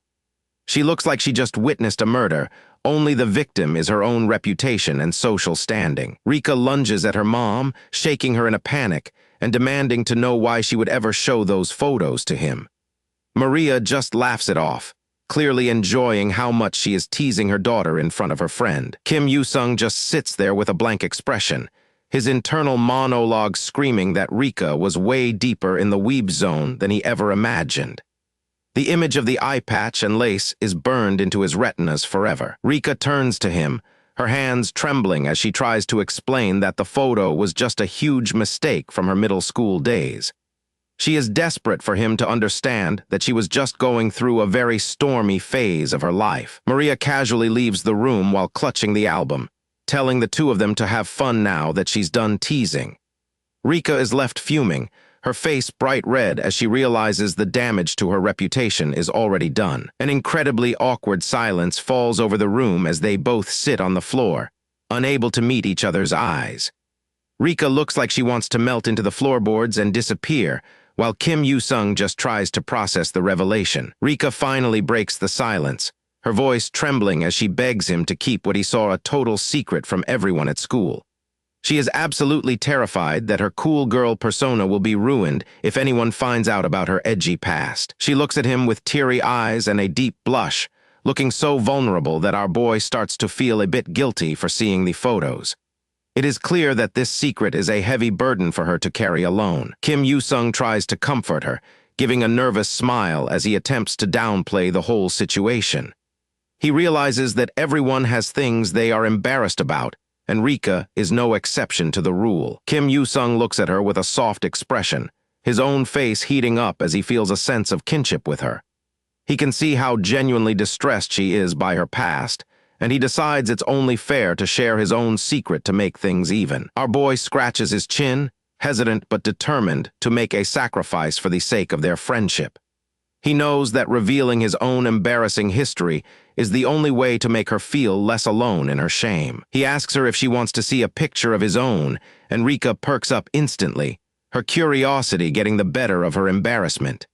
He pulls out his phone and starts scrolling through his old cloud storage files. Rika leans in close, her eyes wide as she waits to see what kind of embarrassing secret Kim Yoo-sung could possibly be hiding. The tension in the air shifts from awkward to intensely curious as he finds the right file. He turns the screen toward her, and Rika lets out a shocked gasp that echoes through the room. She was expecting a goofy baby photo, but what she sees is something far more legendary and cringe-worthy. Her eyes scan the screen in total disbelief, her mouth hanging open as she realizes that her new friend was just as weird as she was. It is a moment of pure realization that they might actually be soulmates in the most embarrassing way. The photo is a masterpiece of cringe, showing a middle school Kim Yoo-sung with fake tattoos, spiked hair, and leather straps everywhere. He is striking the classic Black Dragon Awakening pose, fully committed to his own edgy persona. The two of them sit there in stunned silence, both defeated by the ghosts of their middle school selves. Rika mutters that his photo is on a whole different level of intensity, effectively ending any chance of her feeling embarrassed alone. Rika leans in close to get a better look at his phone, while joking that he looks like a former background extra from some low-budget anime. They share a light-hearted moment of bonding as she laughs away the tension that was weighing them down. She looks him in the eye and says something that catches him completely off guard, her expression turning soft and genuine for a split second. Kim Yoo-sung's heart skips a beat as the mood in the room shifts once again. Rika suddenly covers her mouth, her face turning bright red as she realizes what she just admitted out loud. She looks completely flustered, leaving our boy wondering if he just crossed a line or if things are about to get even more interesting. Kim is completely stunned, and you can practically hear his heart hammering in his chest as he looks at her. He stammers out Rika's name, his usual calm demeanor totally shattered by her sudden sincerity. A bead of sweat rolls down his face as he realizes the dynamic between them has changed forever. A heavy silence settles between them that neither knows how to break. Rika is looking anywhere but at him, her face turning a deep shade of crimson as she realizes she just shared her most private thoughts. She fidgets with her hands, looking absolutely mortified while Kim stands there like a deer in the headlights, unsure of what to say next. Kim Yoo-sung stares at Rika as the tension between them becomes almost suffocating. He knows that whatever he says next will change their friendship forever, and the weight of the moment is clearly starting to get to him. The silence is deafening as they both struggle to process the intensity of the situation. They are caught in a moment where even the slightest movement feels like it could shatter the fragile bond they have built over the years. Rika tries to force the words out, her mouth trembling as she begins to stammer through an explanation that just won't come. She is right on the edge of a confession, and the pressure is starting to become unbearable. Yoo-sung is starting to panic as he realizes exactly where this conversation is heading. He knows he needs to take control of the situation before the awkwardness makes him do something he will regret later on. He takes a hard gulp, trying to find the courage to address the elephant in the room. The atmosphere is sparkly and romantic, but Yoo-sung looks like he is preparing for a battle instead of a romantic moment. Then he drops the hammer by shouting that he only sees her as a really good friend. It is a brutal friend-zone move that hits with the force of a truck, instantly shattering the romantic mood she worked so hard to build. Talk about a total mood killer. He immediately feels a pang of guilt for being so blunt, but he knows that honesty is the only way to keep things from getting complicated. He never wanted to hurt her, but he could not lie about his feelings. He struggles to find the right words to soften the blow he just dealt to her heart. The rejection has left a heavy silence between them, and he is desperately searching for any way to fix the damage he caused. Rika pulls it together with a forced, cat-like grin and agrees that they are definitely just good friends. She is putting on a masterclass in hiding her pain, laughing it off like his words didn't just pierce her heart. They both stand there awkwardly, with Yoo-sung scratching the back of his head while Rika looks down at the floor. The energy in the room has completely shifted from romantic tension to pure, unadulterated cringe. She looks up at him, her eyes still shimmering with a bit of moisture as she tries to keep the conversation moving naturally. She asks him what is on his mind, desperate to change the subject before things get even weirder. Yoo-sung takes the bait and excitedly mentions that he got to meet Kishimoto-sensei and even scored an autograph. He is leaning into the casual hobby talk, hoping that talking about manga will help them go back to their usual dynamic. Rika flashes a wide, fanged smile, acting like she is totally invested in his story about the famous author. She is doing everything she can to prove that her feelings aren't hurt, even if her heart is screaming otherwise. Seeing her smile like that allows Yoo-sung to finally relax and let out a quiet sigh of relief. He thinks he has successfully navigated a massive emotional minefield and saved their friendship from becoming awkward. They end up sitting back down together, sharing a laugh as the awkwardness begins to fade into the background. For now, the status quo has been preserved, and they are back to being the duo they have always been. With the day coming to a close, Rika tries to buy herself a little more time by asking him to stay for just a bit longer. She is not ready for this moment to end, especially after what just happened between them. Yoo-sung stays firm on his decision to head home, pointing out that he has already been lingering for way too long. He is ready to move on with his evening, completely missing the longing in Rika's eyes. Rika gives him a bright smile and a peace sign, looking like the picture of cheerful innocence. She has a way of making everything feel lighthearted, even when things are complicated beneath the surface. In a cute chibai moment, she teases him by saying he is going to end up crying because he will miss her so much while she is away. It is their typical playful banter, and it helps ease the remaining tension from earlier. Yoo-sung takes her joke way too literally, immediately beginning to analyze whether her tease could actually come true. He has a habit of overthinking the simplest things, which only makes the situation more amusing for her. He starts wondering how he would even get to Hawaii to see her, imagining himself as a muscular swimmer crossing the entire ocean. With his insane physical stats, he actually thinks for a moment that swimming across the Pacific might be a doable workout. Rika giggles and tells him that he is actually more sensible than she thought for not actually trying such a crazy stunt. She is heading off on a family trip tomorrow, and it seems like she is going to miss their weird conversations. They wave goodbye under the stunning sunset sky, with Yoo-sung promising to see her back at school after her trip. It is a peaceful farewell, marking the start of a week where they will finally be apart for a while. Our boy walks away with a satisfied smirk on his face, feeling good about how the day ended.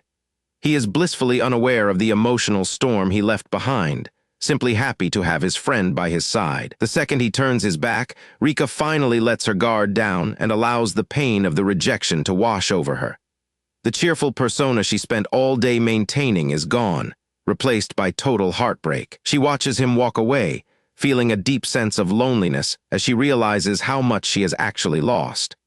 The romantic atmosphere they shared earlier now just serves as a painful reminder of what could have been. Rika is completely stunned by the realization that they might actually live close to one another.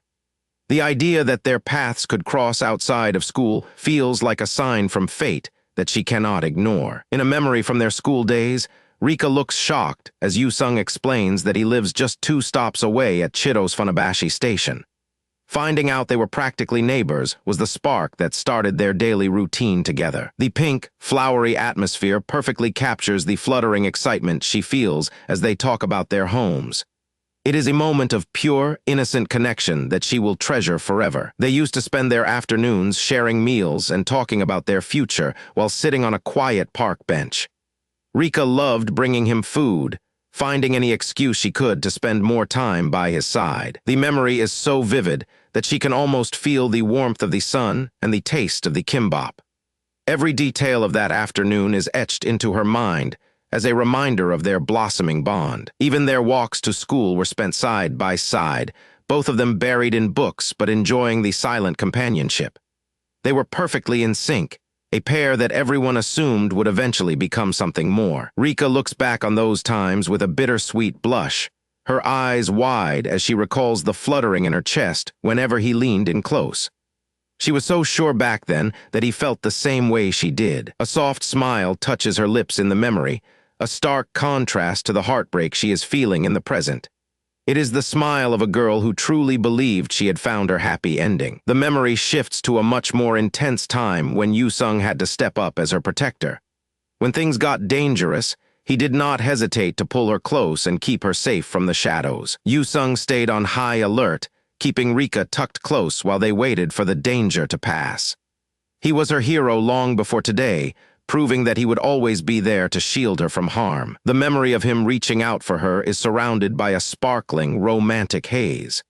Even in a moment of urgency, his focus was entirely on keeping her safe and staying by her side. The sunset sky above reflects the deep emotions of her past, casting a warm glow over the memories she is currently revisiting.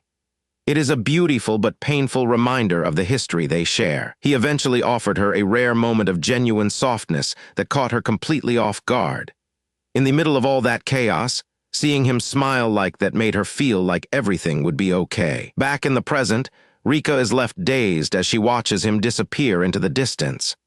Thinking about their history together still makes her heart race, leaving her more confused about her feelings than ever before. She looks like she just had a total main character moment, her heart probably doing backflips as she stands among the flowers. That blush on her face says everything she is too shy to put into words. The next day, the city is bustling under a bright blue sky. Everything seems normal on the surface, but we know better than to think things will stay quiet for long. Someone is walking through the streets with a very specific purpose. You can hear the steady rhythm of their boots hitting the pavement. It is Yu-sung, dressed down in a hoodie and just looking to find some lunch while scrolling through his phone. He is completely oblivious to the storm that is about to hit him. He stops in his tracks when he hears something approaching fast from behind. His instincts kick in, telling him that the peace and quiet he wanted is officially over. Footsteps are pounding against the pavement at a frantic pace. Even with the noise, he is still half thinking about where he can find the best ramen in this neighborhood. Suddenly, Ale comes charging through the crowd, screaming for everyone to get out of her way. She looks like she is running for her life and does not care who she knocks over. Our boy senses the chaos and turns around with a look that says he is really not in the mood for any trouble today. He just wanted a quiet meal, but the universe had other plans. This girl is surprisingly athletic, literally leaping through the air like she is in a high-stakes action movie. She clears the gap with ease, leaving Yu-sung staring up in pure disbelief as she flies right over his head. It is not every day you see someone parkering through a busy city street. Something is flying through the air toward him at high speeds. Before he can react, a girl's knee makes direct contact with his forehead, and she frantically tries to hush him mid-collision. The collision is brutal, and Yu-sung's brain completely shorts out as he gets a very unintentional view of her skirt flying up. It is the kind of awkward accident that only happens in manga. A massive nosebleed erupts as he questions if he has just walked into some twisted rom-com plot. He is mortified, his face turning a deep shade of red as he tries to maintain some dignity while Ale is still practically on top of him. This is definitely not the kind of lunch break he was expecting when he woke up today. He is fuming and ready to yell, but Ale is practically glued to him, terrified of whatever is following her. She is clinging to his arm with all her strength, her eyes shut tight as she hides her face. Yu-sung looks like he is about to explode from the sheer embarrassment of the situation. She looks at him with those big, pleading eyes, silently begging for a little bit of help. Her beret is slightly lopsided, and she looks genuinely scared out of her wits. Kim Yu-sung is just minding his own business when this girl in a beret suddenly stops him in the middle of the street. Before he can even react, he spots a group of guys in suits sprinting right toward them with clearly bad intentions. Ale does not give him a choice, dragging him along by the arm while shouting for him to save her. Our boy is completely bewildered, wondering how he became an accomplice in a high-speed chase. They hit a dead end, and Yu-sung realizes they are cornered with nowhere left to run. He looks around frantically, trying to find a way out of this trap before the suits catch up. He picks up the pace, sweating as they desperately search for an exit.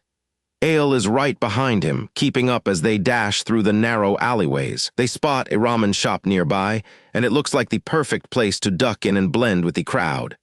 The wooden sign hangs over the door, promising a temporary sanctuary. They quickly duck down inside a nearby shop to hide from the pursuers who are hot on their heels. The guys in suits run right past the window, completely unaware that their targets are just inches away behind the furniture. It is a dangerously close call, and the tension in the room is high as they wait for the coast to clear. Yu-sung is on edge, while Ale looks intensely focused on the street outside. Once the footsteps finally fade away, Ale lets out a huge sigh of relief and stands up. Yu-sung follows suit, but he looks completely done with this entire situation. She tries to laugh it off with a cute, sheepish smile, but our boy is officially at his limit with this girl. He stares at her with a look of pure annoyance. She introduces herself as Sasha and asks for his name, acting like they were not just running for their lives 2 minutes ago. She is remarkably calm now that the threat is gone. Once they are finally safe, the girl in the beret tries to play it cool by claiming she is just a simple tourist visiting the area. Kim Yu-sung gives her a skeptical look, because absolutely nothing about this situation seems normal or believable. Yu-sung is not letting her off the hook, demanding to know who was chasing her and why. Sasha just gives him a nervous look, claiming that it is complicated and hard to explain. Kim Yu-sung turns away with a terrifyingly dark expression that sends immediate chills down the girl's spine. He makes it clear that he is not someone to be trifled with, and demands to know the real truth behind this chaotic mess. He tells her that none of this makes any sense, regardless of where she is from.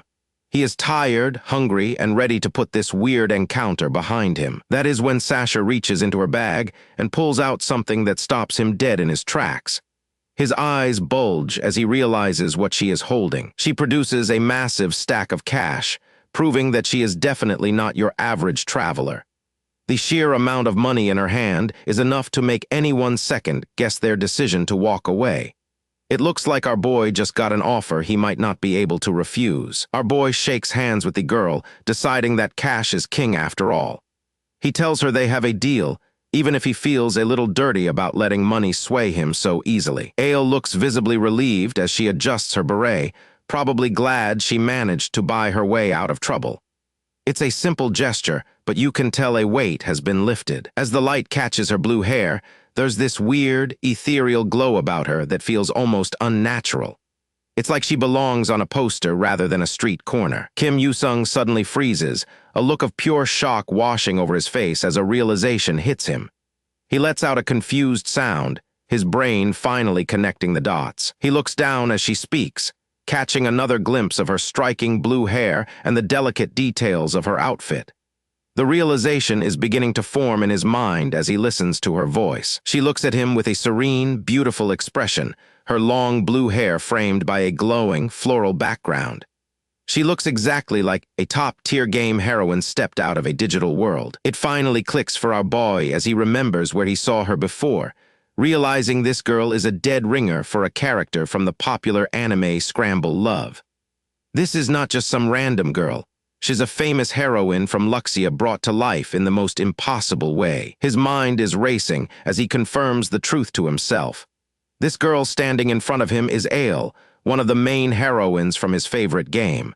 Meeting a fictional crush in real life was definitely not expected. Our story picks up outside a trendy clothing shop called Clock, where a certain someone is about to get a total makeover. Ale steps out of the dressing room sporting a fresh varsity jacket and shorts, asking Kim Yoo-sung how he likes the new look. She's ditching her usual style to blend in, and honestly, she looks like a completely different person. Yoo-sung is still trying to wrap his head around the situation while Ale explains the plan. She just needs him to act as her bodyguard until 7 p.m.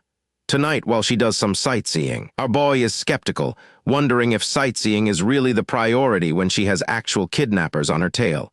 It sounds like a death wish, but Ale seems weirdly calm about the whole thing. Yoo-sung reasons that crowded places are actually their best bet for shaking off any pursuers. If they stay in the public eye, those guys won't be able to move as openly as they would in the shadows. Ale nods along, admitting that his logic actually makes a lot of sense. She's popular, she's Russian, and apparently she knows exactly how to manipulate the situation to her advantage. You have to understand that Ale isn't just some random girl. She's a super popular character from the previous series and one of the main heroines that everyone loved. Under normal circumstances, her very first appearance should have been alongside the actual protagonist of this world, Sakamoto Ryuji. But things have changed because Yoo-sung is the protagonist now. He realizes that if he takes over this role, the entire flow of the story is going to shift in ways nobody can predict. We get a quick look back at their initial escape when Ale was still wearing her brown coat and beret. Yoo-sung was literally dragging her through the streets to keep her safe from the goons. He clearly remembers the intense pressure of that first encounter, where one wrong move could have ended everything. Keeping Ale safe from a pack of professional kidnappers is proving to be even more dangerous than he ever imagined. He thinks back to when Ale first offered him the job.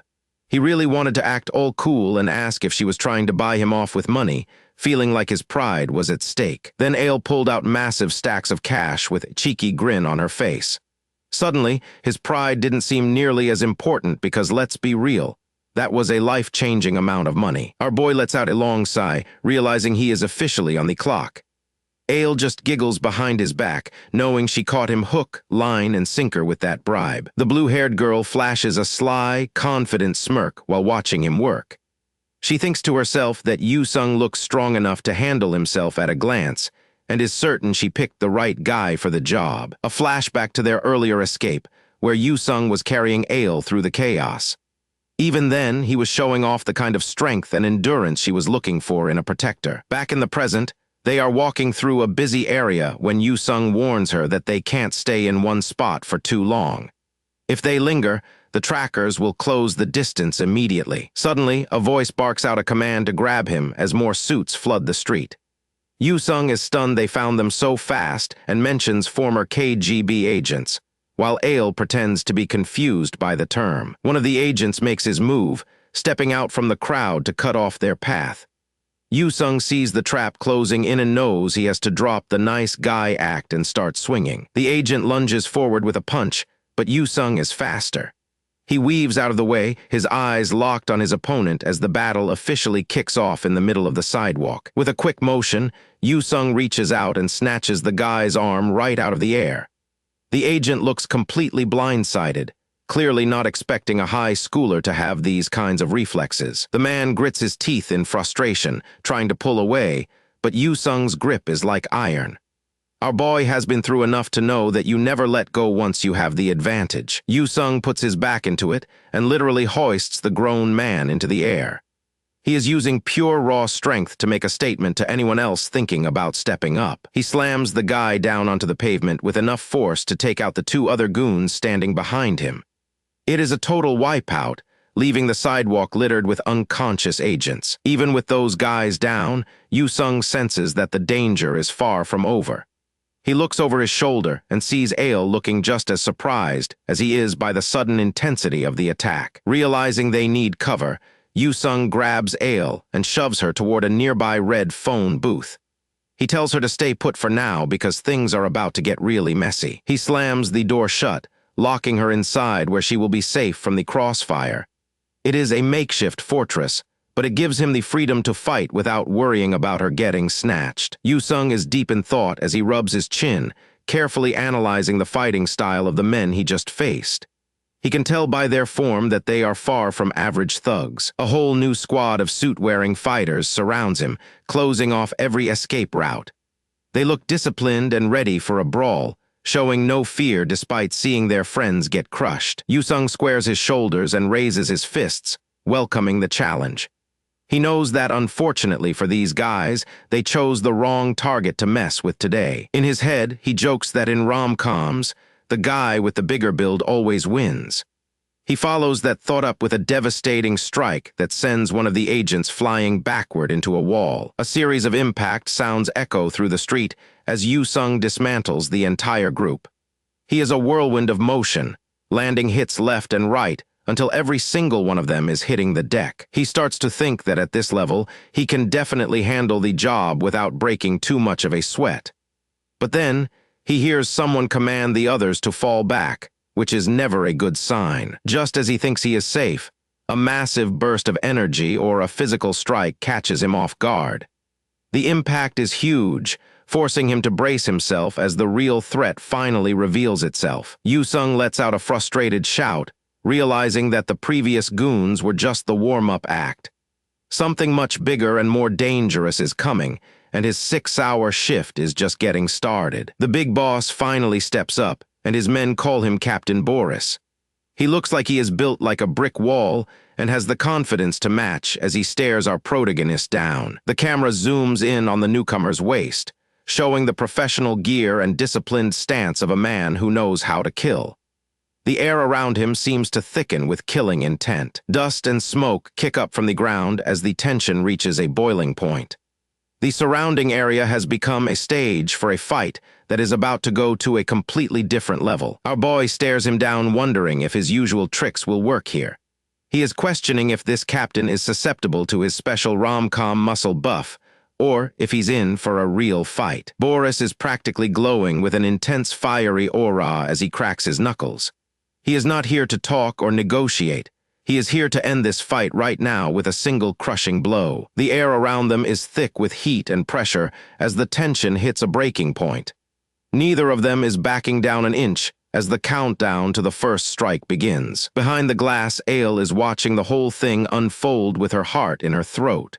She knows exactly who Boris is and the terrifying reputation he carries as a specialized agent. She is practically begging Yu-sung to run through the glass, shouting that Boris is on a completely different level. In her mind, our boy is already a goner against such a monster. She is certain a mere high school kid can't beat a veteran like Captain Boris. The guy's reputation for being invincible has her shaking in her plaid beret. Yu-sung just lets out a tired sigh and closes his eyes for a brief second. He is already over the drama and just wants to finish his shift and get paid. Suddenly, his eyes snap open with a terrifying intensity that would freeze a normal man in his tracks.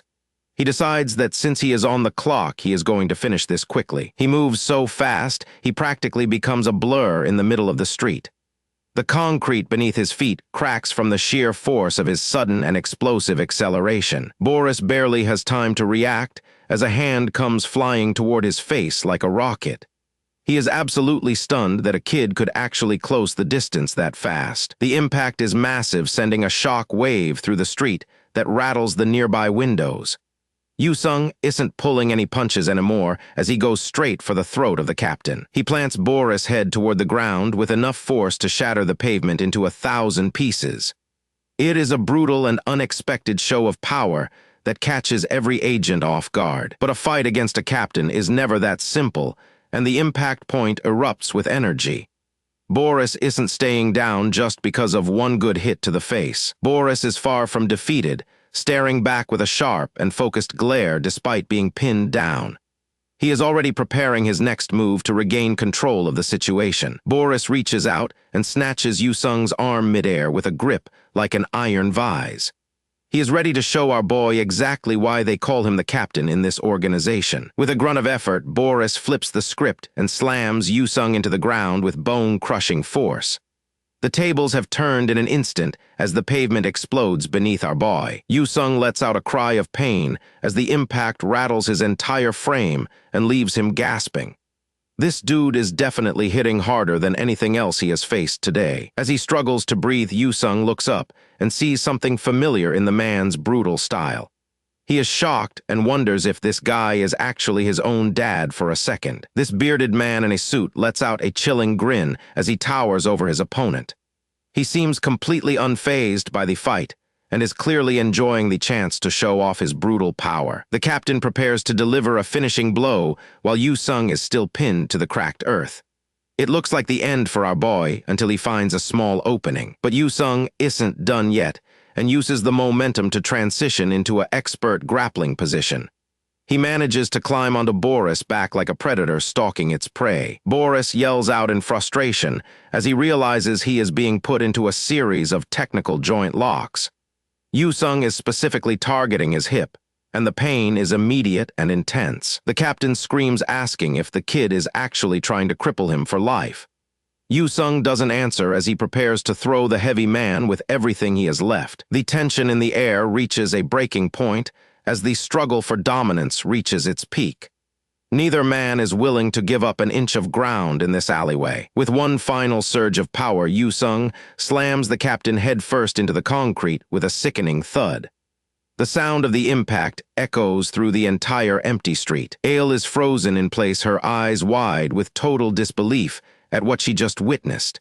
She cannot wrap her head around the fact that Boris was just taken down by a teenager. The rest of the agents are equally stunned, their faces pale, as they look at their fallen leader. The invincible captain has been defeated, and their confidence is completely shattered. Boris lies motionless in a crater of shattered stone, completely out of the fight and likely out for hours. Our boy stands over him looking like a total menace in the moonlight. The silence that follows is deafening as the dust begins to settle around the combatants. The battle is finally over, but the tension remains high. Yusung looks down at the unconscious man and coldly reminds him that joint injuries are no joke. He really wasn't playing around when he said he would end this quickly. Ale slowly steps out from the building looking at Yusung like he is some kind of terrifying monster. She is genuinely scared of the guy now, despite him being her guard. Our protagonist stands there shrouded in a dark and suffocating aura that makes the world feel heavy. She wonders how anyone could possibly possess that kind of terrifying and raw power. Ale's mind is completely frozen, unable to wrap her head around what she just witnessed. She keeps questioning how it is even possible for someone to be that overwhelmingly strong. Our boy has shown a level of power that is simply terrifying to anyone watching from the sidelines. The construction site falls back into a heavy silence, with the moonlight casting long shadows over the debris and scaffolding where the brutal clash just took place. Somewhere else, a man with a blue beard and a leopard print collar is listening intently to his phone. He has the kind of look that says he is used to being the one in control. When he hears the news that Boris has been taken down, his brain practically shorts out. He keeps repeating that it is impossible for someone like Boris to lose. But then a dark grin spreads across his face as the shock turns into something dangerous. It seems he found someone worth his attention at last. This guy looks like he just discovered a winning lottery ticket. He stares off into the distance, his eyes narrowed behind his glasses as he whispers the name Black Yasha. He is clearly familiar with the legend and realizes the situation is much bigger than he thought. This man has just found his next great hunt. He questions if this mysterious fighter is truly the legend he thinks it is. If so, things are about to get a lot more complicated for everyone involved. Close up on Fuma Katero's purple eyes as she hears a sharp clicking sound nearby. She seems to be on high alert as something moves in the shadows. In Ivan the Destroyer hosted the first God of Fist tournament to find a worthy opponent. It was a massive event where the strongest fighters on Earth gathered to prove their dominance in a brutal arena. This legendary competition set the stage for everything that was to come in the world of martial arts. Fuma Kataro is on the move, checking the quiet halls of a building for potential threats.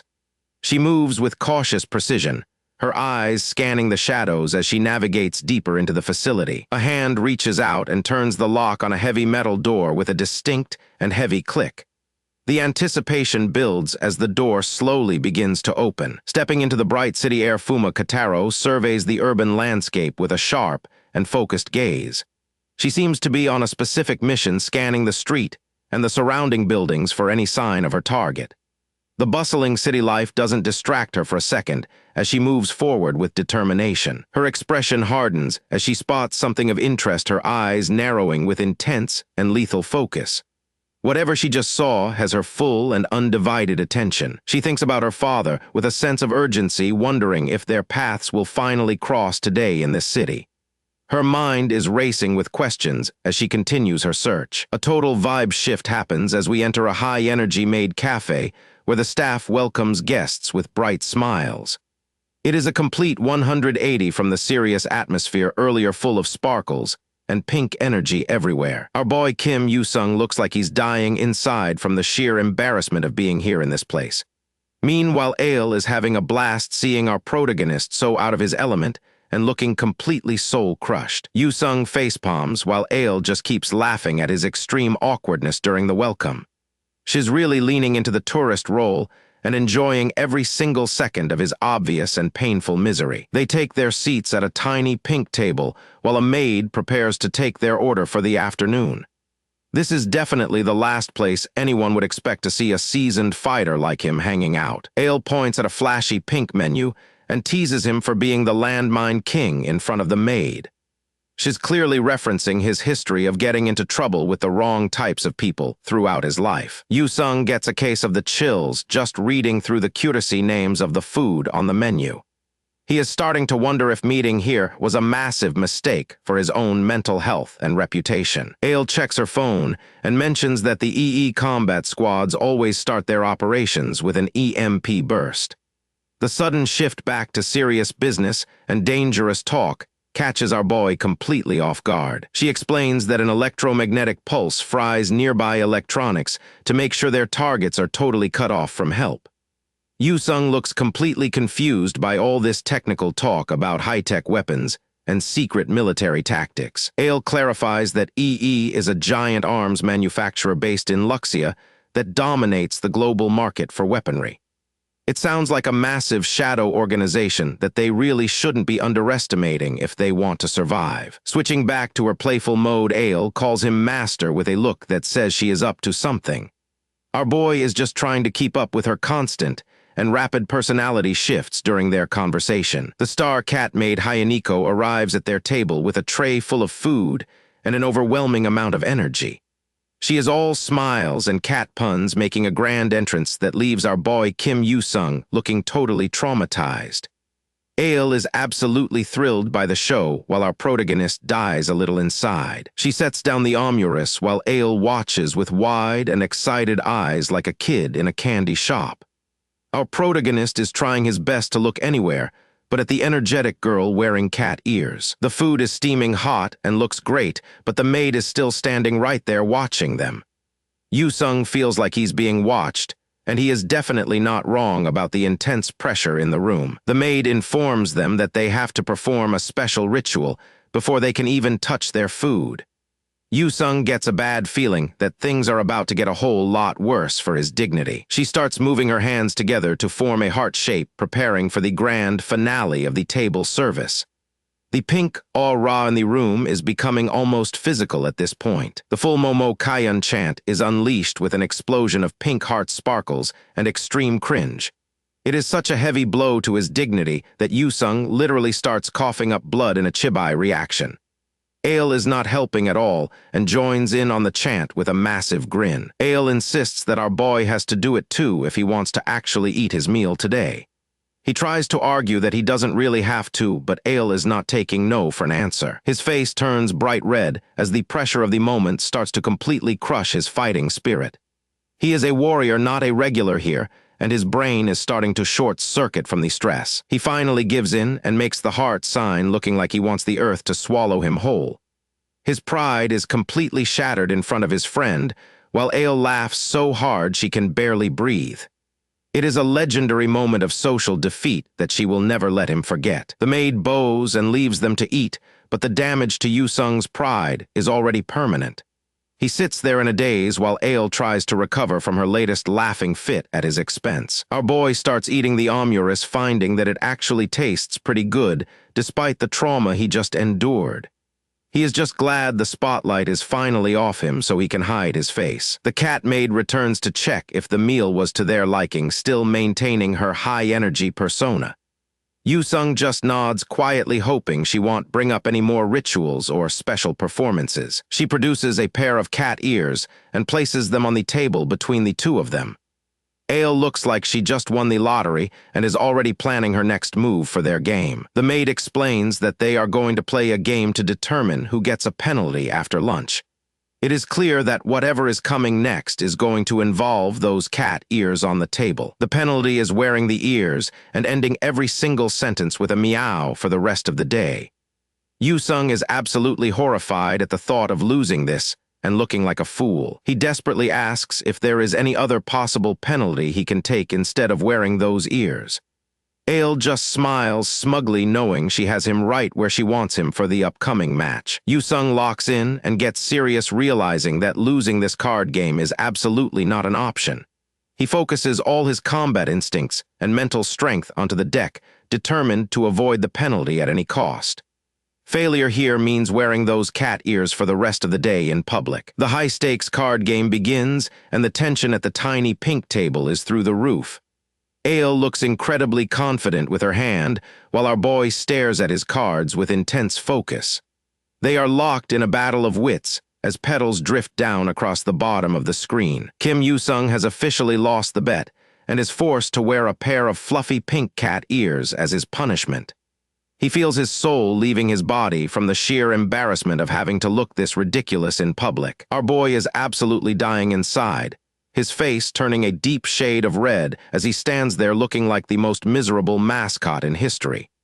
Ale can barely contain herself, and honestly, you can't even blame her for enjoying this victory. With his voice trembling and a murderous glint in his eyes, Yu-sung is forced to utter the most humiliating naya of his entire life while begging for a rematch.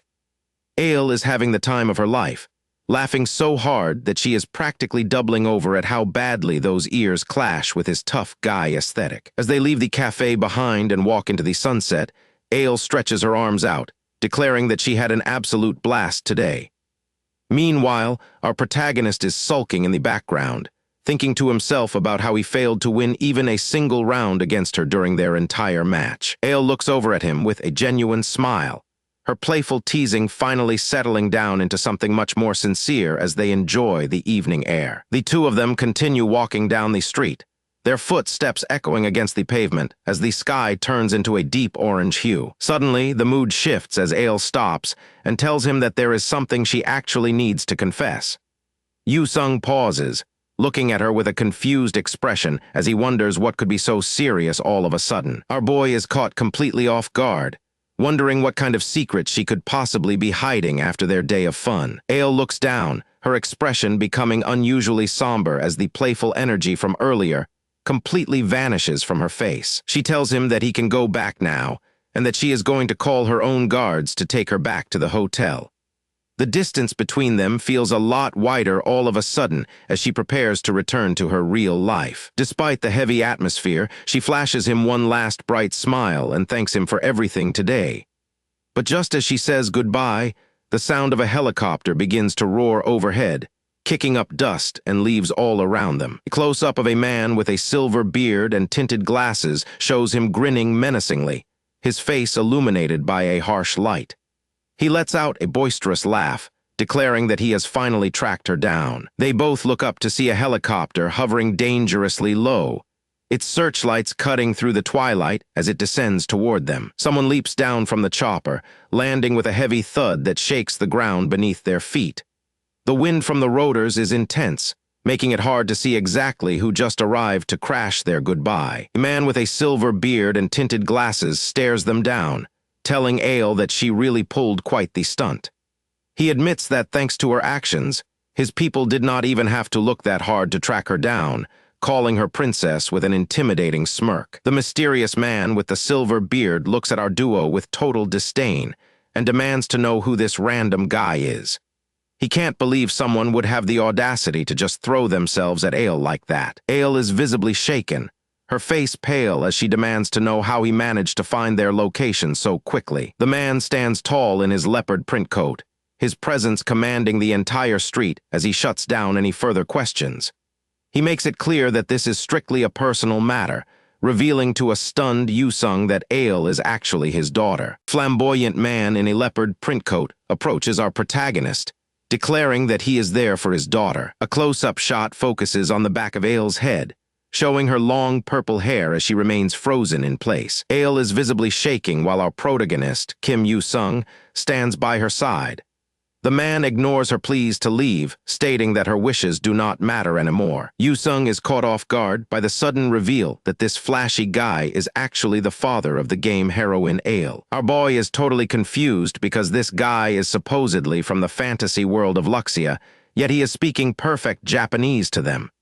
Ale looks like she just saw a ghost. The man drops a bombshell, saying he heard a legendary figure known as Black Yasha has finally surfaced in Tokyo. Yu-sung racks his brain, wondering why on earth this stranger is bringing up a weird name like Black Yasha out of nowhere. When the man points right at him, Yu-sung can only point back at himself with a look of pure bewilderment. This guy is apparently a legendary fixer, and he is looking at our boy with intense, predatory eyes that mean business. In his mind, Yu-sung sees the silhouette of a deadly ninja, the kind of person you never want to cross paths with on a dark night. The man shouts out the name Fuma Kataro, calling Yu-sung the Black Yasha and demanding a clash right then and there. Our boy is screaming for some logic here. The fixer is absolutely losing it, screaming for a duel to the death to finish a match that apparently started 18 years ago. Talk about holding a grudge. Yu-sung finally manages to get a word in, asking who the heck this old man even is while introducing himself as Kim Yu-sung. The man stares him down with a skeptical look, admitting that he has never heard the name Kim Yu-sung in his entire life. The air is thick with confusion as Ale watches the two men stand off in the middle of the sidewalk during the sunset. For a second, the man seems to accept the answer, but the fire in his eyes has not faded one bit. Our protagonist just sighs to himself, thinking that he must have the misfortune of looking exactly like this Fuma Kataro guy. The legendary fixer looms over him, his presence alone enough to make anyone else run for the hills. Yu-sung looks him dead in the eye. He explains that he thought that guy was a real kidnapper, so he did not feel the need to hold back at all. Our protagonist recalls the intense moment he delivered that heavy blow, realizing now that he might have overdone it just a little bit. Our boy admits that because he genuinely believed Ale was being abducted, he threw every ounce of strength into his counterattack without a second thought. Without a word of warning, the man stomps his foot, signaling that the talking portion of this encounter is officially over. He lunges forward with incredible speed, his fist glowing with a terrifying blue energy that screams power and destruction. Yu-sung barely has time to process the attack, as the legendary fixer closes the distance in a single heartbeat. A massive shock wave erupts from the force of the strike, lighting up the sunset sky with a blinding flash of blue light. This old guy is no joke. Ale screams out Yu-sung's name in terror, fearing that our boy just got turned into a pancake by her father's fist. The attack shreds through Yu-sung's backpack, tearing the fabric apart and exposing the books tucked away inside. Instead of cowering in fear, our protagonist roars out in anger, asking the man what he thinks he is doing. He looks like he is about to blow a fuse, his face twisted into an expression of pure, unadulterated rage as he checks his bag. The fixer finds this reaction interesting and challenges our boy to show him what he is truly capable of in a fight. Yu-sung reaches out for his bag as it hits the ground, devastated to see that his brand new manga has been ruined in the scuffle. Tears stream down his face as he declares that he will never forgive this man for disrespecting the sacred art of manga. This is the ultimate sin in his eyes. Driven by the loss of his precious book, our boy charges forward with incredible speed, leaving a trail of blue light in his wake. He dives straight into the fray, blocking the old man's heavy strikes with his bare arms as sparks fly from the impact. Yu-sung grits his teeth and absorbs the massive force of the blows while preparing to dish out some serious payback. The two of them trade a flurry of high-speed attacks, turning the quiet street into a full-blown war zone. This battle is just getting started. The two fighters continue their high-speed exchange, their movements becoming a blur of blue and purple energy as they tear across the pavement. Our boy skids across the pavement, his shoes smoking from the friction. He lets out a strained groan, barely holding his ground against that insane power while trying to maintain his balance. The old man actually stops his assault and looks genuinely impressed by the kid's resilience and strength. Meanwhile, Yu-sung is still fuming, shouting that there is nothing impressive about ruining someone's favorite manga and breaking a sacred rule of the arts. The silver-haired man looms over him with overwhelming speed that makes him impossible for a normal human eye to track. Yu-sung demands to know why this lunatic is suddenly targeting him when he just wanted to enjoy his brand new manga in peace. Instead of an apology, the man tells him he is an exceptional genius with potential he has never seen before. Our protagonist is completely baffled, still crying over his ruined manga and wondering what he could have possibly done to deserve this kind of treatment. The man points out that a completely untrained high schooler taking down his elite right-hand man, Boris, with bare hands is absolutely unheard of. He is watching Yu-sung with a predator's intensity now, sizing up the boy's every move like he is looking at a rare treasure. Faint images of their high-speed exchange flicker in the air, as the man realizes that what he is seeing should be physically impossible for a normal human. The kid's potential is clearly off the charts, and he can feel the raw power radiating from him. He declares that Yu-sung is the kind of prodigy that only appears once in 100 years. The atmosphere gets incredibly heavy as the gravity of those words sinks in, changing the entire tone of their encounter. Yu-sung grits his teeth, his face covered in sweat and dirt from the intense fight. He waits for the other shoe to drop as the man prepares to deliver his final point. The old man flexes his power, a massive blue aura radiating from his body as he makes a shocking proposal to the kid. He tells our boy to forget the past and come work directly under his command at the company, promising him a life of power. He promises to help that hidden talent fully bloom, but Yu-sung is not even listening to the offer anymore. A massive realization hits him like a freight train as he thinks about the world of scramble love and the rules that govern this reality. A massive mental explosion goes off in our boy's head as the pieces of this mystery finally start falling into place. This story is no ordinary rom-com webtoon anymore. The genre itself has been shifting right under his nose this entire time, and he finally sees it. Our protagonist looks completely shell-shocked. The reality of his situation is finally setting in, and it is way more dangerous than he ever imagined. He thinks back to the old man's words and realizes they sound exactly like a line taken straight out of a shounen battle manga. This is exactly how those high-stakes stories always start out, and it makes him question everything he knew about this world. Everything makes sense now, including the reason he was brought into this world in the first place.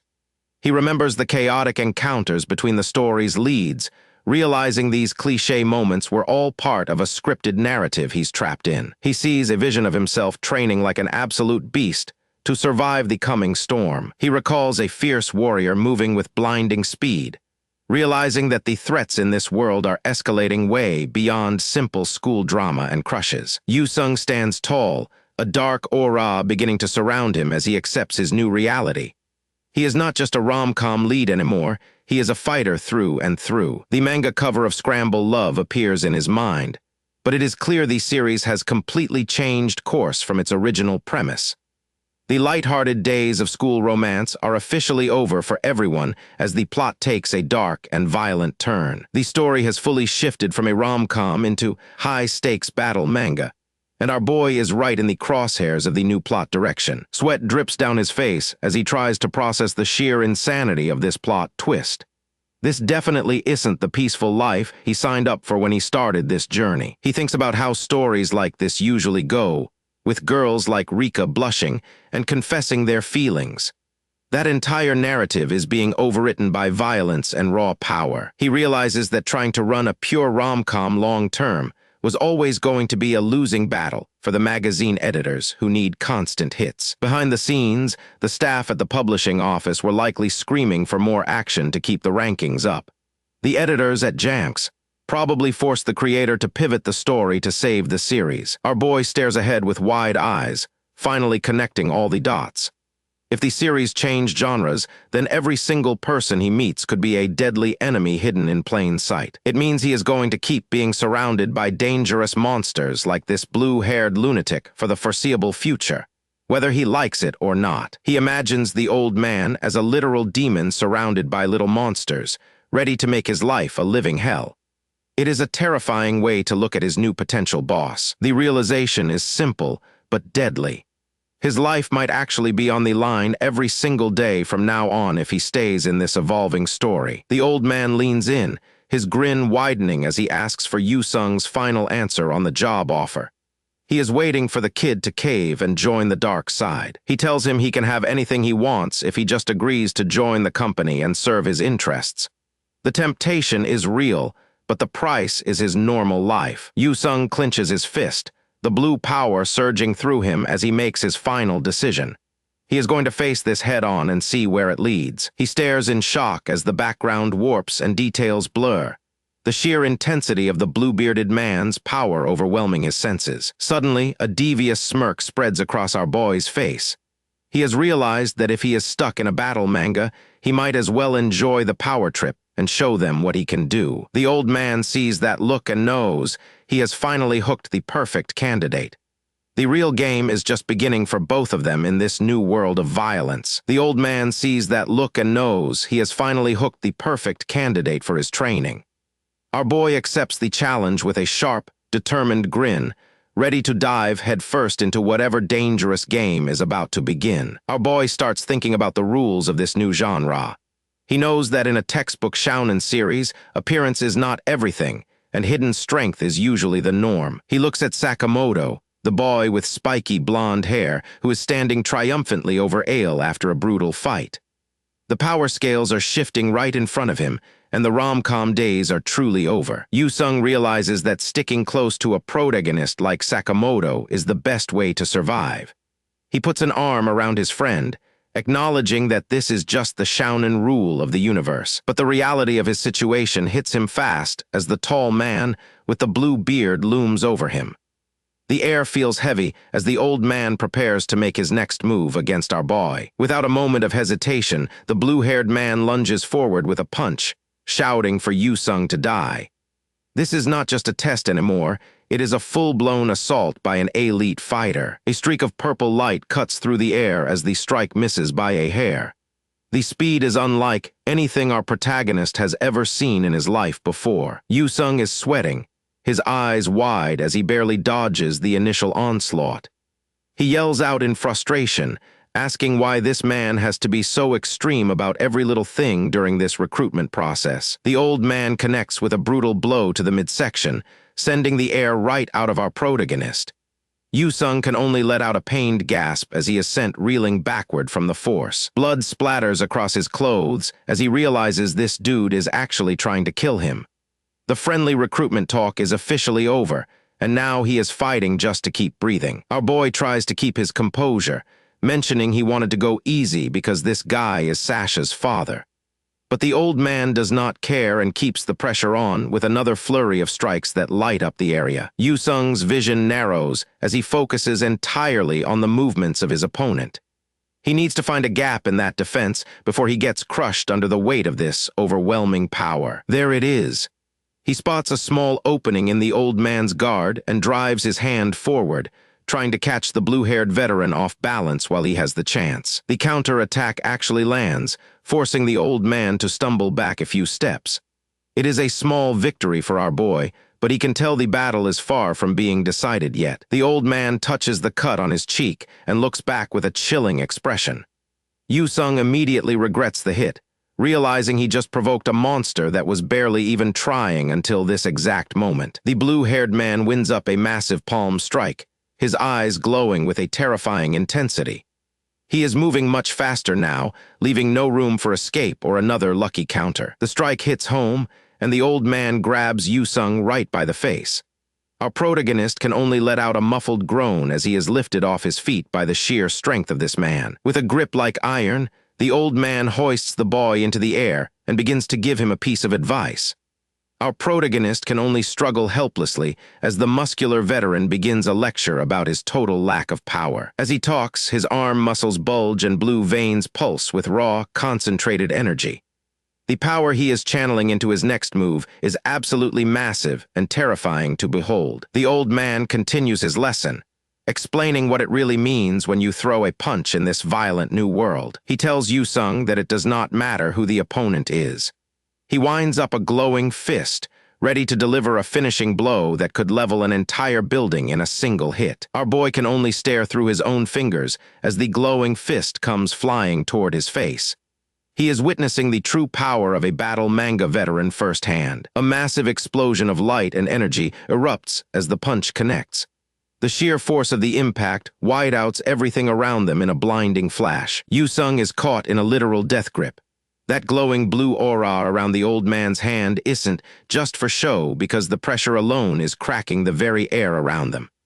Our boy looks completely overwhelmed as he tries to process the insane power gap he's currently facing. The ground literally shatters as a massive shock wave tears through the battlefield, sending debris flying everywhere.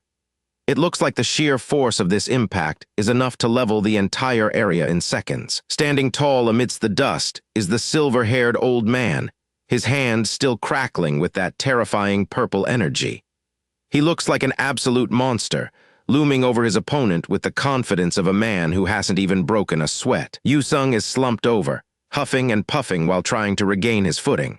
He is pushing his body to the absolute limit just to stay conscious, while the old man watches him with cold, calculating eyes. Our protagonist manages to gasp out that the last exchange was way too close for comfort. You can see the sweat dripping down his face as he realizes that one more clean hit from this guy might actually be the end of him. Yu-sung is left sweating and completely stunned as he feels a terrifying blue aura looming right behind him. He realizes that the move he just witnessed was on a completely different level of power. The silence is broken by a single, heavy name for the technique that just about leveled the area. The Emperor's Double Eagle. The silver-bearded old man lets out a confident smirk as he watches his opponent struggle. He clearly enjoys the thrill of the hunt and knows exactly how much stronger he is than our boy. Yu-sung can barely believe what he just heard, his eyes widening in total disbelief. He asks the old man to repeat himself, hoping he misheard the name of that legendary martial art. The old man enters a new stance, his entire body erupting in a violent blue flame like a god of war. He explains this is the secret Imperial Romanov martial art, specifically the Emperor's twin-headed eagle technique, releasing a pressure that feels absolutely suffocating. Before Yu-sung can blink, the old man strikes with the weight of a mountain. Our boy tries to guard, but admits he couldn't even track the movement with his eyes. Ale watches from the sidelines, desperately screaming for her father to stop this madness before someone dies. Ale is absolutely frantic, her blue hair flying as she yells at the top of her lungs for the violence to end. She is wearing her orange jacket and solar cap, looking completely horrified that the person she cares about is being systematically dismantled by her own father. The old man doesn't even look at her, telling her to stay out of it with a terrifying roar. He makes it clear that he is taking Yu-sung with him regardless of what anyone else says, and his expression shows he will crush anyone who gets in his way. Despite the trembling in his limbs and the blood on his face, Yu-sung forces himself back into a fighting stance. He is shaking like a leaf, but his eyes are still burning with that stubborn refusal to just lie down and give up. The old man looks him dead in the eye and gives him a choice, telling him to come under his wing if he doesn't want to die. He promises to teach Yu-sung every single technique he knows, essentially offering him a path to ultimate power if he just submits. He continues his pitch, acknowledging that Yu-sung was born with incredible natural strength. He is actually impressed that our boy was able to block attacks that even his elite troops couldn't withstand, making it clear he sees massive potential in him. A massive, ghostly aura of the old man towers over Yu-sung, emphasizing just how small our boy is in comparison to this guy's legacy. It is a visual representation of the overwhelming pressure of the Romanov bloodline, trying to swallow him whole. Yu-sung finds his voice, mocking the old man for beating someone half to death just to offer an apprenticeship. He laughs in his face, calling the whole thing a delusional Chunibyo fantasy that he has no interest in.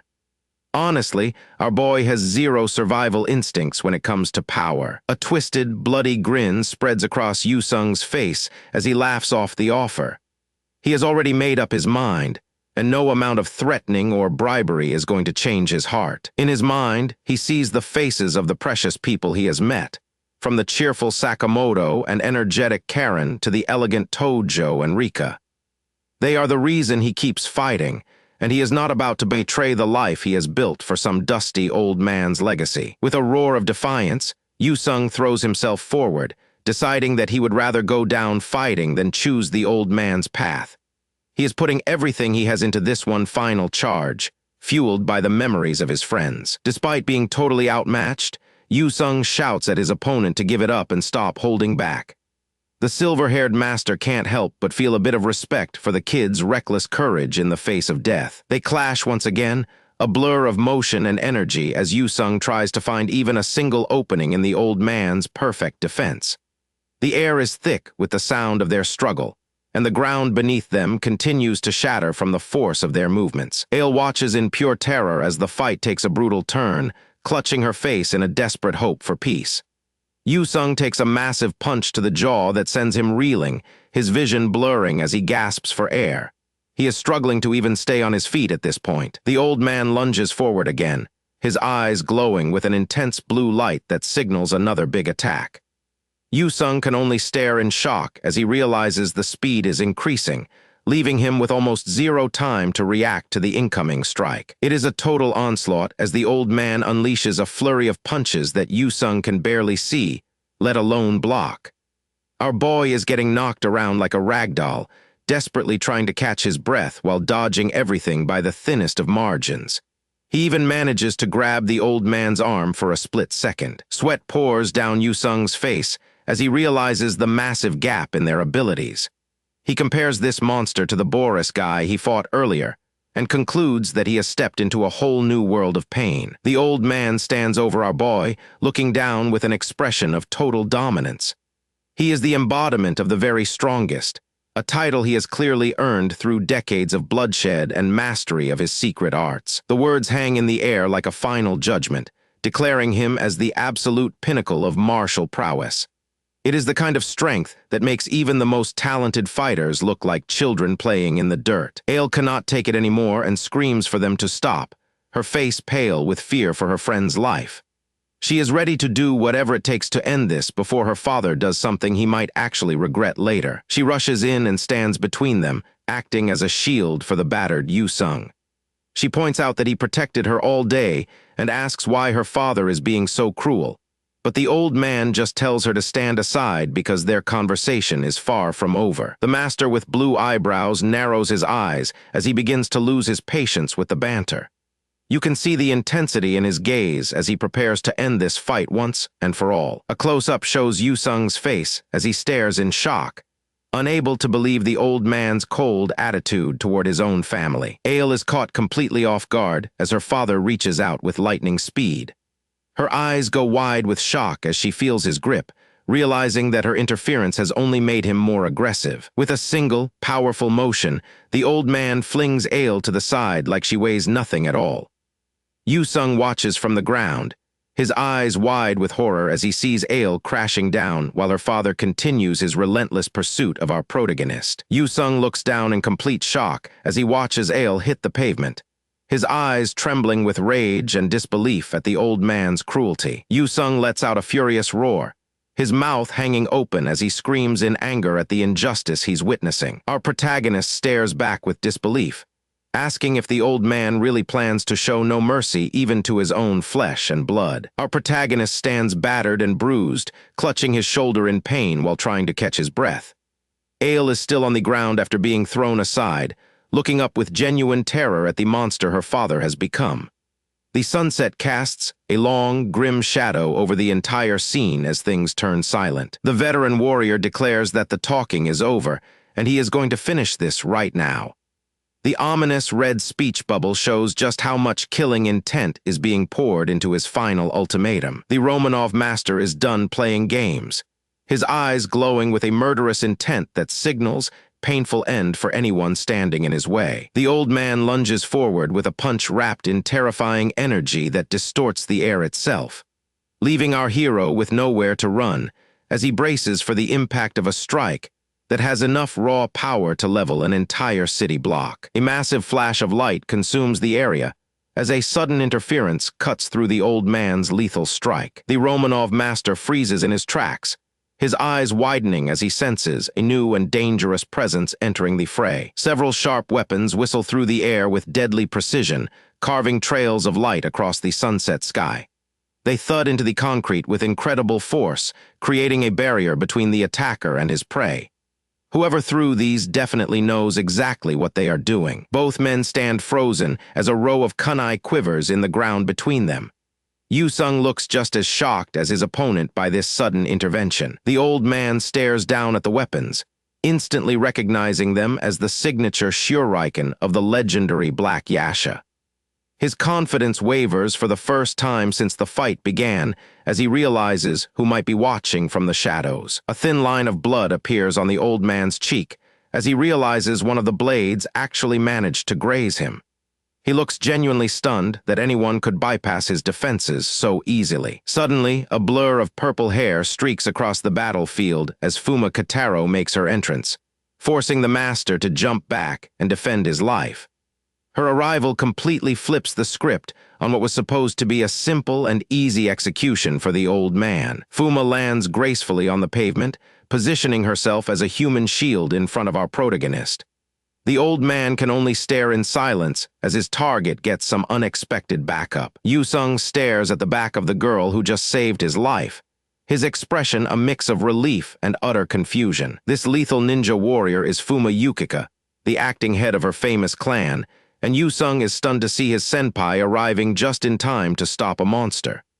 Her presence shifts the momentum of the battle as she prepares to protect him at any cost. Our protagonist can barely believe his eyes, letting out a shaky breath as he realizes he is not fighting this battle alone anymore. The Romanov master maintains stern expression, his eyes locked on the young ninja who dared to interrupt his vengeance. Fuma drops a massive bombshell, revealing that the legendary Black Yasha is actually her father who disappeared from their village 10 years ago.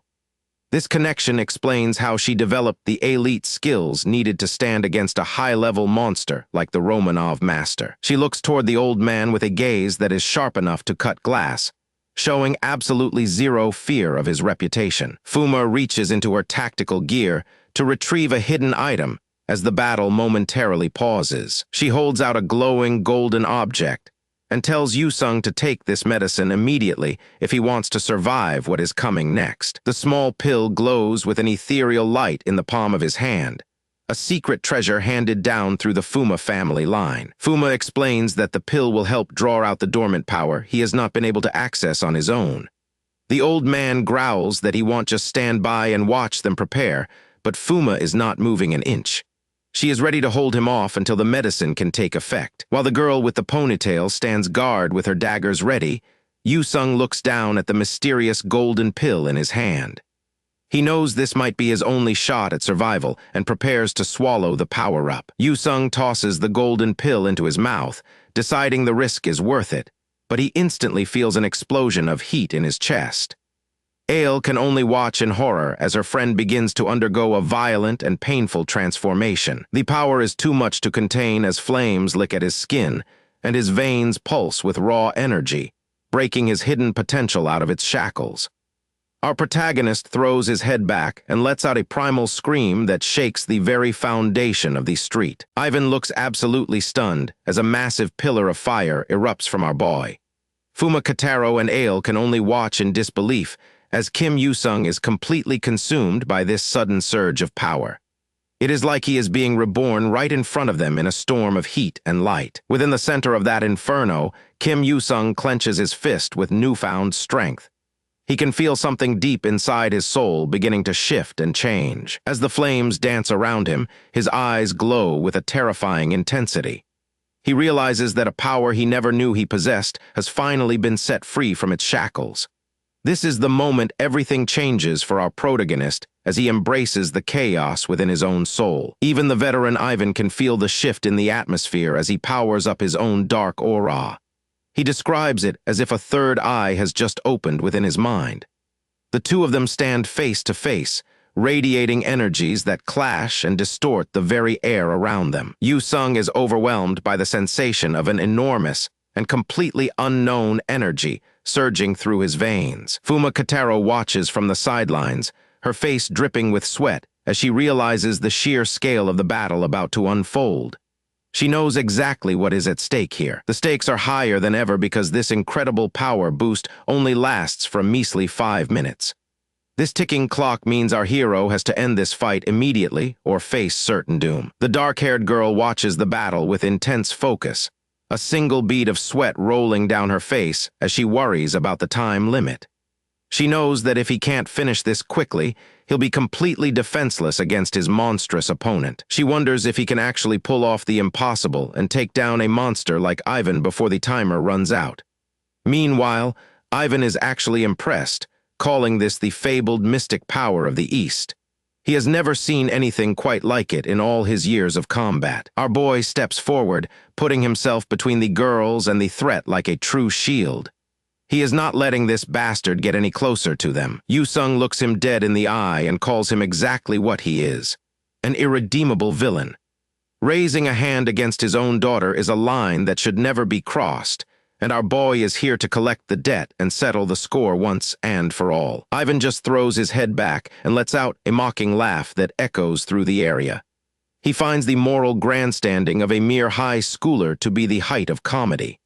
This monster has clearly forgotten what it feels like to face someone who actually has a spine. He points a finger at Yoo-sung, telling him to listen closely because those words are nothing but excuses used by the weak.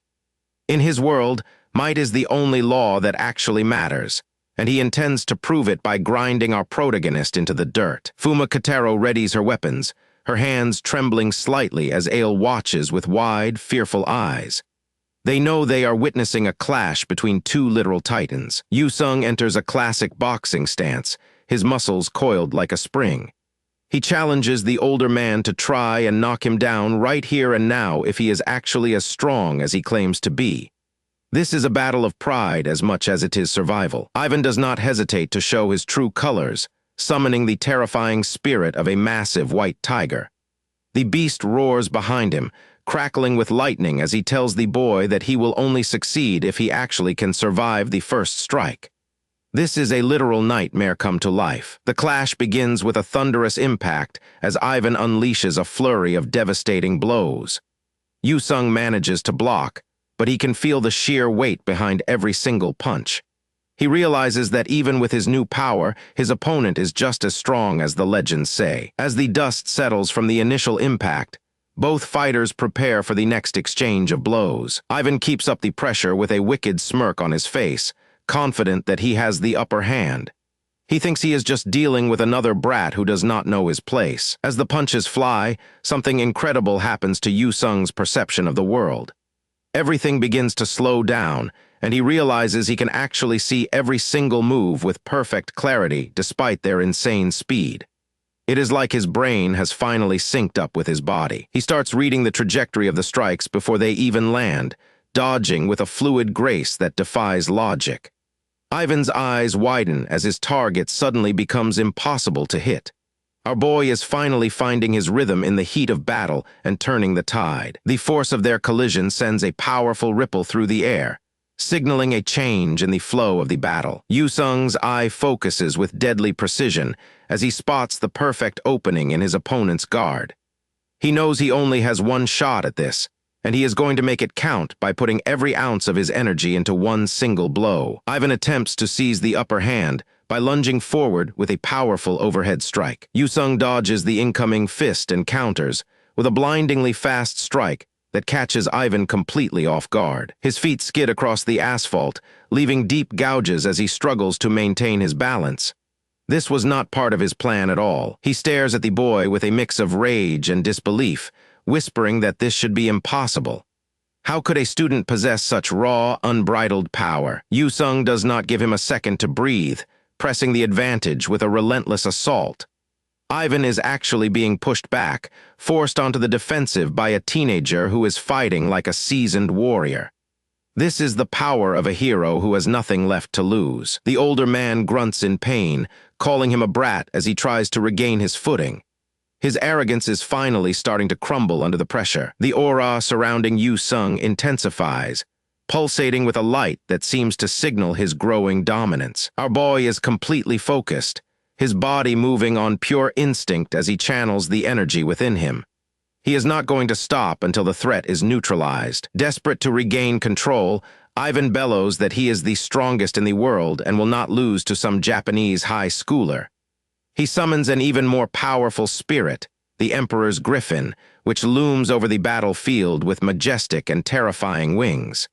This is his ultimate trump card. The villain unleashes his full power as the name of his ultimate technique manifests in a burst of light. With a final scream of rage, Ivan commands his opponent to die as he lunges forward with everything he has left. The air itself seems to scream as his claws tear through the space between them, leaving trails of dark energy in their wake. Claw meets fist in a final struggle that will decide the fate of everyone standing there. The ground trembles beneath them as their clashing forces threaten to tear the very street apart in a spectacular display of raw, unbridled power. Yu-sung braces for the impact as the ultimate move approaches. He mutters to himself that it is finally time for the real deal to begin. Ivan pushes forward with a reckless desperation, throwing every ounce of his remaining strength into a final, crushing charge. Ivan lets out a manic laugh, taunting our boy that his puny defense is useless against an attack of this caliber.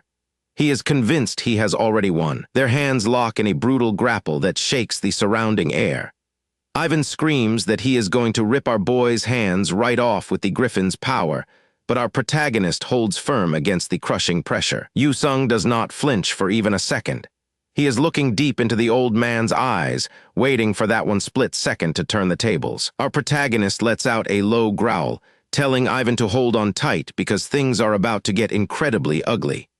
He channels his own inner power, preparing to flip the script on his arrogant opponent. With a sudden burst of speed, Yu-sung executes a counter that catches the giant off guard, moving faster than the eye can follow. Ivan's eyes widen in pure shock as he realizes his ultimate technique just got completely bypassed by a high schooler. Yu-sung slams his foot down with enough force to crack the pavement itself.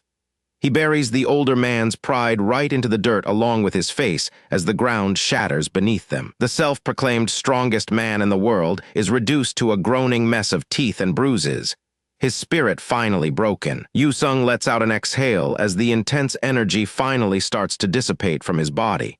He is clearly exhausted, but he has a look of relief on his face after such a brutal fight. He looks down at his fallen opponent, the silence on the street becoming deafening after such a loud and violent explosion. Ivan can barely form coherent thought through the pain, clutching his chest and wheezing as he lies defeated on the ground. Yu-sung stares him down with a cold expression, looking surprisingly calm for someone who just fought a literal monster in human form. A close-up of Yu-sung shows him listening in silence as Ivan continues to speak. His expression is stoic, his eyes fixed on the man who was just his enemy a few moments ago. The giant closes his eyes and exhales, finally accepting that his long streak of being the strongest has come to a very sudden and pathetic end. Yu-sung takes a deep breath, the adrenaline finally starting to wear off as he stands over the wreckage of the fight. Our boy leans in and drops a truth bomb that must hurt more than any punch. He tells the old man he is actually Korean, correcting the assumption that he was just another Japanese high schooler. That is one way to add insult to injury. Fuma Katero is standing nearby with her jaw on the floor, unable to process the level of power she just witnessed from her classmate. Ale is just as stunned, her eyes wide as she looks at the man who just dismantled her father with such brutal efficiency. The dust finally settles, and the victory is undeniable. Our boy stands as the last man standing in this ruined street, proving his strength to everyone watching. Ivan is completely out cold now. To think that the head of the Easter Egg Company got taken down like this is absolutely insane. Fuma Kataro admits she is genuinely impressed with the result. She tells Yusung that even though he used an opening, she never expected him to actually pull off a win against such a monster. Yusung wipes a bit of blood from his lip and starts huffing, the massive exhaustion finally starting to set into his muscles. Ale snaps out of her shock and starts rushing toward him, looking worried about the state of both the winner and the loser. Our boy turns to Ale, whom he calls Sasha, and apologizes for the mess. He explains that he just got dragged into this fight out of nowhere and had to do what was necessary. Yusung looks absolutely exhausted and a bit battered as he tries to explain the chaotic situation to his friend. He has a look of genuine concern on his face while he hopes she can understand why things turned out so messy. Ale looks down at her hat, the shadow of the brim hiding her expression. The silence between them is heavy with the weight of what just happened to her father. She looks back up at him with a gaze that is much more complicated than just anger or fear. It seems she is seeing him in a new light. Suddenly, the toll of the fight hits Yusung all at once, and his legs give out. Fuma Kataro has to jump in and catch him before he hits the concrete. The purple-haired girl holds him steady while Ale looks on, still processing the sheer magnitude of the aftermath. Yusung gives a weak, tired smile as he leans on his friend. He is completely spent, but he knows the job is done. Ale smiles back at him with relief, even as bystanders gathered nearby start whispering about the man lying on the ground. Fuma Kataro decides it is time to leave and starts walking our boy away, letting him lean on her for support. Ale stays behind to look after her father as the crowd continues to gossip about the fight. The scene shifts back to the quiet exterior of the school building, where time keeps ticking away as if the world has not just changed forever. Our boy is clearly feeling the aftereffects of that brutal battle. He massages his stiff neck, trying to shake off the lingering pain as he heads back to his daily life. Back at school, our boy is a walking pharmacy of bandages. Even though he's trying to play it cool, he's feeling every bit of that fight, and the girls in the hallway are definitely noticing his rough state. A classmate greets him, asking if he enjoyed his break, but Yusung can barely muster a response. The contrast between his normal school life and the life-or-death struggle he just survived is massive. He stares ahead with a heavy expression, likely wondering how he is supposed to just go back to being a normal student after everything that happened. The teacher stands at the front of the room, looking cheerful as he prepares to start the day.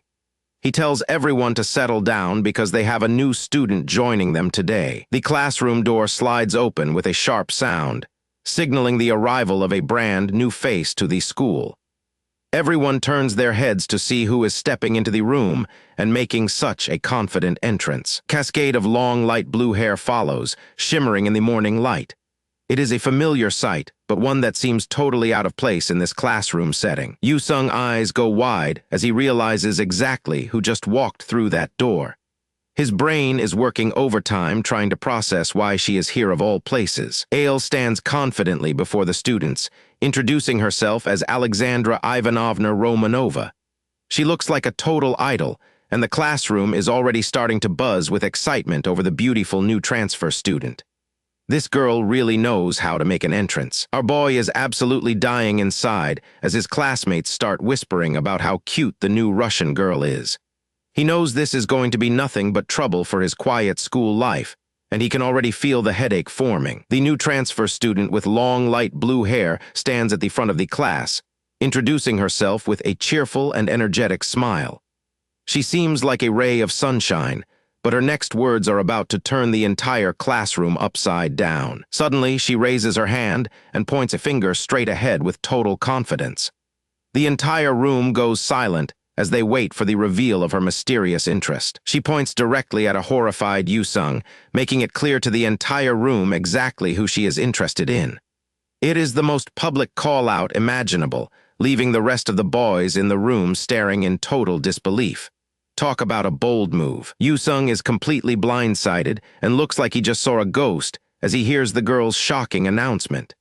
His eyes go wide and his jaw drops while he tries to process how his secret life just got exposed in front of everyone. Sakamoto watches the drama unfold from his seat, thinking to himself that this is one hell of a sudden love confession out of nowhere. He's clearly getting a kick out of seeing his friend squirm under the spotlight. The blue-haired girl stands proudly with a radiant, sparkling background, her mischievous expression showing she knows exactly the kind of chaos her public declaration has caused. Classmates are crowding around Ale, asking if she is actually Russian and how she learned to speak Japanese so fluently after moving here. The questions keep coming as they ask what her parents do for a living, clearly fascinated by the new foreign student in their class. Our protagonist starts sweating bullets as a classmate asks Ale if she actually meant her confession from earlier. Kim is desperately praying for a rejection, but the atmosphere is clearly shifting away from the peaceful life he wanted. Instead of being shy or backing down, Ale just flashes a massive, bright smile that radiates pure confidence to the entire classroom.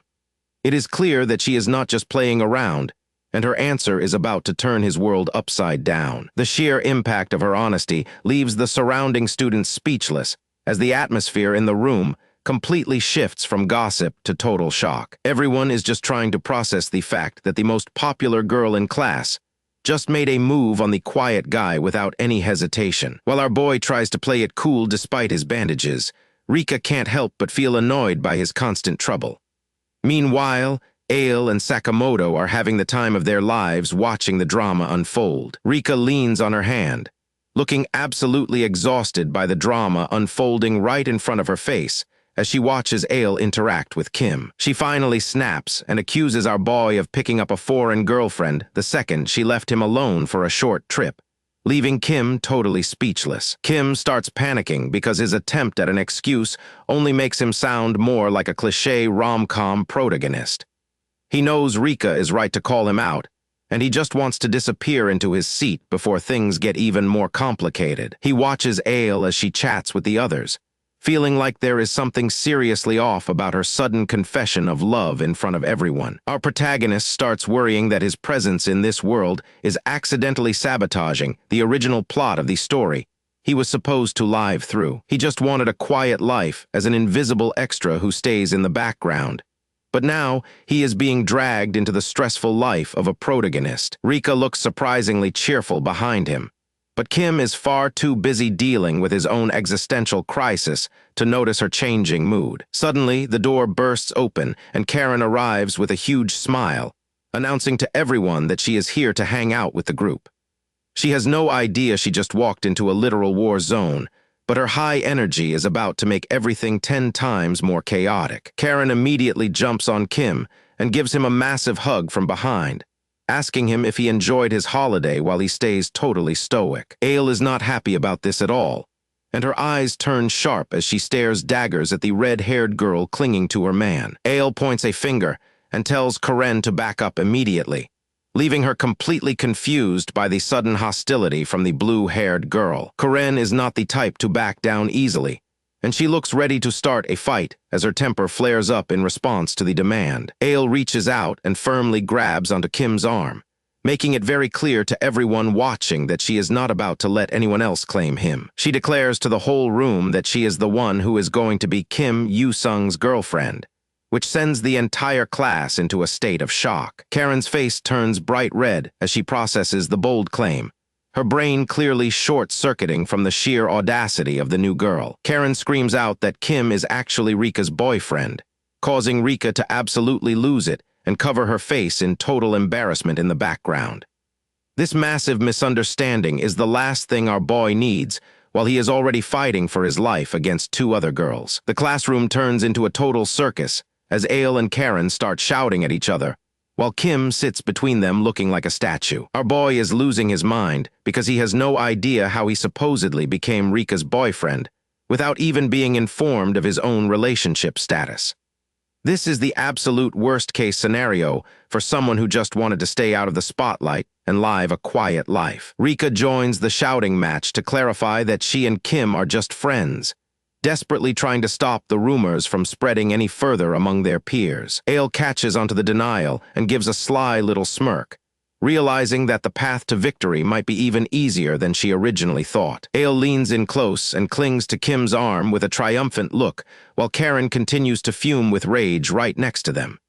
She is marking her territory in front of the whole class, and our boy can only offer a weak protest as he is physically dragged into the drama. Rika is officially done with the nonsense and tells Karen that they need to take this conversation outside immediately before things get any worse. While the chaos continues in the back, a new girl approaches Kim to ask him a question, ignoring the others who are currently fighting for his attention. The class representative suddenly approaches Kim with a serious request, catching the entire room off guard.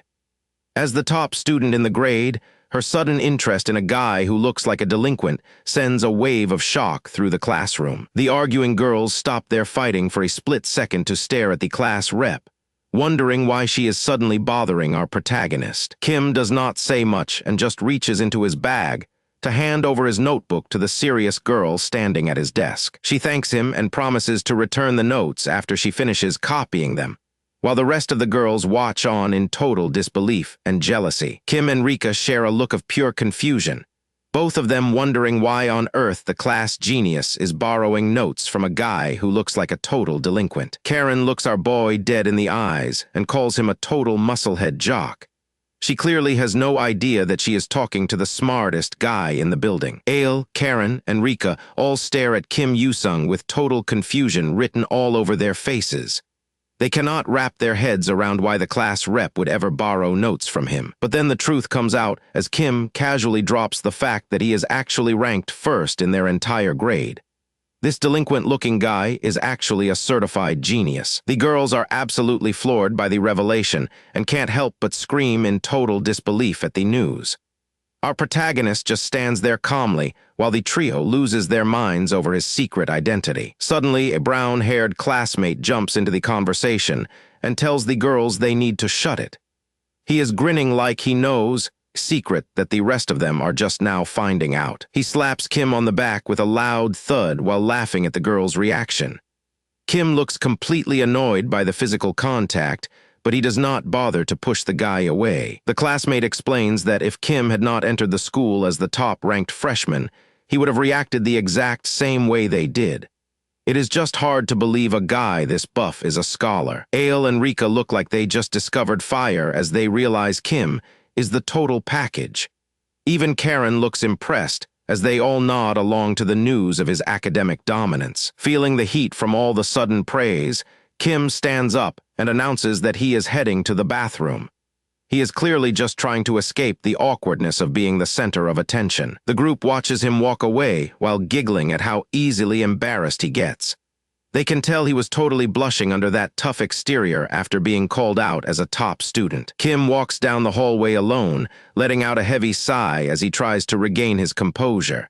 He just wants a peaceful school life, but his high grades are making him way too popular for comfort. Kim heads towards the school cafeteria in search of a quiet corner where he can eat in peace. He just wants to escape the crowd and enjoy his lunch without any more unwanted attention. So much for a peaceful lunch, because he is immediately surrounded by Ale, Karen, and Rika again. They are all hovering over his table like he is some kind of rare attraction at the zoo. Our protagonist is internally screaming because he just told himself he needed to keep his distance. Instead of a quiet meal, he is trapped in the middle of a three-way tug of war for his attention. Ale starts teasing him by saying he should at least show his girlfriend around the school. Kim immediately shuts that down by reminding her that she is not his girlfriend and never has been. Despite his rejection, Ale clings to his arm with a huge smile while the other two girls fume with jealousy. Rika and Karen look like they are about to explode from the sheer audacity of her move. Kim is sweating bullets as the pressure in the cafeteria continues to rise. He can feel the glares from the other students and the intense competition coming from the girls sitting right next to him. Ale tries to feed him a snack while Karen and Rika watch with pure hatred in their eyes. Kim is stuck in a nightmare scenario where every move he makes is being judged by three different girls. Suddenly, a light bulb goes off in Kim's head as he realizes he can use their own weaknesses against them. He has found the perfect way to get some breathing room and escape this harem madness. With a casual smile, he brings up the fact that midterms are coming up soon and asks if they have been studying. The reaction is instantaneous and much more dramatic than he expected. The girls look like they just saw a ghost and immediately lose all their energy. Mentioning exams is clearly the ultimate mood killer for these three, and Rika looks especially devastated by the reminder. The entire table goes dark as the weight of the upcoming tests sinks in for everyone. Kim's plan worked perfectly because the flirtatious atmosphere has been replaced by pure academic dread. Rika slumps over her food, looking like her entire world is ending just because of a few exams. She is clearly one of those students who absolutely hates the stress of finals week. Kim Yoo-sung listens to the explanation about how old classics are written in a language that makes studying them nearly impossible. Our muscular high school boy just smirks while holding his chopsticks, completely unfazed by the academic challenge ahead of him. He suggests that since they are all struggling, they should probably form a study group and help each other out. The girls look at him like he is a genius for suggesting such a logical solution. As the girls agree to the plan, a truly sinister and happy expression takes over Kim's face. He tells them to do their best and work hard together, knowing full well that this frees him up completely. Our boy is internally celebrating because he is finally free from their constant attention until the weekend. He has his own secret plans that he has been dying to get to without any interruptions. The sun is shining bright over a quiet residential building as the sound of birds chirping fills the air. It is the perfect peaceful afternoon for someone who finally managed to ditch their clingy friends. Back at home, Kim wipes the sweat from his forehead with a satisfied grin on his face. He is finally in his element and away from all the high school drama that has been haunting him. Kim Yoo-sung celebrates with a tearful, joyful expression, overwhelmed by the beauty of his new private gym. He strikes a pose, feeling absolutely legendary in his personal sanctuary. His face turns red with excitement as he gazes at his equipment. The mere sight of his weights brings a blush to his cheeks and a sparkle to his eyes that no classmate ever could. A small, proud smile creeps onto his face as he looks over his setup. He feels a deep sense of satisfaction knowing his hard-earned money was well spent on this facility. He reaches down and grips the heavy barbell with both hands, focusing all his energy on the task at hand. The texture of the metal feels perfect as he prepares for the heavy lift. Kim lets out a loud laugh of pure excitement as he starts his bench press routine. He screams about how amazing it feels to finally be alone with his weights, completely in the zone. A sudden, high-pitched buzzing sound cuts through the silence of the room. A phone sitting on a nearby wooden table begins to vibrate and light up, demanding his attention. Kim Yoo-sung stops mid-lift, looking towards the source of the noise with a confused and slightly annoyed expression. He was just getting into his zone when the phone started ringing. He picks up the call with a confused hello, still breathing hard from the workout. Whoever is on the other end seems to be in quite a hurry to get his attention, and he can already tell his gym session is about to be interrupted. Kim Yoo-sung walks over to the window to see what the commotion is about, tossing a towel over his shoulder. He slides the glass open and looks down at the street below to find the source of all the noise. It turns out Rika is right outside his place, waving her arm frantically to catch his eye. She shouts up at him, calling him Ryu-chan and acting like they are just meeting up for a perfectly normal study session. Rika looks incredibly cheerful as she smiles and waves, but there is a massive problem standing right behind her. She is surrounded by a literal wall of the most intimidating, muscle-bound men you have ever seen in your life. Talk about a major red flag. Kim's heart nearly stops as he realizes his afternoon of relaxation is about to be violently interrupted. The sudden appearance of these strangers is a total shock that catches our muscular protagonist completely off guard. Kim Yoo-sung lets out a terrified scream as his eyes bulge in pure shock. He is completely horrified by the group of men he sees standing right outside his window. Kim demands to know who these terrifying men are, while Rika stands there looking completely oblivious. These guys look like professional killers with their cold stares and battle-scarred faces, and they are definitely not here for a simple afternoon study session at his place.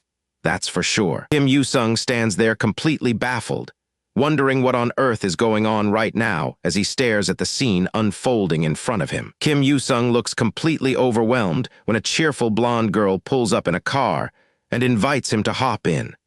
Standing behind her are several intimidating guys in black shirts who look like they mean serious business. Our protagonist freezes when he sees the driver, a tough-looking dude with a bandage wrapped around his head and a very serious scowl. This is actually Rika's uncle Boris, and Kim Yoo-sung immediately remembers him as the guy he absolutely wrecked in a fight just a few days ago. She cheerfully introduces them like nothing happened, while our boy just stands there screaming internally about the awkward situation. Despite the massive tension, they all pile into the car, and Rika insists that Boris is actually a pretty nice guy once you get to know him. Ale explains that Boris has to follow her everywhere because he is her personal bodyguard, which means she can't even have a day off without him hovering nearby. Kim Yoo-sung is sweating bullets, feeling incredibly uncomfortable sitting inches away from a man he recently beat half to death. The car eventually pulls up to a traditional Japanese-style house, where the group gets ready to head inside and start their long-awaited study session. Karen's dad greets the group with a bright, friendly smile, though his massive build and gold chain still give off an intimidating vibe. Kim Yoo-sung realizes he has definitely met this man before in a past life or a secret meeting, but he decides to play it cool and pretend they are total strangers. Everyone gives a polite bow as our boy introduces himself, thanking the host for having them over while trying his best to hide his nerves. Karen's dad looks at Kim Yoo-sung with a strange, proud expression, thinking to himself that this kid is progressing perfectly as a future husband for his daughter. Our boy has no idea he is being sized up as a potential successor, and just wonders why the big guy is staring so hard. The dad looks on with a satisfied, closed-eye smile, feeling proud of his daughter's choice in friends as Karen watches him with a wary expression. The large man gives a subtle nod and a small smirk, signaling that he approves of the situation and the guest who has arrived. Boris remains silent for now, but his eyes are fixed on our protagonist with an intensity that says he hasn't forgotten their previous violent encounter. Ale suddenly notices the weird connection, asking if Boris and Karen's dad already know each other from their time working together in the past. Boris adjusts the bandage on his head and confirms that they are old acquaintances, which only makes the whole situation much more complicated for Kim Yoo-sung. He leans in toward the group, preparing to drop a truth bomb that might blow up the entire afternoon and ruin the study session. A finger points directly at our boy, singling him out in front of the entire group like he is some kind of wanted criminal. Boris reveals that Kim Yoo-sung is the one responsible for his injuries, and even mentions a certain Lord Noah getting hurt too. Our boy is absolutely floored, wondering why this guy had to go and snitch on him right now of all times when he was trying to be low-key. Rika is totally stunned by the news, her jaw dropping as she tries to process the fact that her friend is actually a secret powerhouse. The dad is genuinely impressed by the reveal, questioning Boris about how this high school kid managed to injure someone as strong as Lord Noah. He is clearly sizing the boy up now. Kim Yoo-sung thinks his life is over, worrying that he is about to be kicked out and banned from the house for his violent history. But then realization hits him, and he wonders if getting kicked out might actually be a good thing since he could just go back to his lazy life. He braces himself for the inevitable explosion of anger, waiting to see how the scary father will react to the news of his bodyguard being defeated. Instead of being angry, the dad bursts out laughing and gives a big thumbs up, declaring that Kim Yoo-sung is the perfect son-in-law material. Karen is completely mortified by the suggestion, her face turning bright red as she tells her dad to stop saying such embarrassing things to her friends. Once the chaos finally settles down, our boy finds a moment of peace in a quiet room, letting out a massive sigh of relief. The girls gather around him, and Ale mentions that Boris was just doing his job by reporting the incident, though Karen is still clearly flustered. They finally settle down at a low table with their books, and Kim Yoo-sung announces that it is finally time for them to actually start studying. Rika raises her hand with a ton of energy, ready to tackle whatever academic challenge our boy throws her way during their session. He lays out the law, telling them that their only goal for the day is to drill every single formula on the test into their heads. He starts handing out the study materials, and the atmosphere in the room shifts from playful to deadly serious in an instant. The girls look absolutely crushed the moment they see the piles of paperwork, realizing that this study session is going to be a total nightmare. Karen tries to psych herself up for the challenge, shouting a determined response even though she looks like she wants to be anywhere else. Kim Yoo-sung ignores their suffering and dives straight into the material, determined to make sure they all pass this upcoming exam no matter what. Karen is fired up about her mnemonic system, while Rika looks completely drained by the heavy academic workload. Ale leans in and asks our boy what he has planned for her specifically during their personalized study session. Our protagonist reaches into his bag to pull out the next set of materials for the group to tackle. He hands Ale some practice sheets he made for himself and suggests they work through the tough parts together to save time. The whole squad settles in for a serious study grind, looking like a group of tiny and very determined scholars. 1 hour later and the fatigue is visible, as Karen stares blankly at her notes while Ale starts to zone out. 2 hours in, and Rika has completely passed out on the table while Ale is busy scrolling on her phone. Kim Yoo-sung finally calls for a break, and the girls celebrate like they have just been granted their total freedom. Karen looks up with a look of surprise and anticipation, wondering what kind of delicious reward he has in mind. Our boy flashes a bright smile and tells the group he is going to whip up a quick snack for them. The girls wait excitedly at the table as their host heads into the kitchen to start preparing the food for everyone. He returns with 4 incredible bowls of bingsu topped with fresh mango red beans and sweet rice cakes. The girls are stunned by the professional quality of the dessert as the colorful fruit and toppings glisten under the light. It is exactly the kind of refreshing treat they needed after hours of intense study. Everyone is blown away by the presentation, and Ale even starts speaking Russian because she is so impressed by how beautiful the food looks. Rika and Karen can barely contain their excitement as they lean in closer to admire the work our boy put into making these. They are all ready to dive in and eat. Wiping some sweat from his brow, he explains he made them in pairs so they can all share and try different flavors. Karen and Ale immediately pull out their phones to take pictures of the beautiful dessert before they even start eating it. Ale looks at our boy with a flirtatious gaze that makes the whole atmosphere in the room feel very different and tense. She scoops up a spoonful of her dessert and offers it to him, suggesting they try each other's food as a group. Our protagonist feels the pressure as he stares down a spoonful of chocolate dessert being offered right to his face. He is sweating bullets while trying to decide if he should actually take a bite of the sweet treat. Ale continues to tease him, claiming her arm is getting tired, while she waits for him to finally accept the bite. She successfully feeds him, while Karen and Rika watch from the background, looking like they are absolutely fuming with pure jealousy. He looks totally overwhelmed, while the other 2 girls radiate anger at the sight of him being fed by Ale. Rika and Karen immediately jump in and demand that he taste their portions of the dessert, as well to even things out. The situation spirals into chaos as a girl with red hair and a girl with blonde hair both start bickering over who gets to feed him. They are getting incredibly competitive and demand that he tries their food immediately without playing favorites. A sudden realization hits Karen, and she begins to think she has been a total idiot this entire time during the trip. A sudden flashback shows Karen and Rika arguing with Ale earlier, panicking as they insist they are just friends to hide their true feelings from the group. Back in the present, Karen reflects on Ale's smug look and concludes she was completely mistaken to assume that Ale and Yoo-sung were already dating. Her mind flashes back to a night when our boy was incredibly kind and gave her some much-needed comfort during a tough time. Back in the present, Rika decides to stop holding back and aggressively tries to feed him her own dessert to claim her moment. She holds the spoon right up to his face and insists that he has to try her flavor next. The competitive energy in the room spikes as she makes her move against the other girls. With her heart racing and her face turning red, she tells herself she still has a real chance with him and refuses to quit.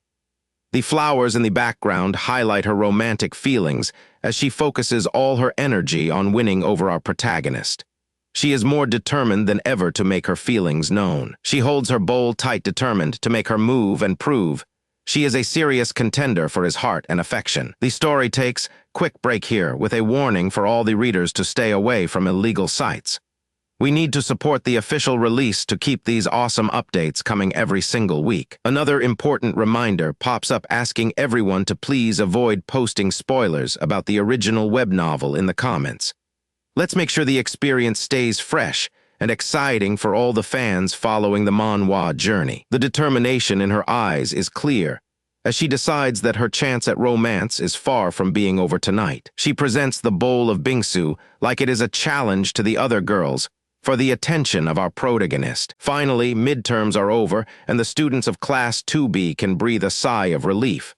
The stress of exams is behind them, and it's time to celebrate. Rika is absolutely glowing as she looks at her test results. With her blonde ponytail bobbing, she beams with pride over her high scores. Our protagonist Kim Yoo-sung tells her she did a great job. Rika blushes and hopes their friendship won't change now that exams are finished. Yoo-sung suggests the whole group head to karaoke to celebrate the end of the semester. Everyone seems down for a good time after all that studying. Rika is so happy, she even offers to treat everyone to the karaoke session. Her friend nearby looks completely stunned by her sudden generosity. His friend pulls him aside to warn him about some strange rumors circulating the school. Apparently, Yoo-sung is gaining quite a reputation lately. Yoo-sung starts sweating when he hears the gossip. The word on the street is that he single-handedly took down 20 Russian mafia members. The friend laughs it off, saying there is no way anyone would actually believe something that ridiculous. Yoo-sung just tries to play it cool. Ale leans in close and asks him if he is absolutely sure those stories are just nonsense. The blue-haired beauty then strikes a playful pose, making him wonder if she knows something he does not. Ale excitedly asks what song he plans to perform while Rika cheers him on. The other student just sighs at the pure chaos unfolding. The group makes their way into the heart of Shibuya. The city is bright and bustling, perfect for their after-school celebration. Yoo-sung walks with Rika, Ale, Karen, and their friend. They are all in high spirits, singing about how excited they are for a day of fun. Suddenly, the group stops in their tracks as something catches their eye. A look of genuine shock washes over their faces. Their friend points out a handmade burger shop just ahead. But before they can move, a loud engine roar cuts through the air. A biker with red hair zooms past them at high speed, nearly knocking Rika over. In the blur of the moment, he reaches out and snatches something from her. Rika screams in terror as the thief makes his getaway. He has zero shame about robbing a student in broad daylight. Yoo-sung rushes to Rika's side and asks if she is hurt. She frantically checks her pockets and realizes her wallet is missing. She realizes that the biker must have swiped it while he was passing by. The realization leaves her feeling helpless and violated. Yoo-sung does not hesitate for a single second. He adjusts his bag and prepares to give chase, while Rika calls out his name in surprise. Our boy takes off like a rocket, sprinting down the sidewalk with incredible speed. He is not letting that thief get away with Rika's money. The sheer force of his takeoff leaves dust clouds behind him as he pushes his human limits. Rika watches him go with a worried expression. She cannot believe he is actually trying to chase down a motorized vehicle on foot. Yoo-sung glances back and tells her to wait inside the store where it is safe. He has a thief to catch and no time to lose. His feet blur against the pavement as he accelerates. The power in his legs is far beyond what a normal high school student should possess. Meanwhile, the biker pulls into a quiet alleyway to check his prize. He thinks he has made a clean getaway and is safe to gloat. He shows off the thick stack of bills to his buddy with a smug grin. His friend asks if he is sure stealing from students is a good idea. A terrifying sound starts echoing through the alley, making the two thugs freeze. They look up to see Yoo-sung standing there, radiating a dark and menacing aura. He demands that the punk hand over the wallet immediately if he knows what is good for him. The air vibrates with the intensity of his presence. A massive purple aura surrounds him, showing the sheer power Yoo-sung is currently radiating. The biker panics and revs his engine, trying to speed away again. He cannot believe a kid on foot actually managed to track him down. Yoo-sung is literally running alongside the motorcycle as it tries to accelerate.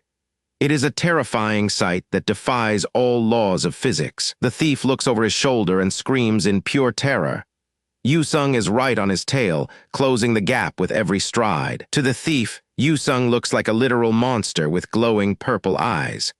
The raw bloodlust in our boy's expression is enough to make anyone crumble. Yu-sung lets out a terrifying demand that echoes with pure authority, ordering the thief to return what he stole immediately. Yu-sung reaches out and slams his hand down onto the back of the moving bike. The metal crunches under the pressure of his grip. In a display of insane strength, Yu-sung lifts the back of the motorcycle into the air. The thief is left dangling, his wheels spinning helplessly as he realizes he is completely trapped. This level of power is definitely not something a normal human can do. The biker bursts into tears, trembling with fear as he looks back at the beast holding his vehicle. He is begging for his life. Yu-sung stares him down and tells him to get off the bike. The terrified thief can only stammer out a frantic agreement as he shakes. Yu-sung finally gets that pink wallet back. The thief is literally trembling as he hands it over, begging for forgiveness while bowing his head in total defeat. Our boy gives him a final warning not to pull that kind of stunt ever again, before the thief peels out on his bike as fast as he can. Yu-sung looks down at the tiny pink wallet and lets out an annoyed sigh.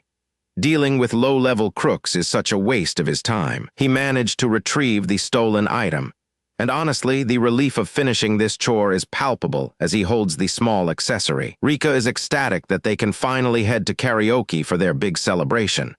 But while she cheers, their friend notices that Yu-sung's terrifyingly intense look hasn't faded, making the whole mood feel completely off. As our protagonist walks away humming to himself, he has no idea he is being watched by a massive guy lurking behind a stone pillar. This mysterious observer watches silently from the shadows, his expression stone cold as he tracks our boy's every move. He remains hidden behind the pillar, staring intently with a silent presence that fills the hallway with tension. As the sun begins to set over the city, the group finally parts ways after their busy afternoon together. Voices echo through the street as they shout their goodbyes into the evening air. Yu-sung waves them off with a satisfied smile, glad the chaos of the day is finally behind him. After a long and tiring day, our protagonist is already planning his evening grind to keep his physical stats peaked.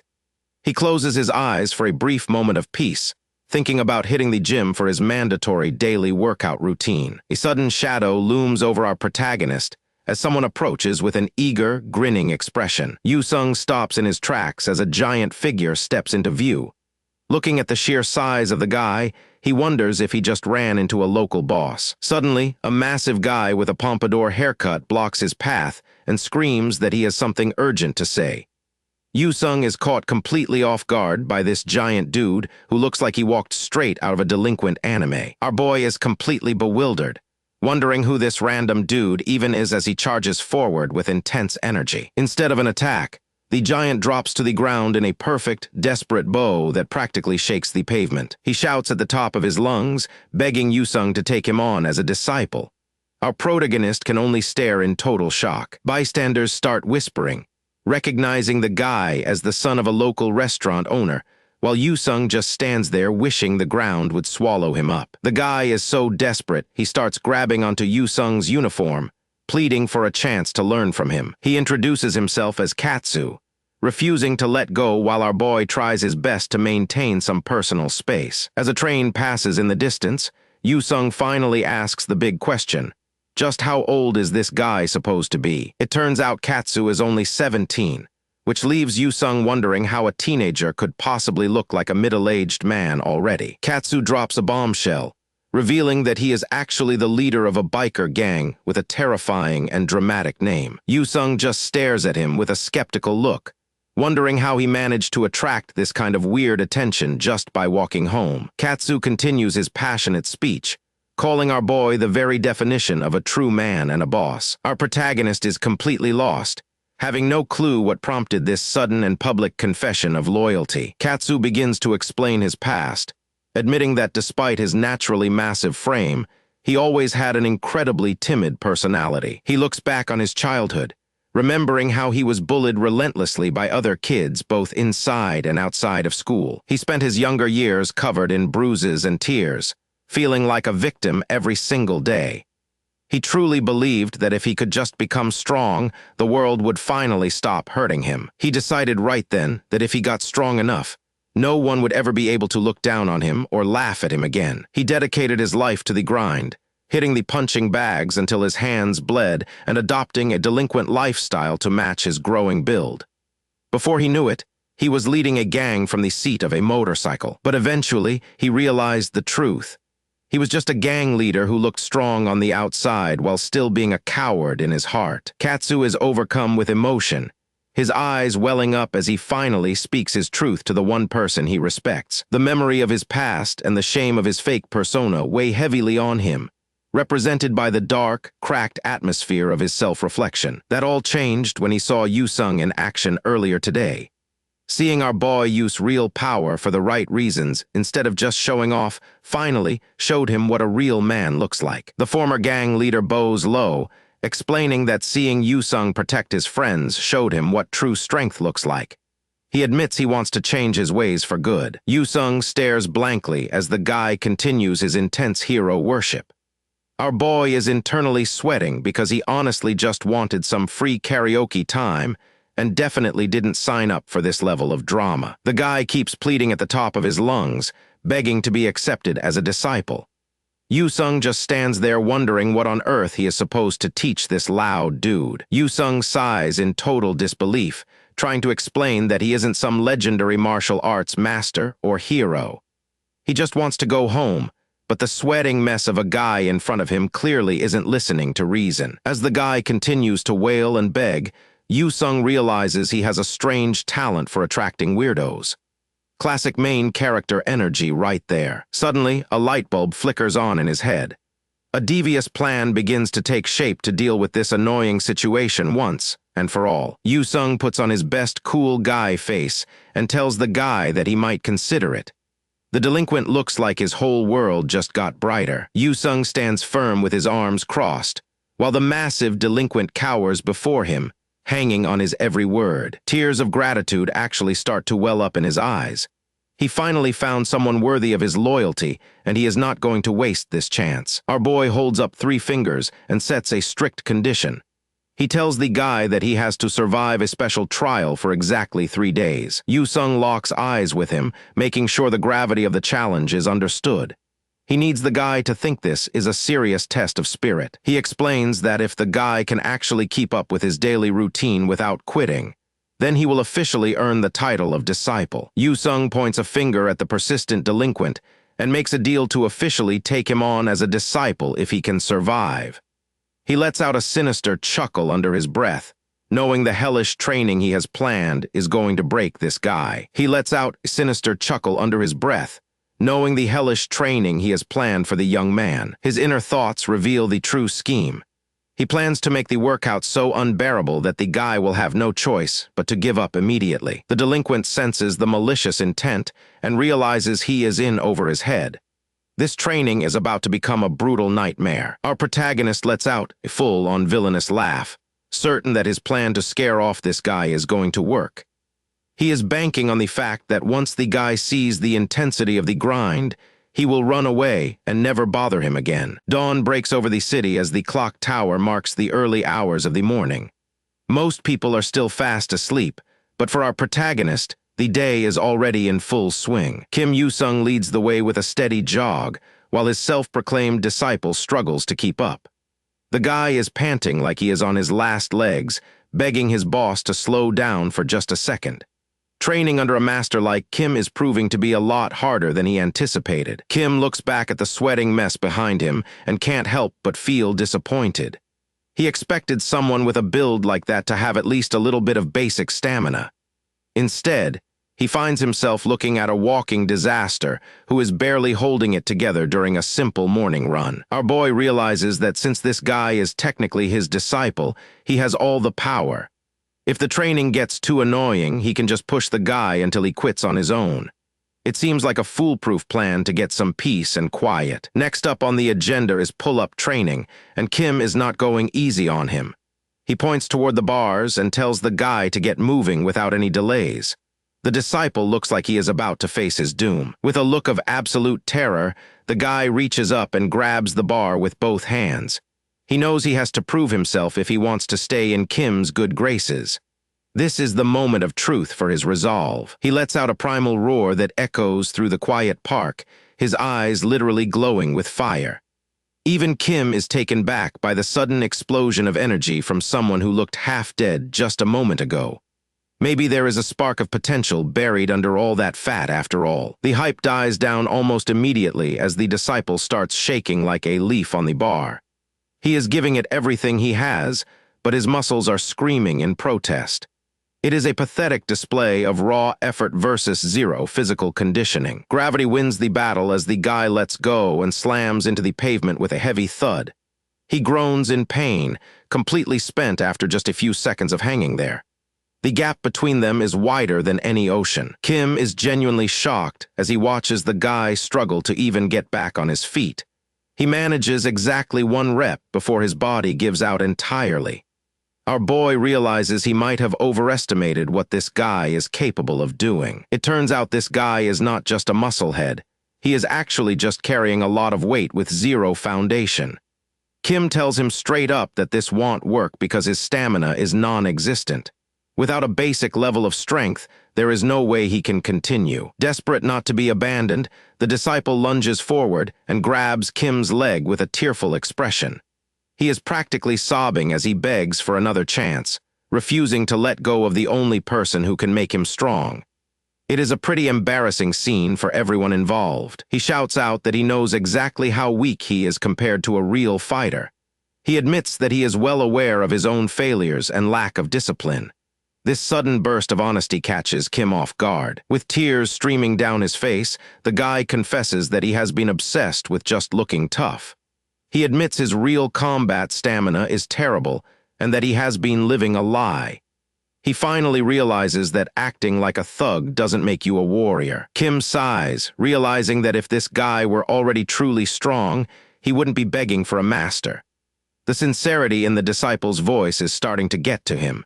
It is hard to stay cold when someone is being this vulnerable. He puts his hands together and begins to rub them frantically, pleading with his boss. He is begging for forgiveness and a second chance, desperate not to be kicked out after such a failure. To show him what real strength looks like, Kim hops on the bar and starts doing pull-ups with ease. The disciple watches with stars in his eyes, completely mesmerized by the effortless power.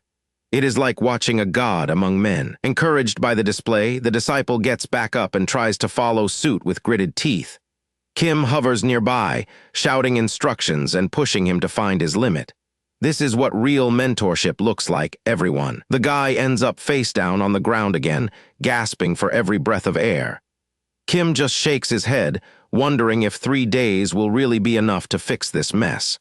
The road to becoming a disciple is paved with a lot of sweat. Even though he is clearly suffering, the guy doesn't stay down and reaches for the bar again. That kind of stubbornness is exactly what Kim likes to see in a fighter. He watches with a newfound sense of respect for the guy's grit. Later that morning, school as Kim arrives for class in his uniform. He blends in with the other students, but his mind is still stuck on the training session. Walking through the halls, he looks like any other regular high schooler. He reflects on his original plan to crush the guy's spirit so he would just quit and go away. He thought brutal dawn training would be enough to make any normal person run for the hills. But for some reason, the guy just kept coming back for more. Our boy admits to himself that he got moved by the guy's dedication and started taking the training seriously.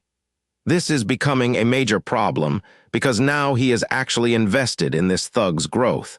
He did not sign up for this kind of emotional attachment. He concludes that while the guy turned out to be better than he thought, a thug is still a thug. You can't just erase a reputation overnight, no matter how hard you train in the morning.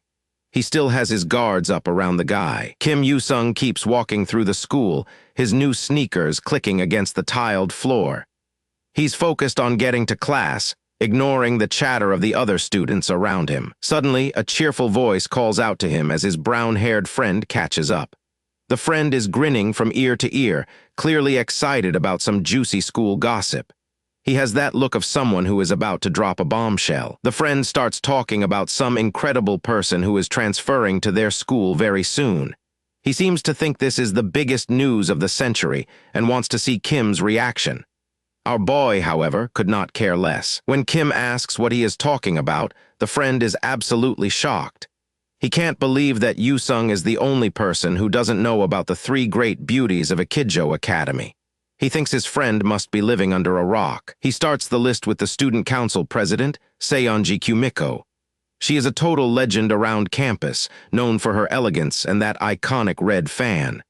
She carries an aura of authority that makes everyone stop and stare. Next on the list is Fuma Kataro, the vice captain of the Kendo Club.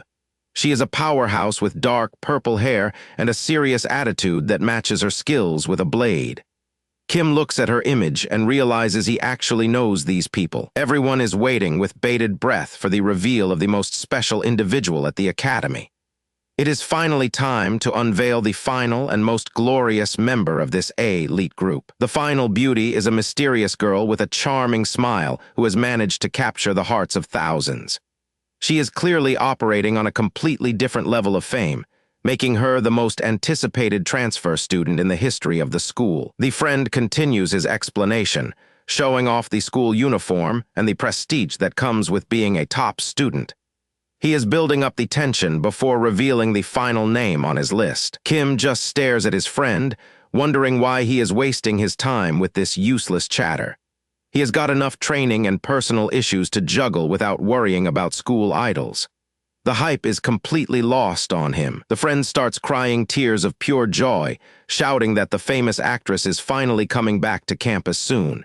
He is clearly a superfan who has been counting down the days for her return. Meanwhile, Kim just watches the emotional breakdown with a blank face. The friend continues to rant with an annoyed expression, his face red with frustration as Kim remains indifferent. He can't believe his buddy is so unimpressed by such monumental school news. Kim starts walking away, waving a hand dismissively as his friend shouts after him. He has heard enough about school beauties and wants to get on with his day, leaving the shouting boy behind in the courtyard. After school, the boys head over to the local gym to put in some serious work. It is time for some grueling physical labor to start the evening. Kim enters the gym with his new disciple, Goru Kazuya, and greets the director as they prepare for a heavy workout. Nakayama is a total mountain of a man who is immediately impressed by the massive physical build Goru is packing. He starts wondering if this big guy is going to be Kim's latest partner for their intense morning sessions. Nakayama laughs with his arms crossed over his massive chest while looking at the new recruit. He thinks he might have found a diamond in the rough with this kid. Goru is totally intimidated and lowers his head so low he might actually hit the floor. He clearly knows he is in the presence of a legendary trainer and does not want to mess up. The director is all smiles and clearly likes the energy the boys are bringing to the facility today. He is always happy to see young people dedicated to building their strength. Kim watches the interaction with a tiny smirk, knowing exactly what kind of hell he is about to put his friend through. Goru looks like he is already starting to regret his life choices. The workout starts, and it is a complete disaster from the very first second. Goru is stuck on a treadmill that is moving way too fast, and he starts screaming for mercy while his feet struggle to keep up. Kim watches from the side, realizing that this might actually be a lot more dangerous than he originally thought. Kim finally tells him to just hit the stop button and get off before he seriously hurts himself. Goru is drenched in sweat, and his face is pale as he tries to reach for the controls. He manages to slam the emergency stop button just before his legs give out completely, forcing the treadmill to finally slow its pace. Momentum is a cruel mistress, and Goru goes flying off the belt, faceplanting right onto the gym floor. Director Nakayama watches the wipeout with a look of pure disappointment and a sweat drop. Nakayama delivers a brutal truth bomb, explaining that Goru's body is just brute muscle slapped on top without any actual talent. His coordination and cardio are light years behind his raw strength. Kim looks down at the director's massive, crossed arms and begins to worry. He wonders if Goru's physical lack of coordination is even something that can be fixed with training. Goru is down on his hands and knees, practically begging for another chance to prove himself. Nakayama sighs, thinking he was going to make him quit, but decides to give the kid one more shot. The director looks down at the pathetic sight with his arms still crossed while Goru grovels for mercy. It is a pretty sad display for a guy with that much muscle. Nakayama shouts at him to get up and wonders why the hell he is kneeling in the middle of a gym. Kim stands back watching his friend cling to the director's leg like a lost puppy. Goru starts crying tears of pure joy and thanks the man while promising he will work harder than anyone else. Kim's face says it all as he is clearly losing his patience with the theatrics. Our boy is visibly drained just from witnessing the extreme emotional breakdown of his friend during a simple workout. The grueling training session finally winds down as the evening sun begins to cast a long shadow over the gym building. By the time they leave the gym, Godu looks like a literal zombie with his eyes rolled back as he stumbles along the street. Kim asks him if he is even still alive while looking at the purple aura of exhaustion surrounding his buddy. It is clear that the training was even more brutal than it looked on the surface. Goru's whole body is shaking from the extreme strain, and his face is contorted in a mask of pure physical agony. He can barely keep his eyes open. Kim looks at him with a cold and serious expression, realizing that their current approach to training just is not going to work out. He stops walking and faces his friend, telling him there is a promise he needs from him before things go too far to be fixed. Godu stops trembling for a second and looks up at Kim with a bead of cold sweat rolling down his face as he listens intently. Kim lays it out straight and tells him that as of this very moment he has to be done with the biker gang. If he wants to get stronger and stay by Kim's side, he has to leave that life behind forever. The sunset behind them makes the heavy ultimatum feel even more final. Godu just stares at the ground in silence as the weight of the demand slowly sinks into his exhausted and aching brain. His eyes go wide, and he looks completely stunned by the request, with his mouth hanging open in total shock at the suggestion. Kim does not blink, and his gaze is piercing right through his friend as he delivers the final blow to their current arrangement. He explains that if Godu cannot make that choice right now, then their partnership ends here. It is finally time for him to decide what kind of man he wants to be. He makes it crystal clear that he cannot keep training him or accept him as his disciple unless he leaves the biker gang once and for all. Godu is absolutely agonizing over his very next move as he prepares to make a life-altering decision that will change his future forever. He starts talking about the people who supported him during his darkest times, his brothers in arms who were more like family than just fellow gang members. Back in his glory days, Godu was the ultimate top dog, leading a rough crowd and ruling the city streets from his motorcycle. Even then, he knew a truly strong man is defined by how he protects those he cares about. Kim Yoo-sung listens intently to the former leader's story, recognizing that there is much more to this man than just muscle and a pompadour. He can see the sincerity in the big guy's eyes as he talks about the things that truly matter in life. Godu is finally ready to drop the tough guy act and show his vulnerable side for the first time as he explains that family is the real reason he wants to change his path forever. Standing face to face in the evening light, Godu finally admits that everything he does is for his mother, the most important person in his life. He wants to be someone she can actually be proud of instead of just a street punk. A soft memory flashes back to Godu's childhood, showing the hardworking woman who raised him all on her own despite the hardships they faced.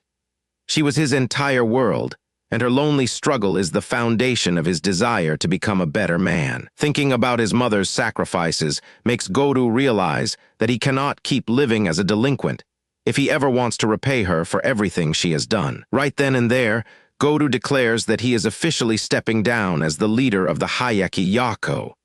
He wants to leave his old life behind and follow our boy as his loyal disciple, no matter how difficult the path ahead might be. Kim Yoo-sung asks if he is absolutely certain about giving up his hard-earned position, and Godu responds with a passionate shout that echoes through the neighborhood. Our protagonist accepts the promise, patting Godu on the shoulder and warning him that once they start this journey, there is no going back.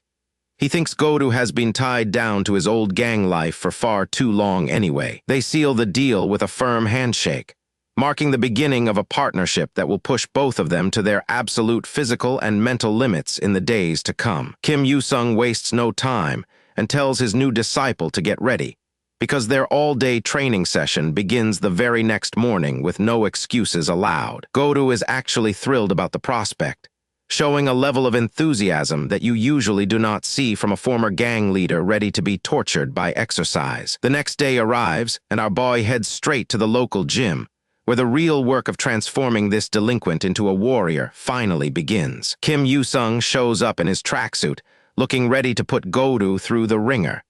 He is eager to see if the big man's resolve is as strong as his words from the night before. He finds Goru already deep into his workout, grunting and straining as he moves heavy weights with an intensity that would scare most casual gym goers. It is not just about the upper body either, as Goru focuses on his leg strength, pushing through the intense burning sensation to build a solid foundation from the ground up. A gym regular is absolutely stunned to see Goru grinding through anaerobic exercises like a machine, since long before anyone else even arrived.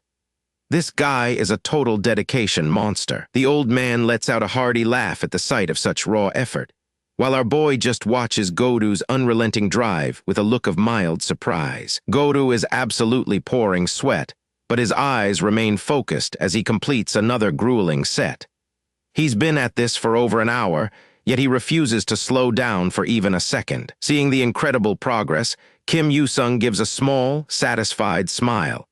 He knows that his new disciple's raw power is finally being channeled into something productive and disciplined. Hours fly by until the sun finally begins to set, marking the end of a brutal but productive day of training for everyone inside the gym. By the time they finish, Goru's legs are shaking so much he can barely stand, his body finally reaching its absolute physical breaking point after the non-stop training. Goru is practically sobbing from pure exhaustion after that workout, while our protagonist stands there looking completely unbothered by a full day of torture. Kim Yoo-sung reaches into his bag, searching for something special he brought along as a little reward for Goru's hard work and impressive stamina today. He pulls out a neatly wrapped bundle and hands it over, catching Goru completely off guard with the unexpected gesture of kindness after such a brutal training session. Goru carefully unwraps the gift, and his eyes widen in total shock when he realizes that our boy actually prepared a full meal for him to take home. It's a massive, professionally packed Chinese-style lunchbox,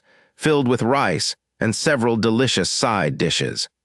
Our boy explains he made plenty because he knows Goru's mother needs to eat a good meal too. When he hears that Kim Yoo-sung even thought about his mother's well-being, the big man loses all composure and starts bawling his eyes out right there. Clinging to the lunchbox as if it were a precious treasure, Goru thanks his new mentor with every ounce of sincerity his exhausted heart can muster. Things get super awkward when Goru prostrates himself on the sidewalk while crying, making every passerby think this massive guy is just some weirdo harassing a student. Despite the public embarrassment, Goru's resolve is stronger than ever, his face a mixture of tears and pure determination to succeed under our boy's guidance.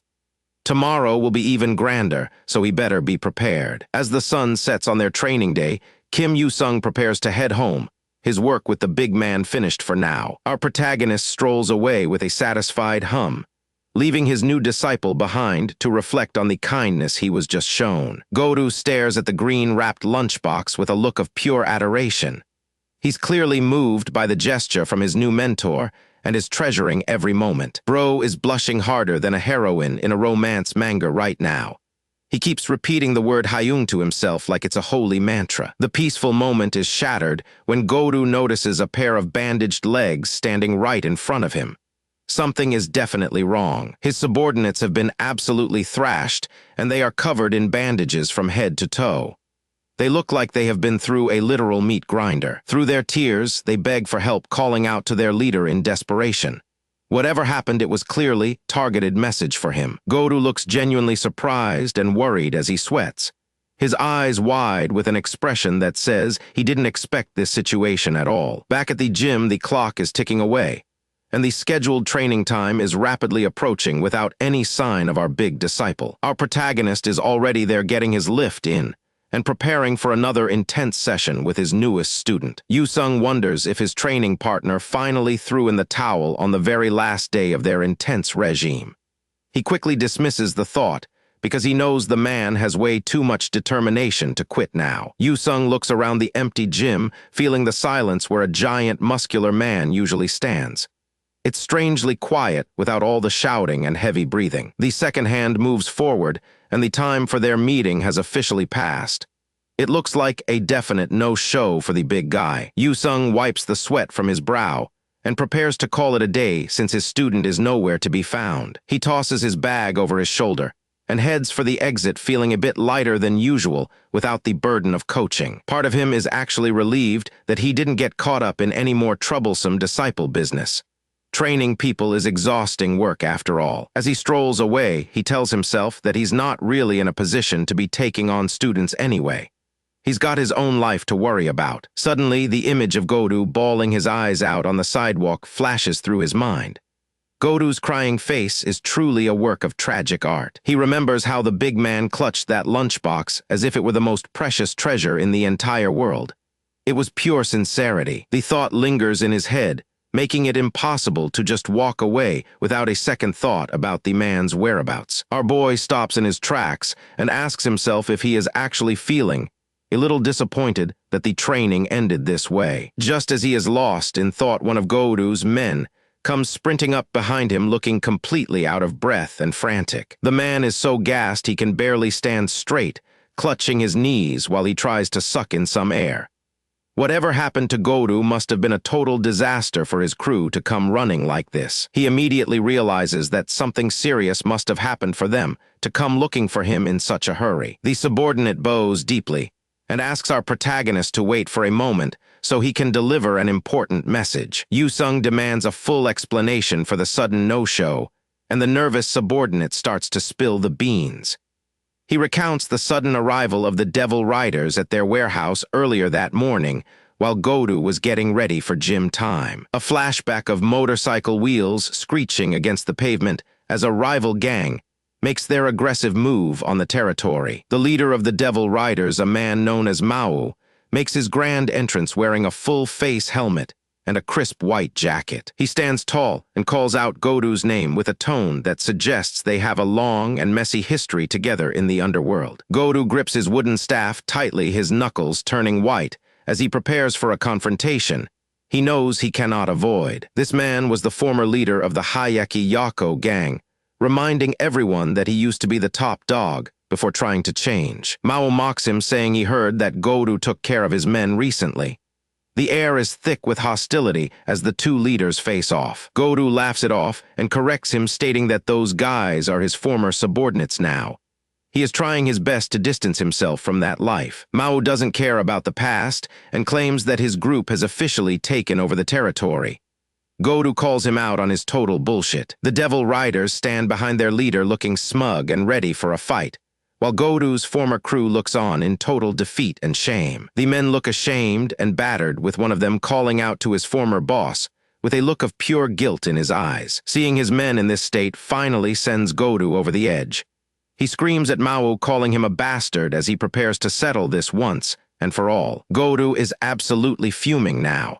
He vows that he is not going to let these guys get away with what they have done to his crew. A sudden impact rings out as a new combatant enters the fray, cutting off Godu's momentum with a sharp and unexpected blow. A blonde guy with a smug grin steps forward, wielding a wooden staff as he claims that he is the one who will stop the former boss. This newcomer is officially revealed as Maido, a former commander of the 4th Division who apparently decided loyalty was optional today. Seeing a former ally working for the enemy sends Godu into a total frenzy as he screams at Maido for being a traitorous bastard. The battle moves fast as someone lunges forward, their feet blurring against the pavement in a desperate rush to land a finishing blow. The big guy with the pompadour is shocked by the sudden changes in his own body during this clash. He realizes the insane training sessions with his mentor have packed on so much muscle mass that his movements feel completely different now. Just as the clash reaches a breaking point, a cold and commanding voice rings out through the alleyway, demanding that every single person there stop right where they are. The fighters freeze in their tracks, looking over their shoulders in confusion as the heavy atmosphere suddenly shifts. Sunlight pours into the dark space as a familiar figure walks calmly into the middle of the conflict. And boy, talk about a main character entrance.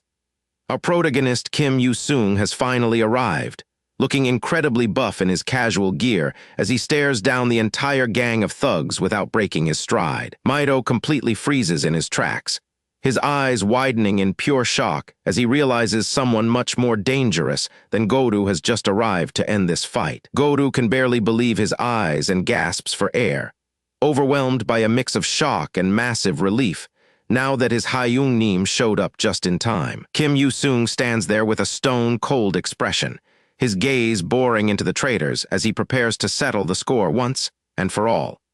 He does not even need to say a word to let everyone know that the real boss of the neighborhood has finally entered the building. Kim Yu-sung stands tall before the gang members, who shout in confusion, demanding to know who just crashed their fight. Calm as ever, Kim Yu-sung ignores their hostility and directly addresses Goru Kazuya, mentioning he heard about his recent trouble. The gang members yell out in total shock at his sudden appearance and relaxed attitude. Kim Yu-sung asks the injured follower for details, surprised to hear that their new leader betrayed Goru Kazuya the moment he stepped down. The follower explains that as soon as Goru Kazuya handed over control, the new boss immediately took over the gang for his own personal gain. He reveals that the traitor immediately aligned their crew with the Devil Riders, bringing in a notorious biker boss. The wounded crew member hangs his head in shame over how quickly their brotherhood fell apart. He continues explaining the mess, rubbing his neck while hoping Kim Yu-sung can help them settle the score. Kim Yu-sung considers the situation, realizing this gang betrayal is escalating into something much bigger than a simple neighborhood brawl. He turns toward the direction of the bikers and tells the wounded guy to point out where the leader is hiding. With sharp focus in his eyes, Kim Yu-sung declares he is going straight to the new leader to handle things personally. Suddenly, a biker rolls up on a motorcycle, making Kim Yu-sung realize this helmeted guy is actually Goru Kazuya's younger brother. Kim Yu-sung recognizes him as Ryohei, the former head of the Hayaki Yagyo, and a legendary name among local gangs. The blonde gang member shouts Ryohei's name out loud, confirming his identity to everyone standing in the alley. Ryohei points his finger directly at Kim Yu-sung, singling him out from the rest of the crowd. Ryohei tries to act cool with his pointing gesture, but it completely flops, leaving Kim Yu-sung standing there awkwardly. Meanwhile, the traitor swings a wooden sword directly into Goru Kazuya, bragging about his new authority over the squad. As Goru Kazuya takes hits behind him,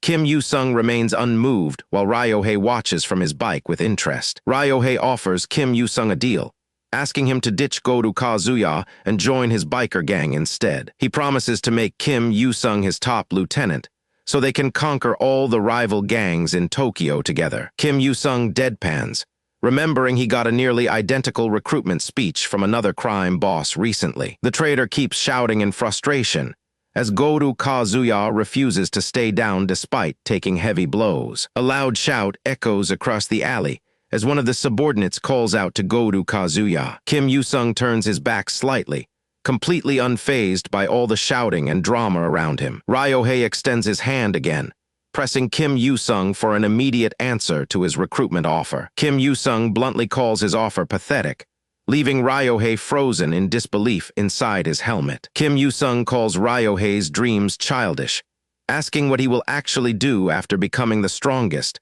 prompting Ryohei to yell back about total control over weaker gangs. Kim Yu-sung drops a reality check, asking Ryohei if he honestly thinks the police will ignore a massive delinquent empire. He takes a steady step forward, fully ready to wrap up this conversation the physical way. Kim Yu-sung asks if Ryohei truly believes fists and motorcycles can hold off armed police. Enraged by the disrespect, Ryohei orders his entire gang to charge, claiming a beatdown is the only language Kim Yu-sung understands. Multiple bikes start circling Kim Yu-sung at high speed, but our boy does not even flinch as the engines roar around him. The gang members surround Kim Yu-sung completely, laughing loudly and taunting him for trying to stand his ground alone. Glancing at the swarm of bikes closing in, Kim Yu-sung acknowledges their numbers without showing a single shred of fear. One of the bikers whips a heavy chain through the air, aiming straight for Kim Yu-sung as the assault begins. A delinquent roars in anger, whipping his massive iron chain straight toward Kim Yu-sung. The metal links whistle through the air at terrifying speed, aiming right for his head. Kim Yu-sung effortlessly catches the speeding metal chain in his bare palm without moving an inch. Wrapping the links tight around his fist, our boy pulls hard and yanks the screaming thug right off his feet. The delinquent panics as he loses all control, flying forward helpless against the sheer pull strength. The heavy chain locks around his wrist, binding him completely to Kim Yu-sung control. Kim Yu-sung swings the entire man through the air like a giant human flail, proving improvised weapons hit the hardest. The airborne thug screams in sheer terror as our boy spins him around to clear out the surrounding bikes. He slams the human weapon right into another biker with brutal momentum, knocking them both flat. Total chaos erupts across the street as motorcycles crash into each other and thugs scream for help. Standing tall in the rising smoke, Kim Yoo-sung looks downright terrifying while the remaining gang members shout that he is a monster. Dozens of defeated delinquents lie groaning across the pavement,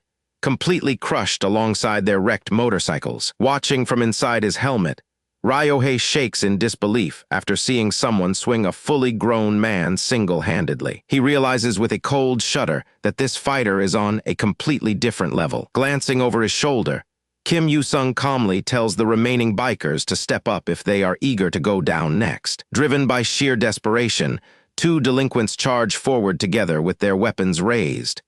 They hope a synchronized attack will finally be enough to overpower him. They swing their weapons simultaneously from both sides, aiming straight for Kim Yoo-sung's head in a brutal pincer attack. Kim Yoo-sung raises his arm, casually snapping a wooden sword in half against his bare forearm. Before the attacker can even blink, our boy thrusts an explosive palm strike right into his chest. Gliding behind the second attacker, Kim Yoo-sung locks a heavy hand onto the back of his skull. The delinquent freezes in terror, realizing his head is stuck in an iron grip he cannot escape. Kim Yoo-sung claps their heads together like cymbals, instantly shutting down both attackers in one swift blow. Both delinquents immediately lose consciousness and crash onto the pavement like lifeless ragdolls. Enraged by the embarrassment, Ryohei screams through his helmet, ordering everyone to attack together since one man cannot fight a crowd. Surrounded by a fresh wave of gang members, Kim Yoo-sung ponders his next move as they close the circle around him. In that instant,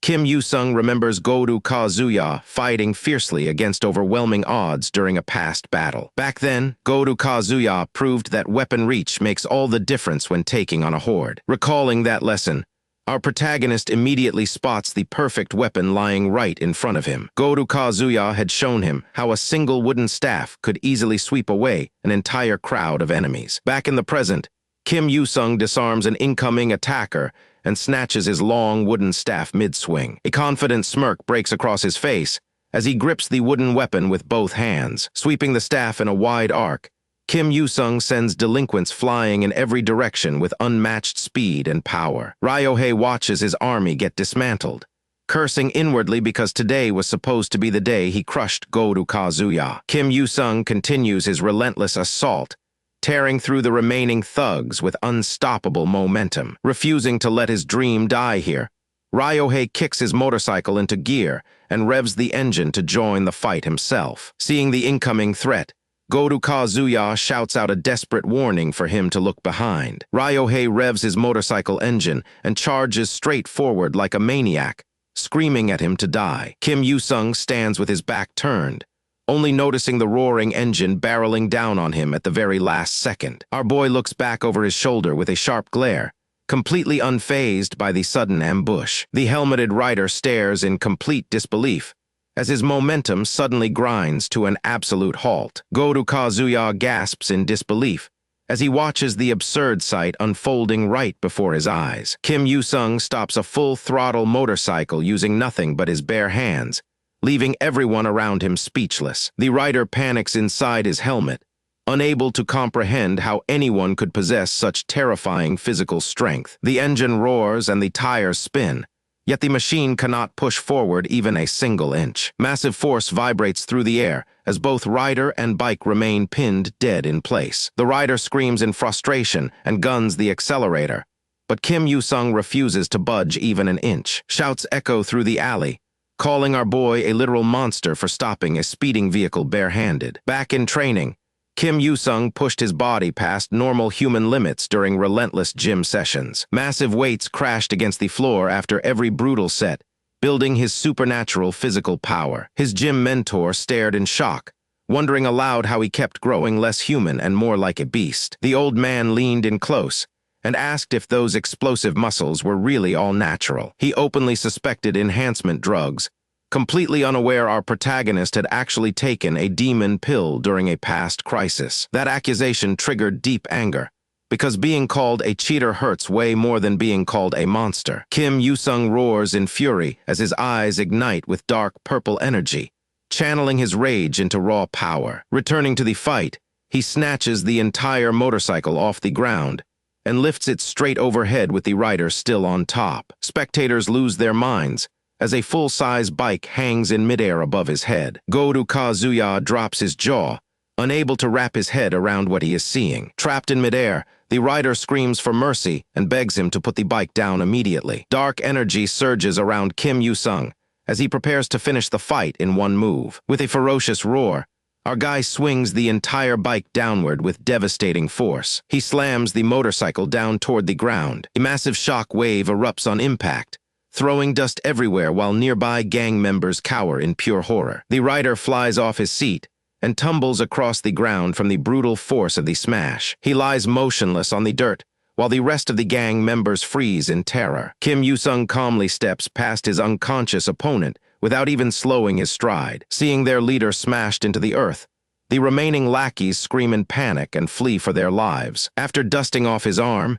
Kim Yoo-sung looks down at the defeated blonde rider and quietly wonders why someone with this much talent felt so insecure. Turning around, Kim Yoo-sung approaches Goru Kazuya to finish their conversation. Goru Kazuya swallows hard, still visibly shaken by the terrifying display of strength he just witnessed. Looking over at the injured crew members standing nearby, Kim Yoo-sung notes that plenty of loose ends still remain. He points out that someone needs to take care of cleaning up this whole mess. Smiling warmly, Kim Yoo-sung pats Goru Kazuya on the shoulder and leaves the aftermath in his capable hands. Though their formal dynamic as master and disciple has changed, the deep bond of respect between them remains completely unbroken. Goru Kazuya smiles softly to himself, touched by his former student trust and respect. Kim Yoo-sung praises his former master, telling him he acted like a true man today. He acknowledges that standing up to protect what is precious takes real guts,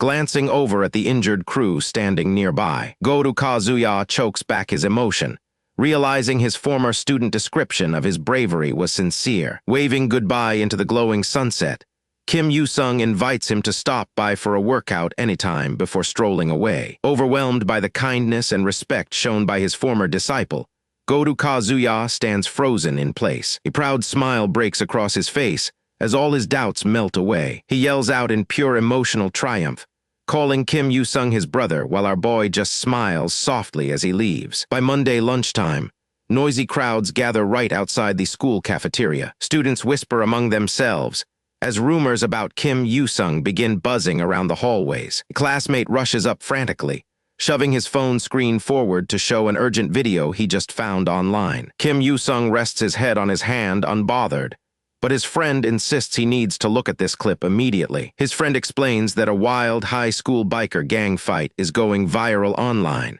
causing Kim Yoo-sung to break into a sudden cold sweat. Even though his friend reassures him that the fighter face is blurry, internal panic completely takes over Kim Yoo-sung. Recalling his brutal showdown with the gang, he realizes in total horror that he is staring at his own recorded brawl. He panics mentally, wondering how footage of that fight leaked, and if that explains why everyone has been staring at him all morning. Seeing Kim Yoo-sung's lack of excitement, his friend sighs in disappointment at his utter lack of reaction. Playing it cool, Kim Yoo-sung asks why someone like him would ever fight a biker gang. Picking up his chopsticks, he calmly changes the subject while focusing on the lunch tray in front of him. As he casually pops a sausage into his mouth, his friend gives him a side eye for being so indifferent. Chewing his food, Kim Yoo-sung wonders what all the sudden fuss is about, while his friend turns around in shock. The friend stammers in complete disbelief, pointing toward the cafeteria doorway like he just saw a ghost. A gorgeous girl wearing stylish sunglasses steps into the cafeteria, surrounding herself with instant gasps from the crowd. Kim Yoo-sung remembers that a famous celebrity was scheduled to transfer into their school earlier this week. Beside him, his classmate completely loses his mind in pure fanboy euphoria. The celebrity girl named now politely waves to the crowd, while surrounding students beg her for autographs. Adjusting her sunglasses, now turns her head after spotting someone specific across the crowded room. A bright smile lights up her face as she lifts her hand to wave in their direction. Thinking she is waving at him, The classmate nearly faints from pure excitement while Kim Yoo-sung watches his soul leave his body. Striding closer with confidence, now walks directly toward their table with a beaming smile. Stopping right at Kim Yoo-sung's table, she politely asks if she can join them while the classmate swoons in the background. Lowering her sunglasses, now reveals her striking pink eyes and gives Kim Yoo-sung a charming smile. She sits down gracefully across from Kim Yoo-sung while his friend cries tears of joy,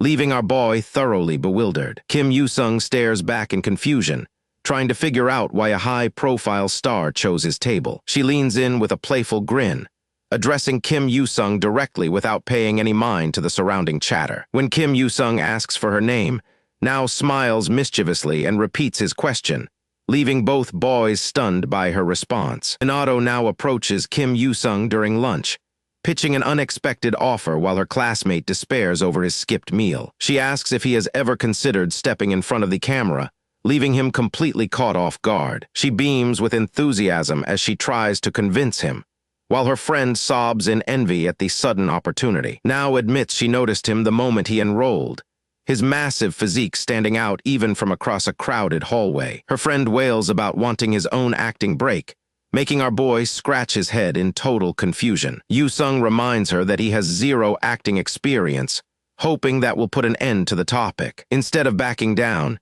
she casually pulls her phone out of her pocket to deliver the ultimate persuasion. The moment he sees the proposed appearance fee, his heart stops at the ridiculous stack of cash. Fast forward to the school's summer retreat, where students gather at the forest campsite carrying their bags. Now keeps spamming his phone with reminders, making sure he does not back out of their filming deal. Turns out no amount of acting doubts survive a massive paycheck, so he officially agreed to join her project. Satoru fans himself frantically under the blazing sun, complaining that the mountain air offers zero relief from the heat. He wonders out loud how their entire squad somehow ended up assigned to the exact same retreat group. The official roster labels them Team ZD, pairing Yoo-sung alongside Satoru for the upcoming field activities. Rounding out the group are Rika posing cheerfully, Sasha looking cool, and their class representative Isekai'd taking charge as leader. Teacher Matsuda steps up to address the class, announcing their first assignment to a crowd of groaning students. The task begins with picking up trash left around the campsite paths. Satoru grumbles under his breath as he picks up litter,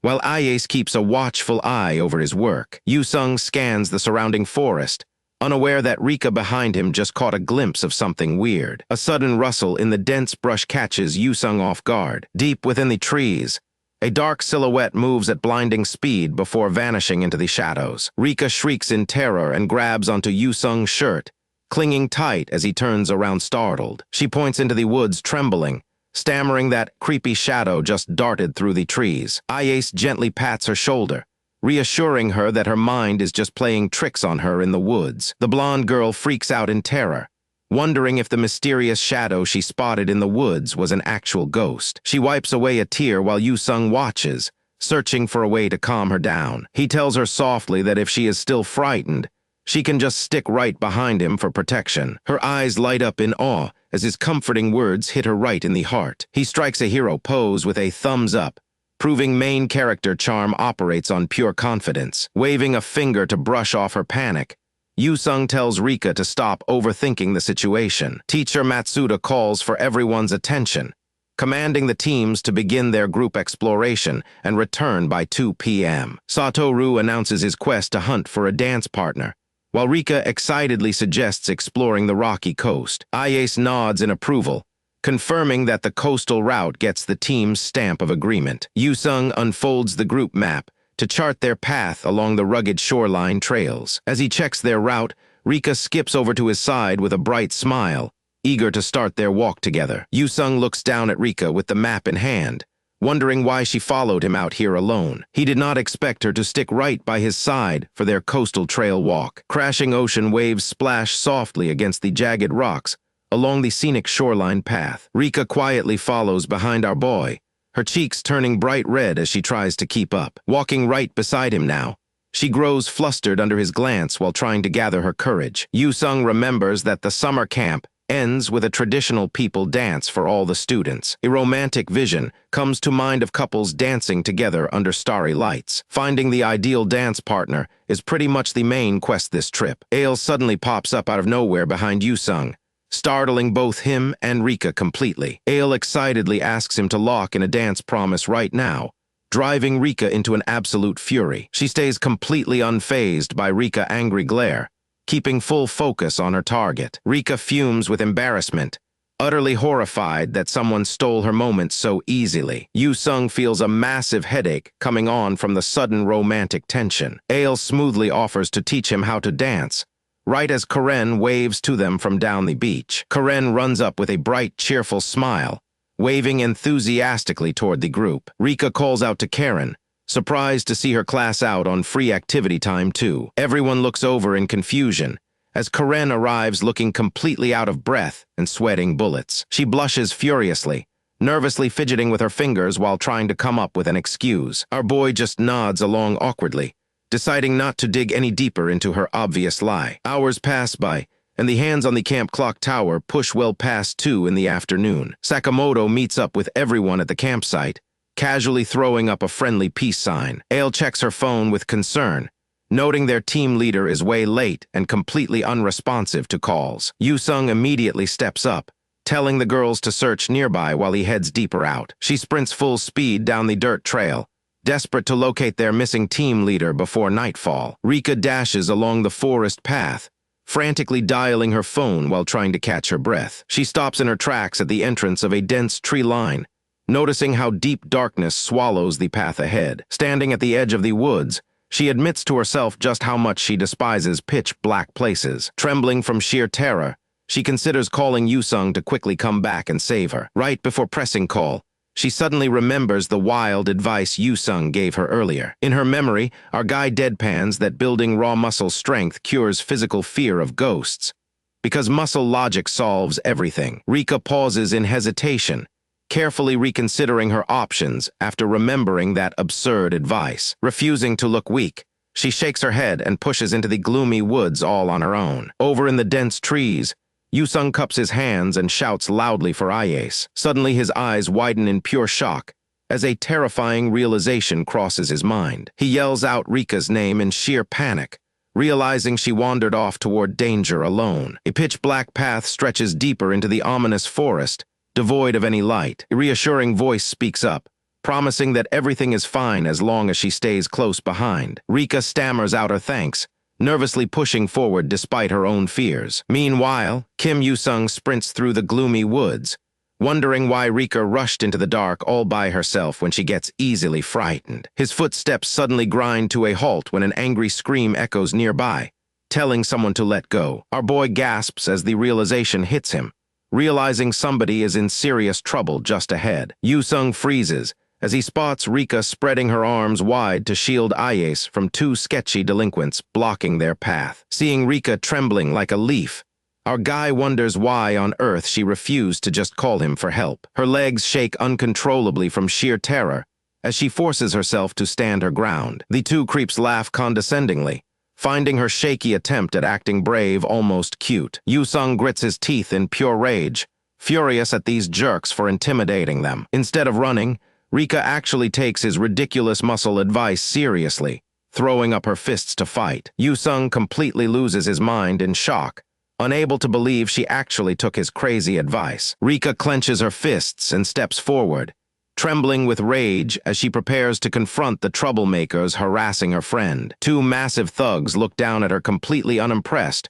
while she bravely points her finger straight at their faces. Watching hidden behind the foliage, Kim Yusung keeps his eyes locked on the standoff, wondering if she has completely lost her mind. Our boy breaks out in a cold sweat, shocked that she is actually planning to throw hands with guys twice her size. Iase watches nervously from behind her glasses, calling out Rika's name in total fear for her safety. The thugs burst out laughing hysterically, mocking her foolish attempt to stand up to them and teach them a lesson. A loud shout echoes through the area, declaring that having enough muscle mass makes physical threats completely meaningless. Rika yells back at the top of her lungs, determined not to back down no matter how ridiculous she sounds. She passionately claims that building muscle is the ultimate way to stay safe from anything terrifying. The thugs scream back in utter confusion, pointing out that she does not even have a single muscle on her body. Kim Yoo-sung cringes hard in disbelief, completely dumbfounded that she chose this moment to bring up muscle logic. Tired of her non-stop shouting, the tall thug abruptly reaches out and grabs Rika tightly by the wrist. Anger flares across the clearing as the situation escalates into a physical fight. Right as Kim Yoo-sung gets ready to leap into action, a firm hand lands unexpectedly on his shoulder. Kim Yoo-sung asks in surprise when Sasha and Karen manage to sneak up behind him. The blue-haired girl and her friend reveal that Rika is currently fighting off the enemies all on her own. Our boy hesitates, torn between jumping in to help or letting her friends execute their plan. Dust settles over the area as the intense atmosphere reaches its breaking point. Rika pushes back with all her strength, trying desperately to break free from the thug's grip. The glasses thug snaps angrily, reaching straight for her as she tries to back away. She yells at him to let go, straining against his power as he holds on tighter. The brute overpowers her easily, violently grabbing her arm and preventing her from making a run for it. Realizing she cannot break away,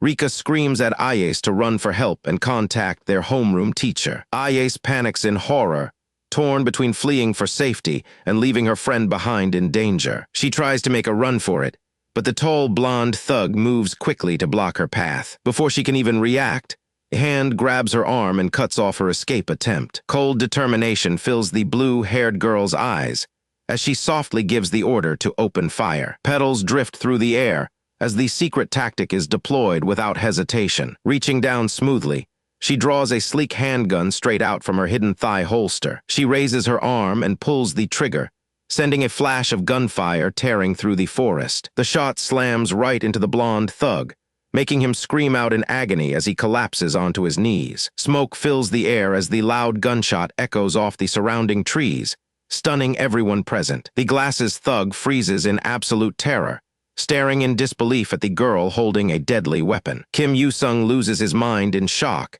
terrified that high school girls are casually whipping out guns in public. The blue-haired girl turns to him with a stone-cold face, reassuring him that they are only non-lethal rubber bullets. The glasses thug stammers in utter disbelief, struggling to digest the fact that they are just dealing with non-lethal rubber rounds. Yet non-lethal force does not mean the incoming pain will be any less severe. Before either attacker can regain their composure, another classmate leaps directly into the fray. Karen swoops down from above, swinging a thick wooden branch with full force while declaring that rubber bullets are completely legal self-defense. The glasses thug barely catches a glimpse of the attack before the wooden strike connects. Her blow smashes right across his face, knocking his glasses askew as he shrieks in sudden agony. Rika watches the brutal counterattack with absolute glee, thoroughly enjoying seeing their attackers get demolished. The blonde thug attempts to strike back with a wild punch, but Karen fluidly dodges beneath his swing. She counters instantly,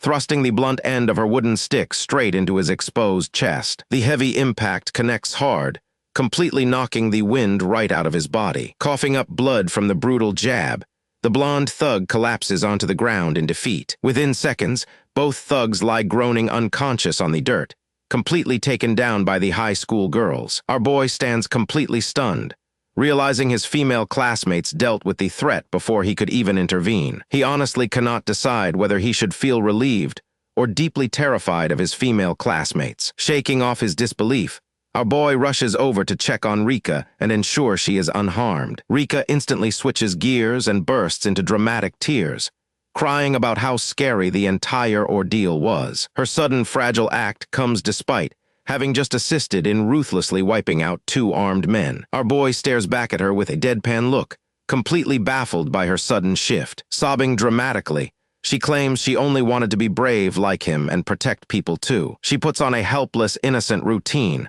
wiping away fake tears to make her excuse even more convincing. Flustered by her earnest praise, Kim Yoo-sung rubs his head awkwardly and stammers out a response. As Rika tries to take a step forward, her knees suddenly buckle beneath her weight. She stumbles forward and falls straight against Kim Yoo-sung, clinging tightly to his shirt to stay upright. Looking up into his eyes with a blush, She apologizes softly while claiming her legs will not move. Our boy quickly tells her it is all right and offers to let her lean on him. His heart starts racing from the close physical contact, forcing him to mentally pull himself together. Meanwhile, the other girls watch the scene unfold, openly calling out Rika for using such an obvious move. Ale dryly agrees that pulling a helpless damsel act right after a fight is totally unfair. Leaning close to Karen, Ale whispers straight into her ear that she is actually quite jealous. Karen instantly covers her blushing face, completely taken off guard by the blue-haired girl's bold confession. She lowers her head in sheer embarrassment,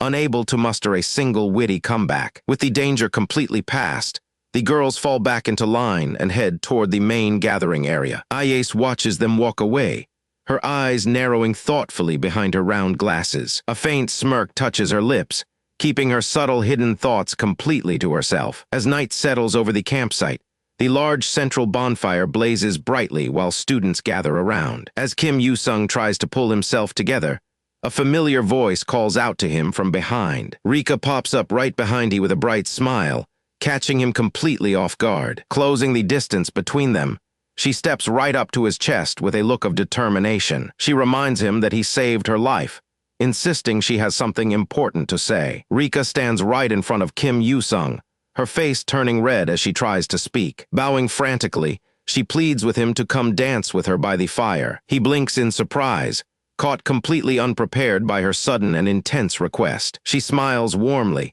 claiming he should grant a wish to someone who just survived near death. Before he can even answer, she grabs his hand tightly and drags him toward the music. Rika pulls Kim Yoo-sung into a dance right beside the roaring central bonfire. She laughs joyfully, completely lost in the moment as they move to the rhythm. Seeing her pure happiness, Kim Yoo-sung lets out a soft smile and goes along with it. The festival glows around them as couples dance by the crackling flame, letting Rika enjoy her special moment with he. Nearby, Tojo and Ale watch the two dance together, their calm expressions slowly fading away. Tojo agrees to let Rika have this dance, but vows she will not give in anymore. Ale narrows her eyes with intense focus, determined to claim her own chance next. Tojo matches her gaze, refusing to let anyone else steal the upper hand in this rivalry. A sudden spine-chilling aura erupts across the campsite, bringing a wave of intense hostility. Kim Yoo-sung breaks into a cold sweat as the terrifying pressure hits, leaving Rika confused by his reaction. The morning sun hits the academy building as classes resume after training camp, bringing back the usual peaceful school routine. But Kim Yoo-sung is already dreading what comes next, knowing exams are looming directly over his head. His friend complains about final exams starting right after training camp, while our boy just laughs off the pain. Flashback to the training camp, Rika was getting all flustered and cute during their time together. Yoo-sung smiles, fondly remembering those lively moments, feeling like the trip was actually pretty special in its own way. A voice suddenly calls his name from down the hallway, catching him completely off guard mid-thought. Fuma Kataro stands there with a serious look, telling him to meet her up on the rooftop immediately. Our boy scratches his head in confusion, wondering why Senior Fuma would suddenly call him out alone. Once up on the roof, she drops a bizarre term, bringing up something called an extreme yang physique. Yoo-sung stares at her completely bewildered, having no clue what kind of absurd condition that is supposed to be. She explains that his physique contains an overwhelming amount of raw masculine energy, far beyond any normal human. This massive surge of innate power practically radiates around him like an unstoppable blazing aura. Our boy sweats nervously, wondering what kind of ridiculous martial arts setting he accidentally stumbled into this time. Fuma pushes forward with her explanation, pointing out that now that he has unlocked such incredible strength. Yoo-sung frantically interrupts, reminding her that beating Ivan the Destruction God was only thanks to a temporary power boost. She counters that defeating Ivan already made him rising legend throughout the entire martial underworld regardless. Because of that fame, dangerous figures seeking ultimate power will inevitably hunt him down without mercy. Our boy bursts into tears as his dream of a quiet school life vanishes, desperately asking what he should do. Fuma stays totally calm and tells him there is a surprisingly simple way out of this mess. Yoo-sung locks eyes with her, eagerly waiting for whatever brilliant martial arts solution she has planned. She offers to teach him the ultimate secret technique of her clan, the deadly Fuma-style assassination fist. She points directly at him, laying out the strict ancient rules governing her family legacy. Historically, this legendary art was passed down through generations of elite assassin masters to protect the clan. But there is a strict condition attached, since only the official clan head is ever permitted to learn it. Yu-sung gulps nervously, asking if an outsider like him is really allowed to receive such an exclusive technique. Fuma nonchalantly suggests that he should simply become the new head of the Fuma clan then. Her face softens with a subtle blush as she steps closer, looking at him with genuine affection. Our boy freezes in place, feeling an intense wave of dread as the true meaning hits him. His expression darkens in complete shock, realizing that a massive romantic trap is about to spring. She suddenly drops down to propose marriage on the spot, promising him total control of her entire clan and its secret martial arts. Yu-sung stumbles back in absolute terror, utterly floored by her sudden surprise marriage proposal. He stares at her wide-eyed, completely incapable of processing the insane plot twist thrown at him. Fuma blushes deeply while waiting for his answer, looking surprisingly eager for him to accept on the spot. The sheer absurdity of the offer circuits his brain as the heavy silence hangs over the rooftop. Yu-sung tries to catch his breath, sweating profusely as he realizes his normal life is officially over. Seeing her sulk, Yu-sung quickly backtracks and tries to explain that a contract marriage is not the right answer for either of them. He insists that tying themselves down through forced arrangement is ridiculous, when she should eventually marry someone she actually loves. Fuma quietens down, softly admitting that deep inside,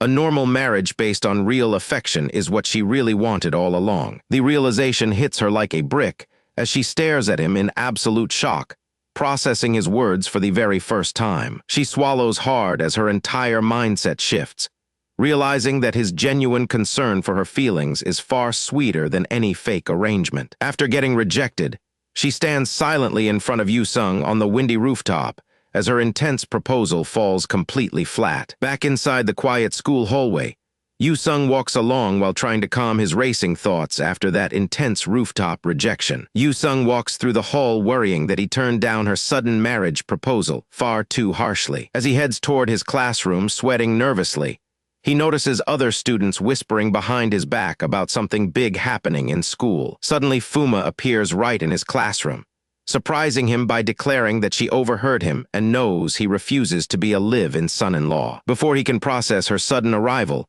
she steps closer and shouts her brand new decision at the top of her lungs. She boldly rejects his rejection, declaring that if he will not join her family, then she will simply leave her clan for him instead. Yu-sung freezes on the spot, completely speechless as her terrifying determination short-circuits his brain once again. While he stands there utterly confused by her wild logic, a classmate with glasses steps up to interrupt their intense moment. The spectacled student calmly adjusts his glasses, delivering an urgent message directly to our stressed-out protagonist. He reveals that Student Council President Kumiko is requesting Yu-sung's presence immediately, handing over the official summons. A bit later, Yu-sung arrives at the elegant student council room, where President Kumiko stands quietly by the sunlit window. She turns around with a calm smile, welcoming him in and asking him to take a seat at the tea table. As Yu-sung sits down and takes a sip of tea, Kumiko casually mentions that she heard the scandalous new rumor circulating around school. The shock hits him instantly as the words register in his mind,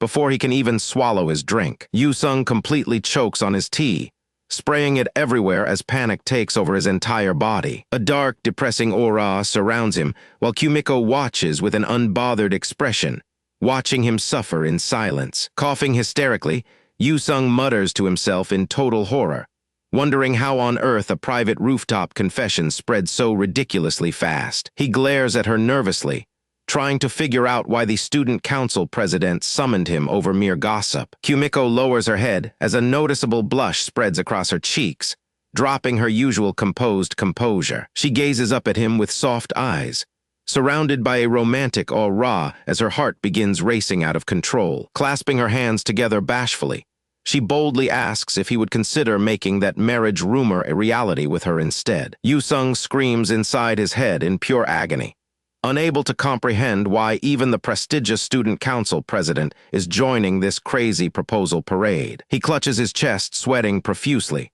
realizing that his attempt to clear the air only pulled another top-tier girl into the chaos. Meanwhile, wild rumors begin spreading throughout the glowing school hallway about the kendo club captain confessing her love to Yu-sung. Out in the glowing sunset hallway, the school gossip mill continues to churn at full speed as students spread the wild stories. Students chat about the kendo captain confession and how the student council president is also involved, while Rika overhears every single word nearby. Overwhelmed by pure jealousy, Rika tightly clutches her skirt in frustration as the gossip about Yu-sung's new admirers sinks in. Her mind spirals into panic as yet another competitor joins the battle, making her wonder how many rivals are coming after her guy. She counts the growing list of fierce contenders in her head, exasperated that yet another threat to her romance has appeared. Rika clutches her head in absolute panic, realizing at least 4 different girls are actively trying to steal her guy. Back at the training camp,